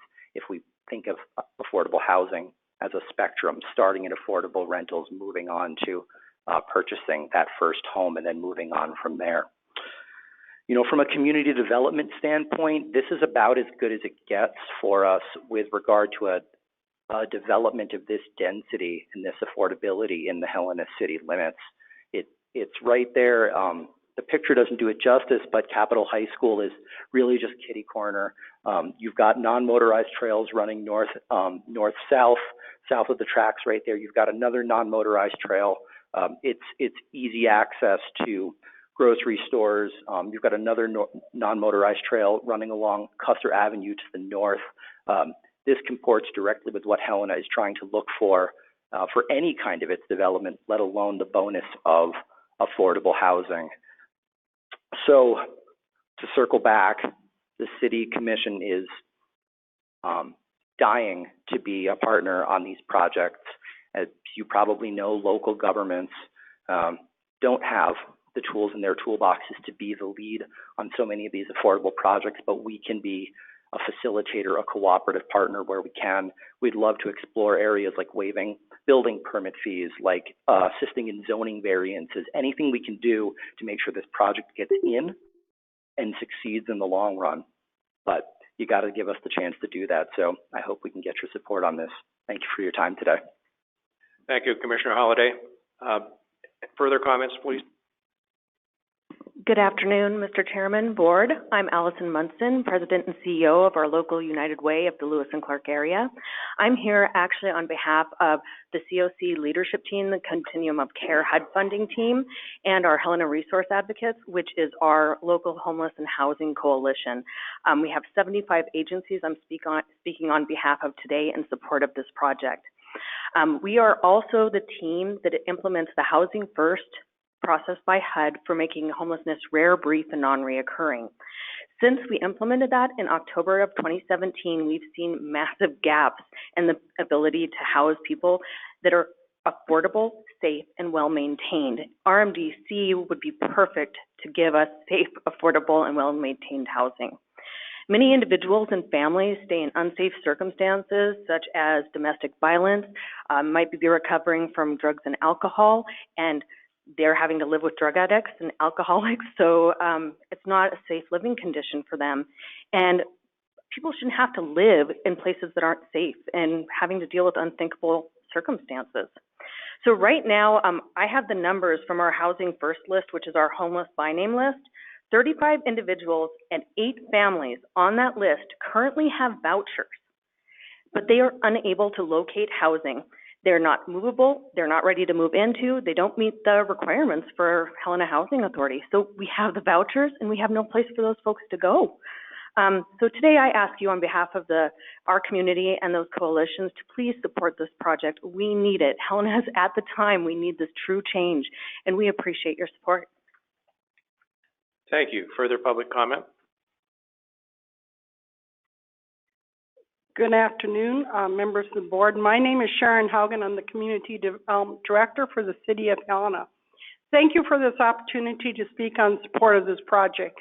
The Red Alder project, for many of the reasons Commissioner Halliday just mentioned, it's a very important project for the City of Helena. It fits many of our needs. Our city growth policy identifies the need for infill development, working with nonprofits to create affordable housing, and to look at developing higher density housing located near infrastructure, both social infrastructure, physical infrastructure, and many of those things. For many of those reasons, the Red Alder project fits many of those needs. We do have a problem with some of the existing housing in the community. Just recently, our building division went through I think it was a 25-unit housing, and I'll tell you, it did not make me proud as a citizen to know that some of our most vulnerable citizens are living in such conditions. Rocky continuously has served as a partner with the city and with the county in developing affordable housing projects. They are a very capable developer. They are a very good developer. They manage their projects very well. And for those reasons, the City of Helena is very fortunate that we're in our community, and we're fortunate to have partnered with them on many occasions. Speaking on a more personal note, I live within a quarter of a mile to a Rockies projects. I can tell you it's in the middle of a neighborhood that has single-family townhomes, a lot of mixed income, mixed populations, young, old, and the like. They couldn't be better neighbors. We welcome the residents. They are integrated into those neighborhoods in a wonderful fashion. So I think Red Alder would be another perfect example of an excellent Rocky project, and I urge your support in funding this through tax credits. Thank you. Thank you, Sharon. Are there further comments or questions from members of the public? Are there comments or questions from members of the board? Thank you, Liz. Thank you. Next is Pioneer Meadows. Pioneer Meadows is in Dillon, in Beaverhead County. The housing company is the developer. It's nonprofit, general set-aside, a family project, new construction, 28 units, and the 10-year ask is $6,976,862. I'm guessing everyone's excited to hear this presentation, only because I'm the last one of the day. So my name is Blake Jumper. I'm a development manager with the housing company. We're out of Boise, Idaho. Some background on us: we're a 501c3 nonprofit. We were established in 1990, and since then we now own and manage over 1,500 LIHTC and Section 8 portfolio units. So today I'm here to present our project, Pioneer Meadows, which is in Dillon.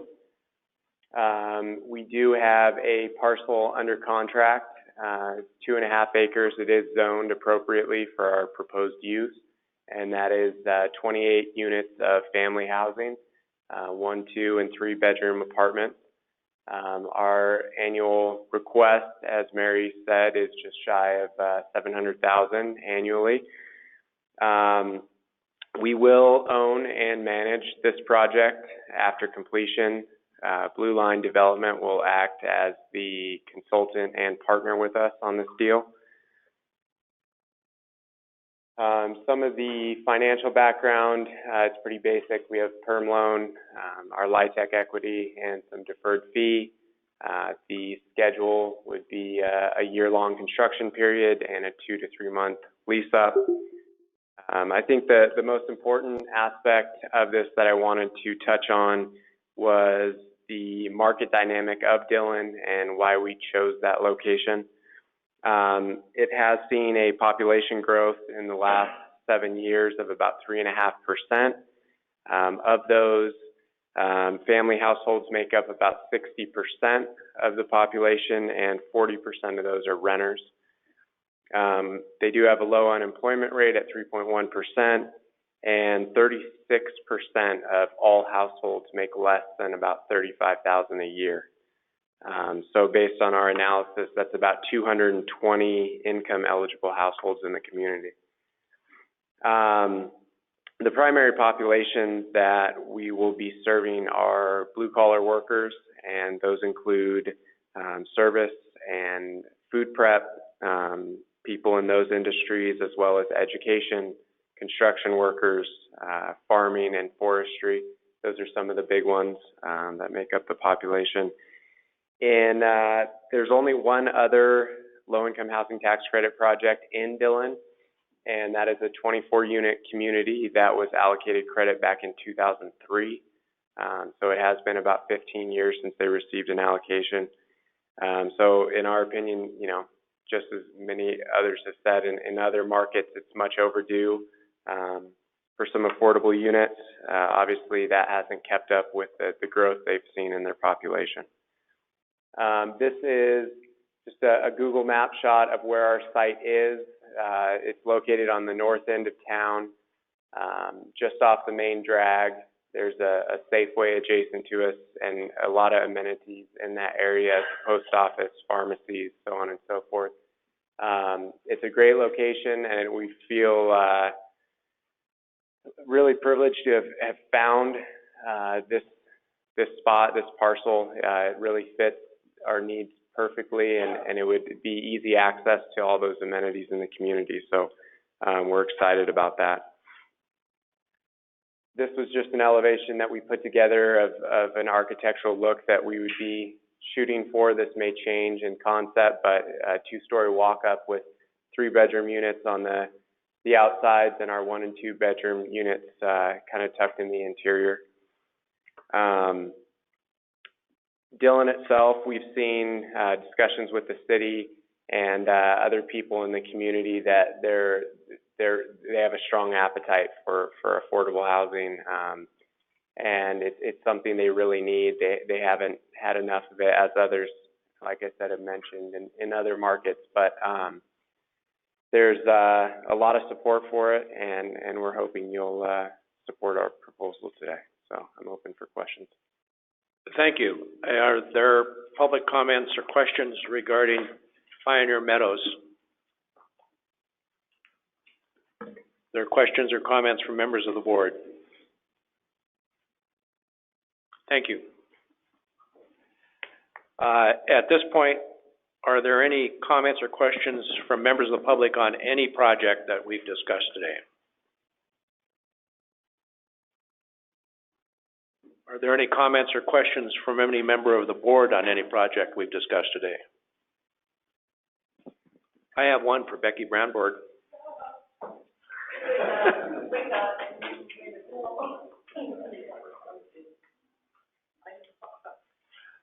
Okay, how do I spell my last name? No, it wasn't that. I could handle that question. Okay, go ahead. I think you took care of that. All right. No, I was concerned about some of the safety aspects that you described with your project, and I was wondering if you plan on replacing the elevator in the building.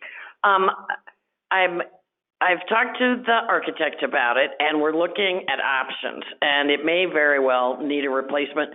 Elevator shafts can be remodeled and expanded, so I don't know whether it's replacement or renovate. It's whatever it's going to take. We're going to make the elevator usable for gurneys. Gurneys can't get in the elevator without putting the person upright. And the staircases present the same exact problem. Thank you. Oh, yay. Are there any further questions?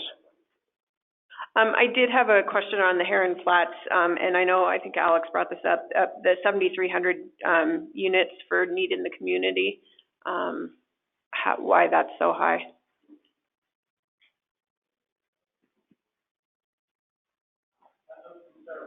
The unit needs, it is listed as 7,300, yes.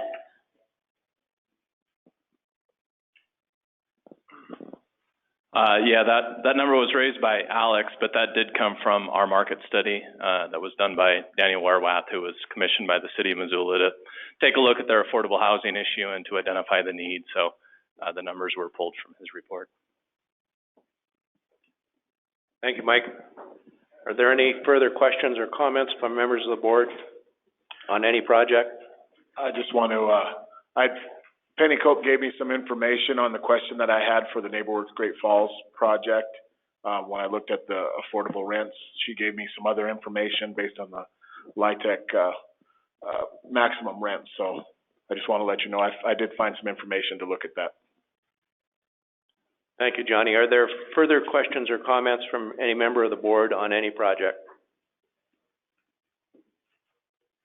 Okay, Mary? So I just wanted to make a couple of points.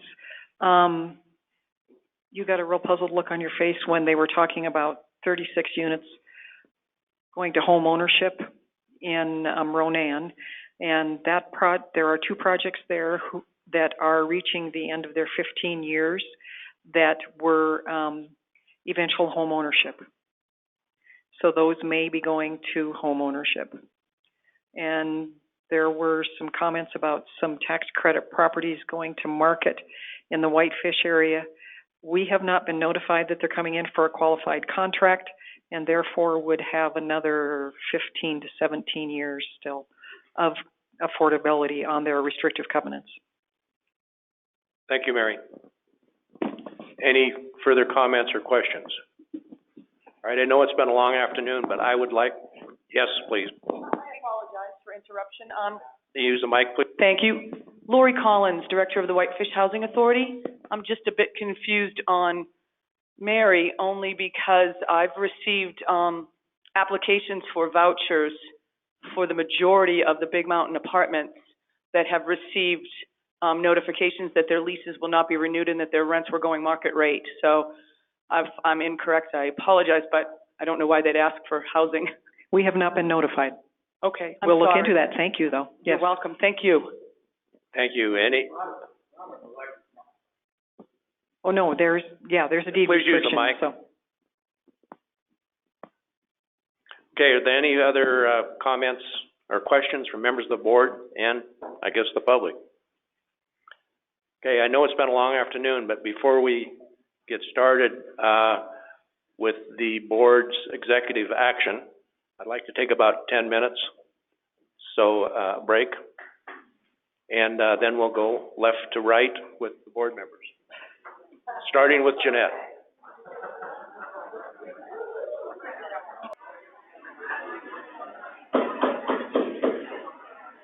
Let's get rolling.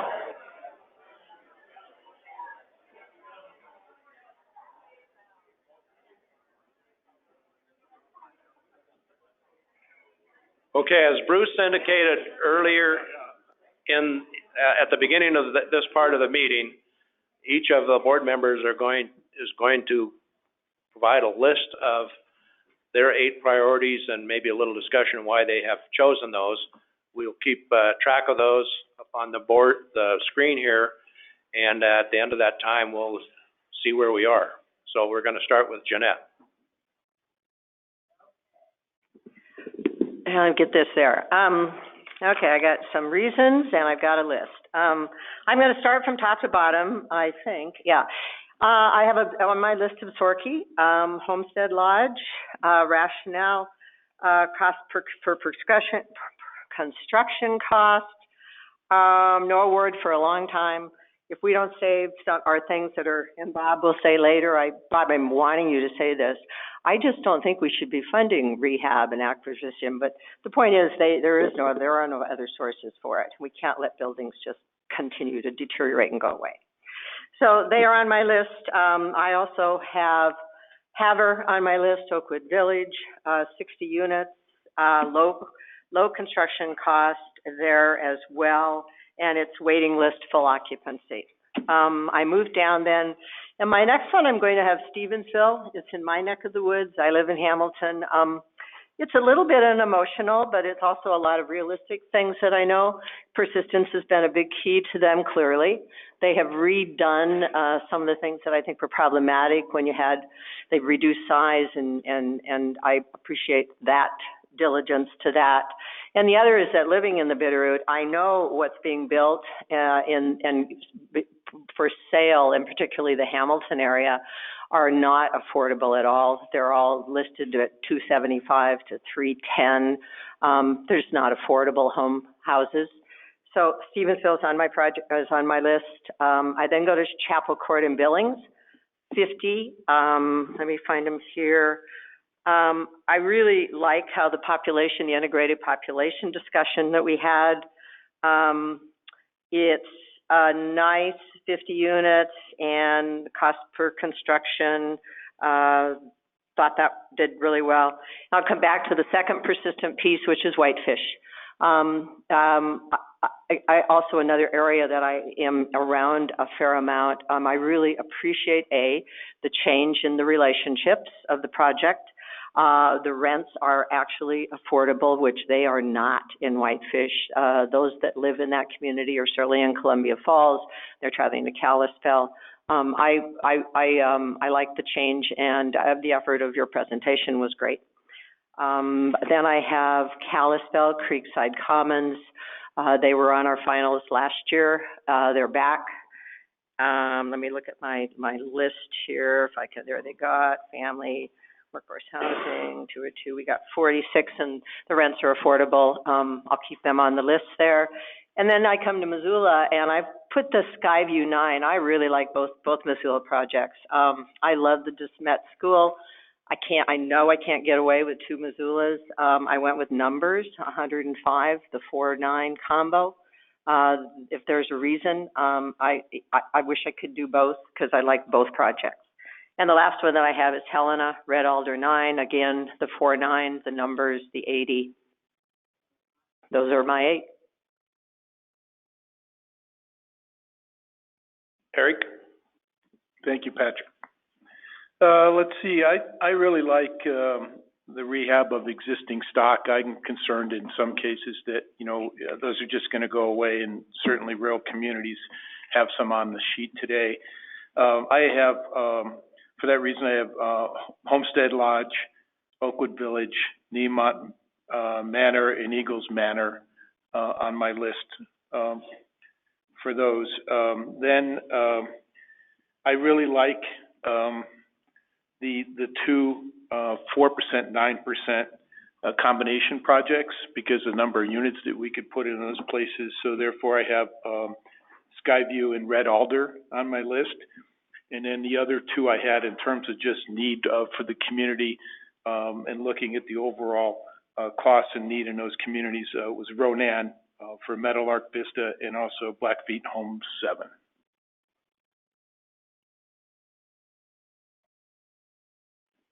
Thank you. I said left to right. I guess that makes me next. I first chose Cutbank. I know it's a little spendy, but you have to remember that it's only 19 units, so you lose some economies of scale there. But I was concerned about the safety of the building and some of the problems experienced by the emergency medical technicians. Next is Niemont Manor. That is one of the lowest cost per unit rehab projects we have. And frequency of awards in that location have been few and far between. Next, I chose Nicole Court. Also very spendy, but it's only 16 units, so again, economy of scale is lost. It's been a long time since there's been award for a new project in Ravalli County, and it's been 1990 since there was an award in the Stevensville area. It is a rural area, and I know that every one of these projects demonstrated need, but I was impressed with the need in the Stevensville area. Next, I went with the Whitefish project. That's a rural, the need is very dire there, I know. It's in or near the historic downtown. The frequency of awards in that location has been slim, and there was a strong support in the community for that project. Next, I did Timber Ridge. Again, the need is dire in the Bozeman area, even though it's the home of the cats. But at any rate, I think the need has been demonstrated there. Then I did Meadowlark Vista. Again, the need in Ronan is dire. It's been a long time since there's been an award in that location, and it's a rural area. And I like the leveraging using 4%. So my last two were Skyview and Red Alder. And the past performance of those applicants has been very good, so I selected those. That should be 8. Amber? All right, so I'm actually gonna kind of skip over the reasons why, because I think that's pretty much been covered on all the projects that we've talked about. And I would like to reiterate that all projects are worthy, and obviously this is a tough decision that we have to make each year. So last year being my first, I don't think it was any easier having a little more knowledge of the process or of the project. So I am just gonna go through my list.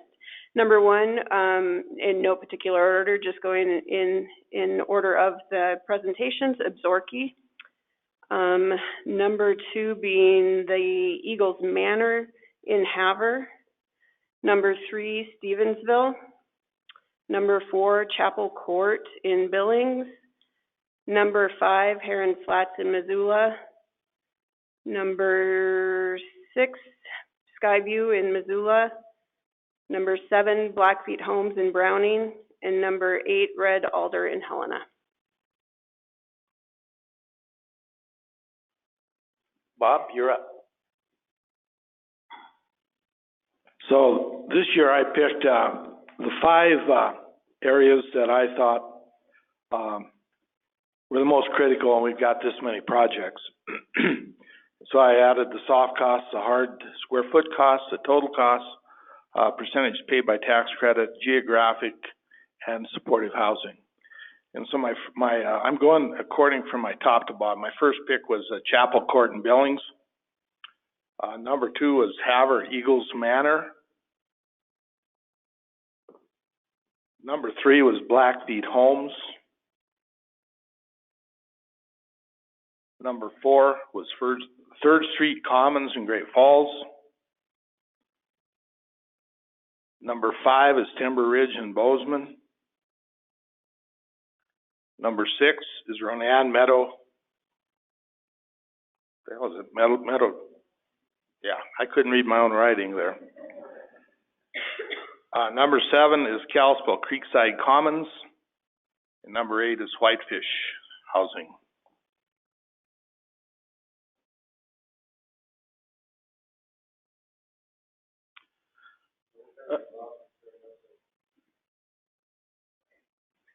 Okay, Johnny, double check. So I looked at a couple different things, need in the community, and what the number of units did for that need, geographic distribution, total cost per unit. And so when I looked at it, and this is in no particular order for mine, I came up with Absaroka, Havre, Oakwood Village, Glasgow, Niemont Manor, Billings Chapel Court, Whitefish, HW project, Great Falls, Third Street Common.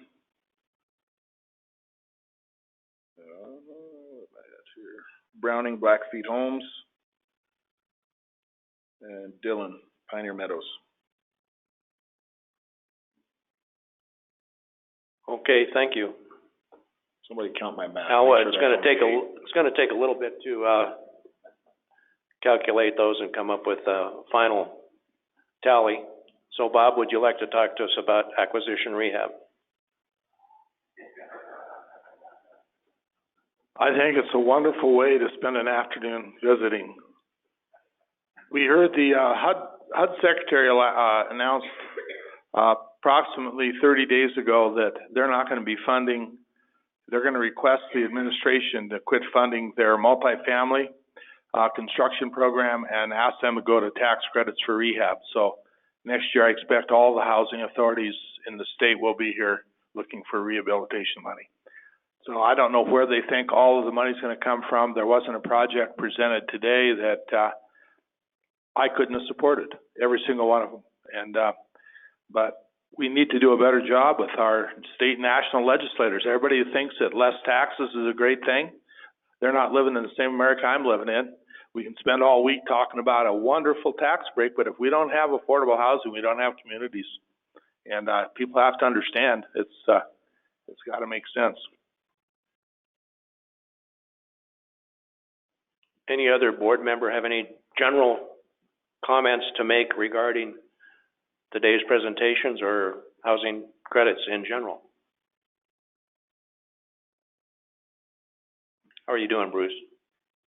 I'm doing good. So if we look up here at the screen, and this is really just a starting point so board members realize that you're able to change your vote or even substitute projects above, because this isn't an official score. It's just an indication of common priorities within the whole slate of projects. So if we can see, there were 6 projects that all received 4 markings amongst board members. And then we have 2 more projects that we need to select. Unfortunately, we have a whole bunch of projects that tied at 3. So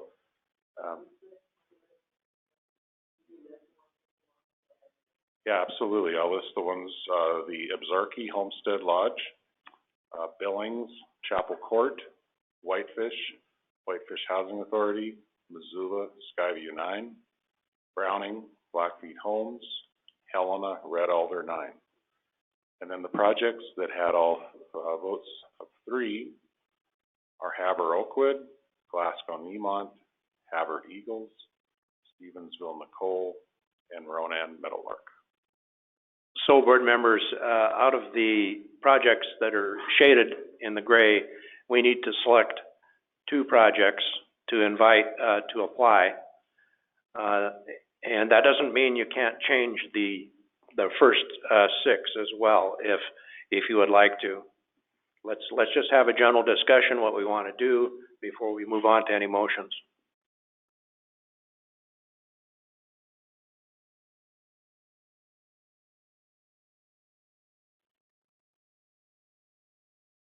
That's a good question. Nonprofits. Just one sec. We have a set aside required for nonprofits, and so we're seeing if we have met that.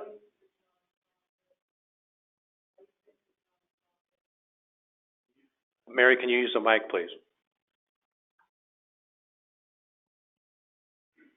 Okay, Absarke's nonprofit, Billings is nonprofit, Whitefish is nonprofit.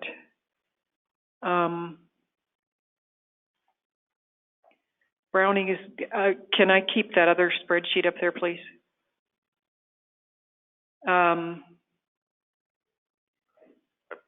Browning's tribal, it's actually governmental unless they have a special entity. What's the next one? Helena is nonprofit. Well, I assume with that those. Yep, those are all nonprofits, so you definitely, and then 1, 2, 3, 4, They're all nonprofits in those top, And the, except for Skyview. and we have to allocate 3.1 million, so there's quite a significant number of nonprofits.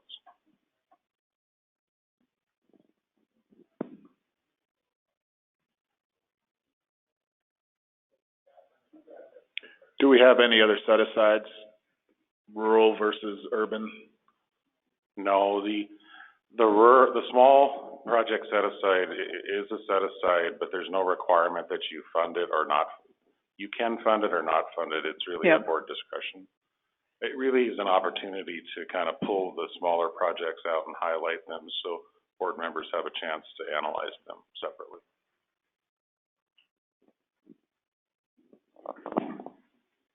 So board members, we need to, before we can get to a slate of 8, we need to at least come to some kind of consensus on those, on 2 of the 5 that are in the shaded area. Mr. Chairman? Yes, Bob?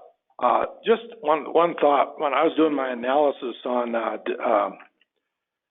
geographical distribution, the reason that both the Havre projects scored pretty well, but because they, that particular county has received almost twice as much in tax credits as a percentage of population as others. I only picked one. And so I think if we were gonna drop one of those, with all due respect, they're great projects and badly needed, but I would recommend we just go with one of the Havre projects. Okay, any other feelings on, the Havre project?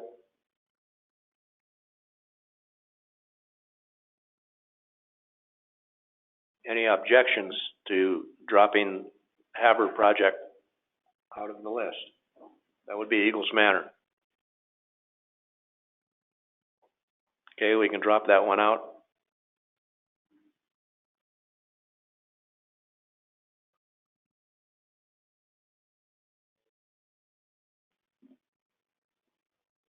Oakwood Village, I believe.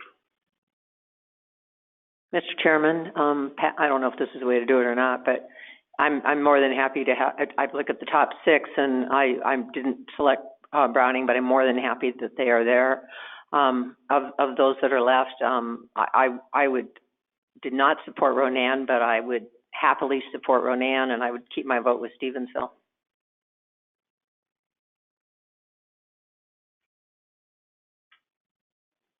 Any feelings from the board members on, including Ronan in the 8? Middle Arc? I would include it. I would add, as far as I could tell, it was the only thing that, only one of the projects that is including supportive housing services that that specifically said it on the application. So I would support Ronan. My only concern on that was unit costs, but otherwise, I think it's a good project. Pardon? I said my only concern on that was unit cost. I think it was the highest, so that was my concern with that particular project, but otherwise I think it is worthy.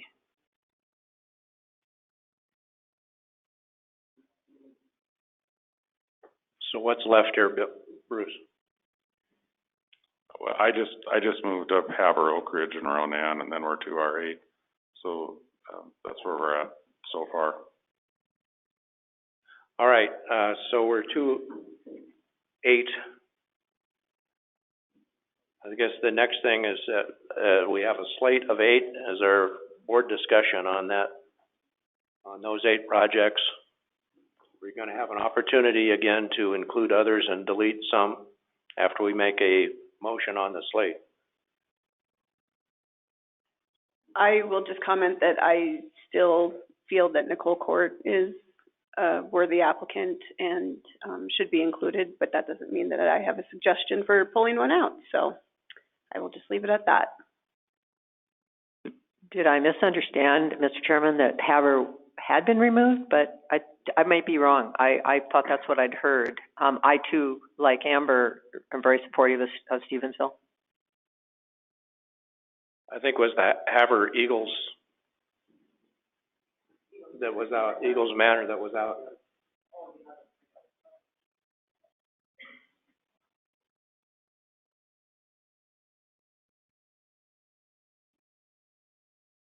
Okay, at this point, the chair is going to entertain a motion to adopt this slate of 8 projects to invite for making a full application for housing credits. I move for approval of the motion. Second. It's been moved and seconded. Okay, there's time now for discussion on the slate, and motions to amend the slate are welcome at this time. Mr. Chairman, I just want to make a comment, and Amber touched on it in her comments, is this is a really, really difficult decision. All of these projects are good, and they're all needed, and I struggle trying to come up with the final 8, and I wish that we could do all 17 of them, and it's a really, really tough decision. So I know that some of you out there may be disheartened at this point in time, but it's really difficult for me as a board member, I'm sure for the board as a whole, to come up with our top 8, and I think we've done the best we can.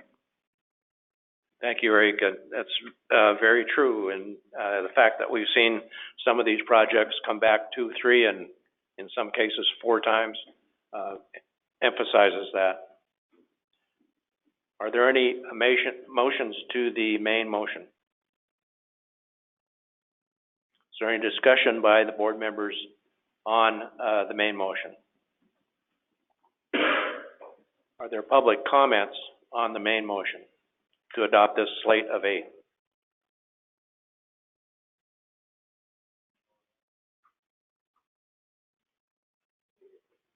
There's a request to make that bigger on the screen. Public can't see it.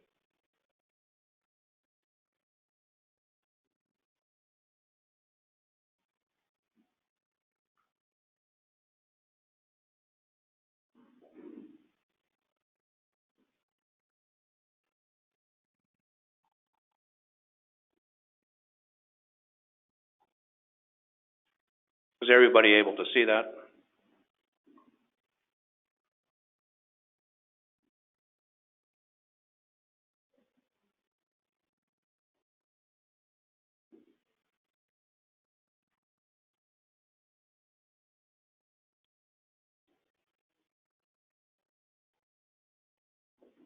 Okay, I'll ask again, is there any comments from the public or questions on the main motion to adopt this slate of 8 to invite to apply? Is there any discussion or questions from members of the board regarding these 8 projects, regarding this main?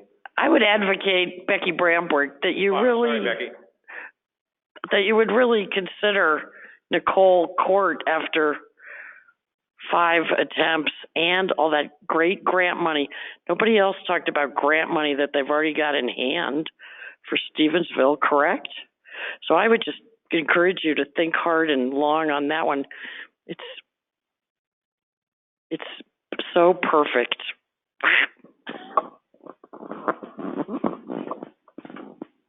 Thank you. Any comments from the board or discussion on the main motion?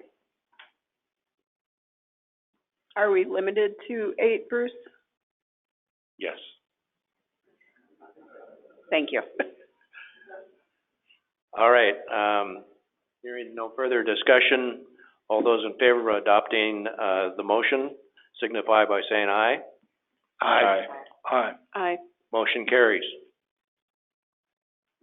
Okay, I believe that we are completed with this section of the agenda, and we're going to move on to operations program, which is going to be a real short presentation.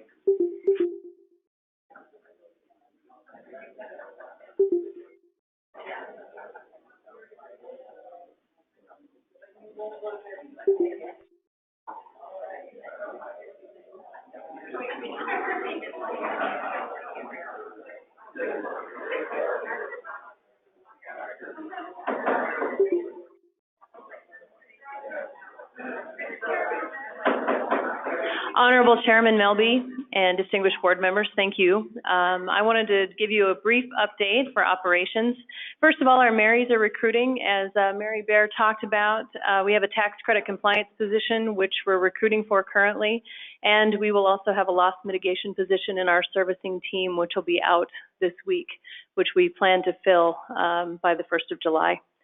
I wanted to do a follow-up for Board Member Gochi. We attended the Fannie Mae Institute with the Housing Finance Agencies, and it was actually a very good session. We learned a lot. We got to participate with our rural counterparts, and we participated in a rural work session, which talked about the elements of Native American financing, Fannie Mae's ability to be more flexible with rural financing, and some unique dynamics of the rural environment. We will have more opportunity and a report out from Fannie Mae from that work session, so once we get it, we'll share it with you globally.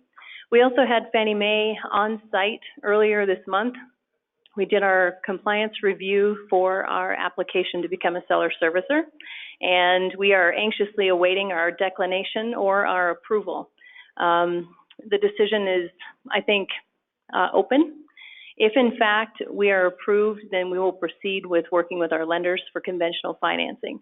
If in fact we are declined at this time, we'll do two different things. We'll pursue another application with Fannie Mae within the next 6 months, and we'll also begin looking at alternative elements for conventional financing outside of the Fannie Mae process, because we have those opportunities at our disposal. Any questions?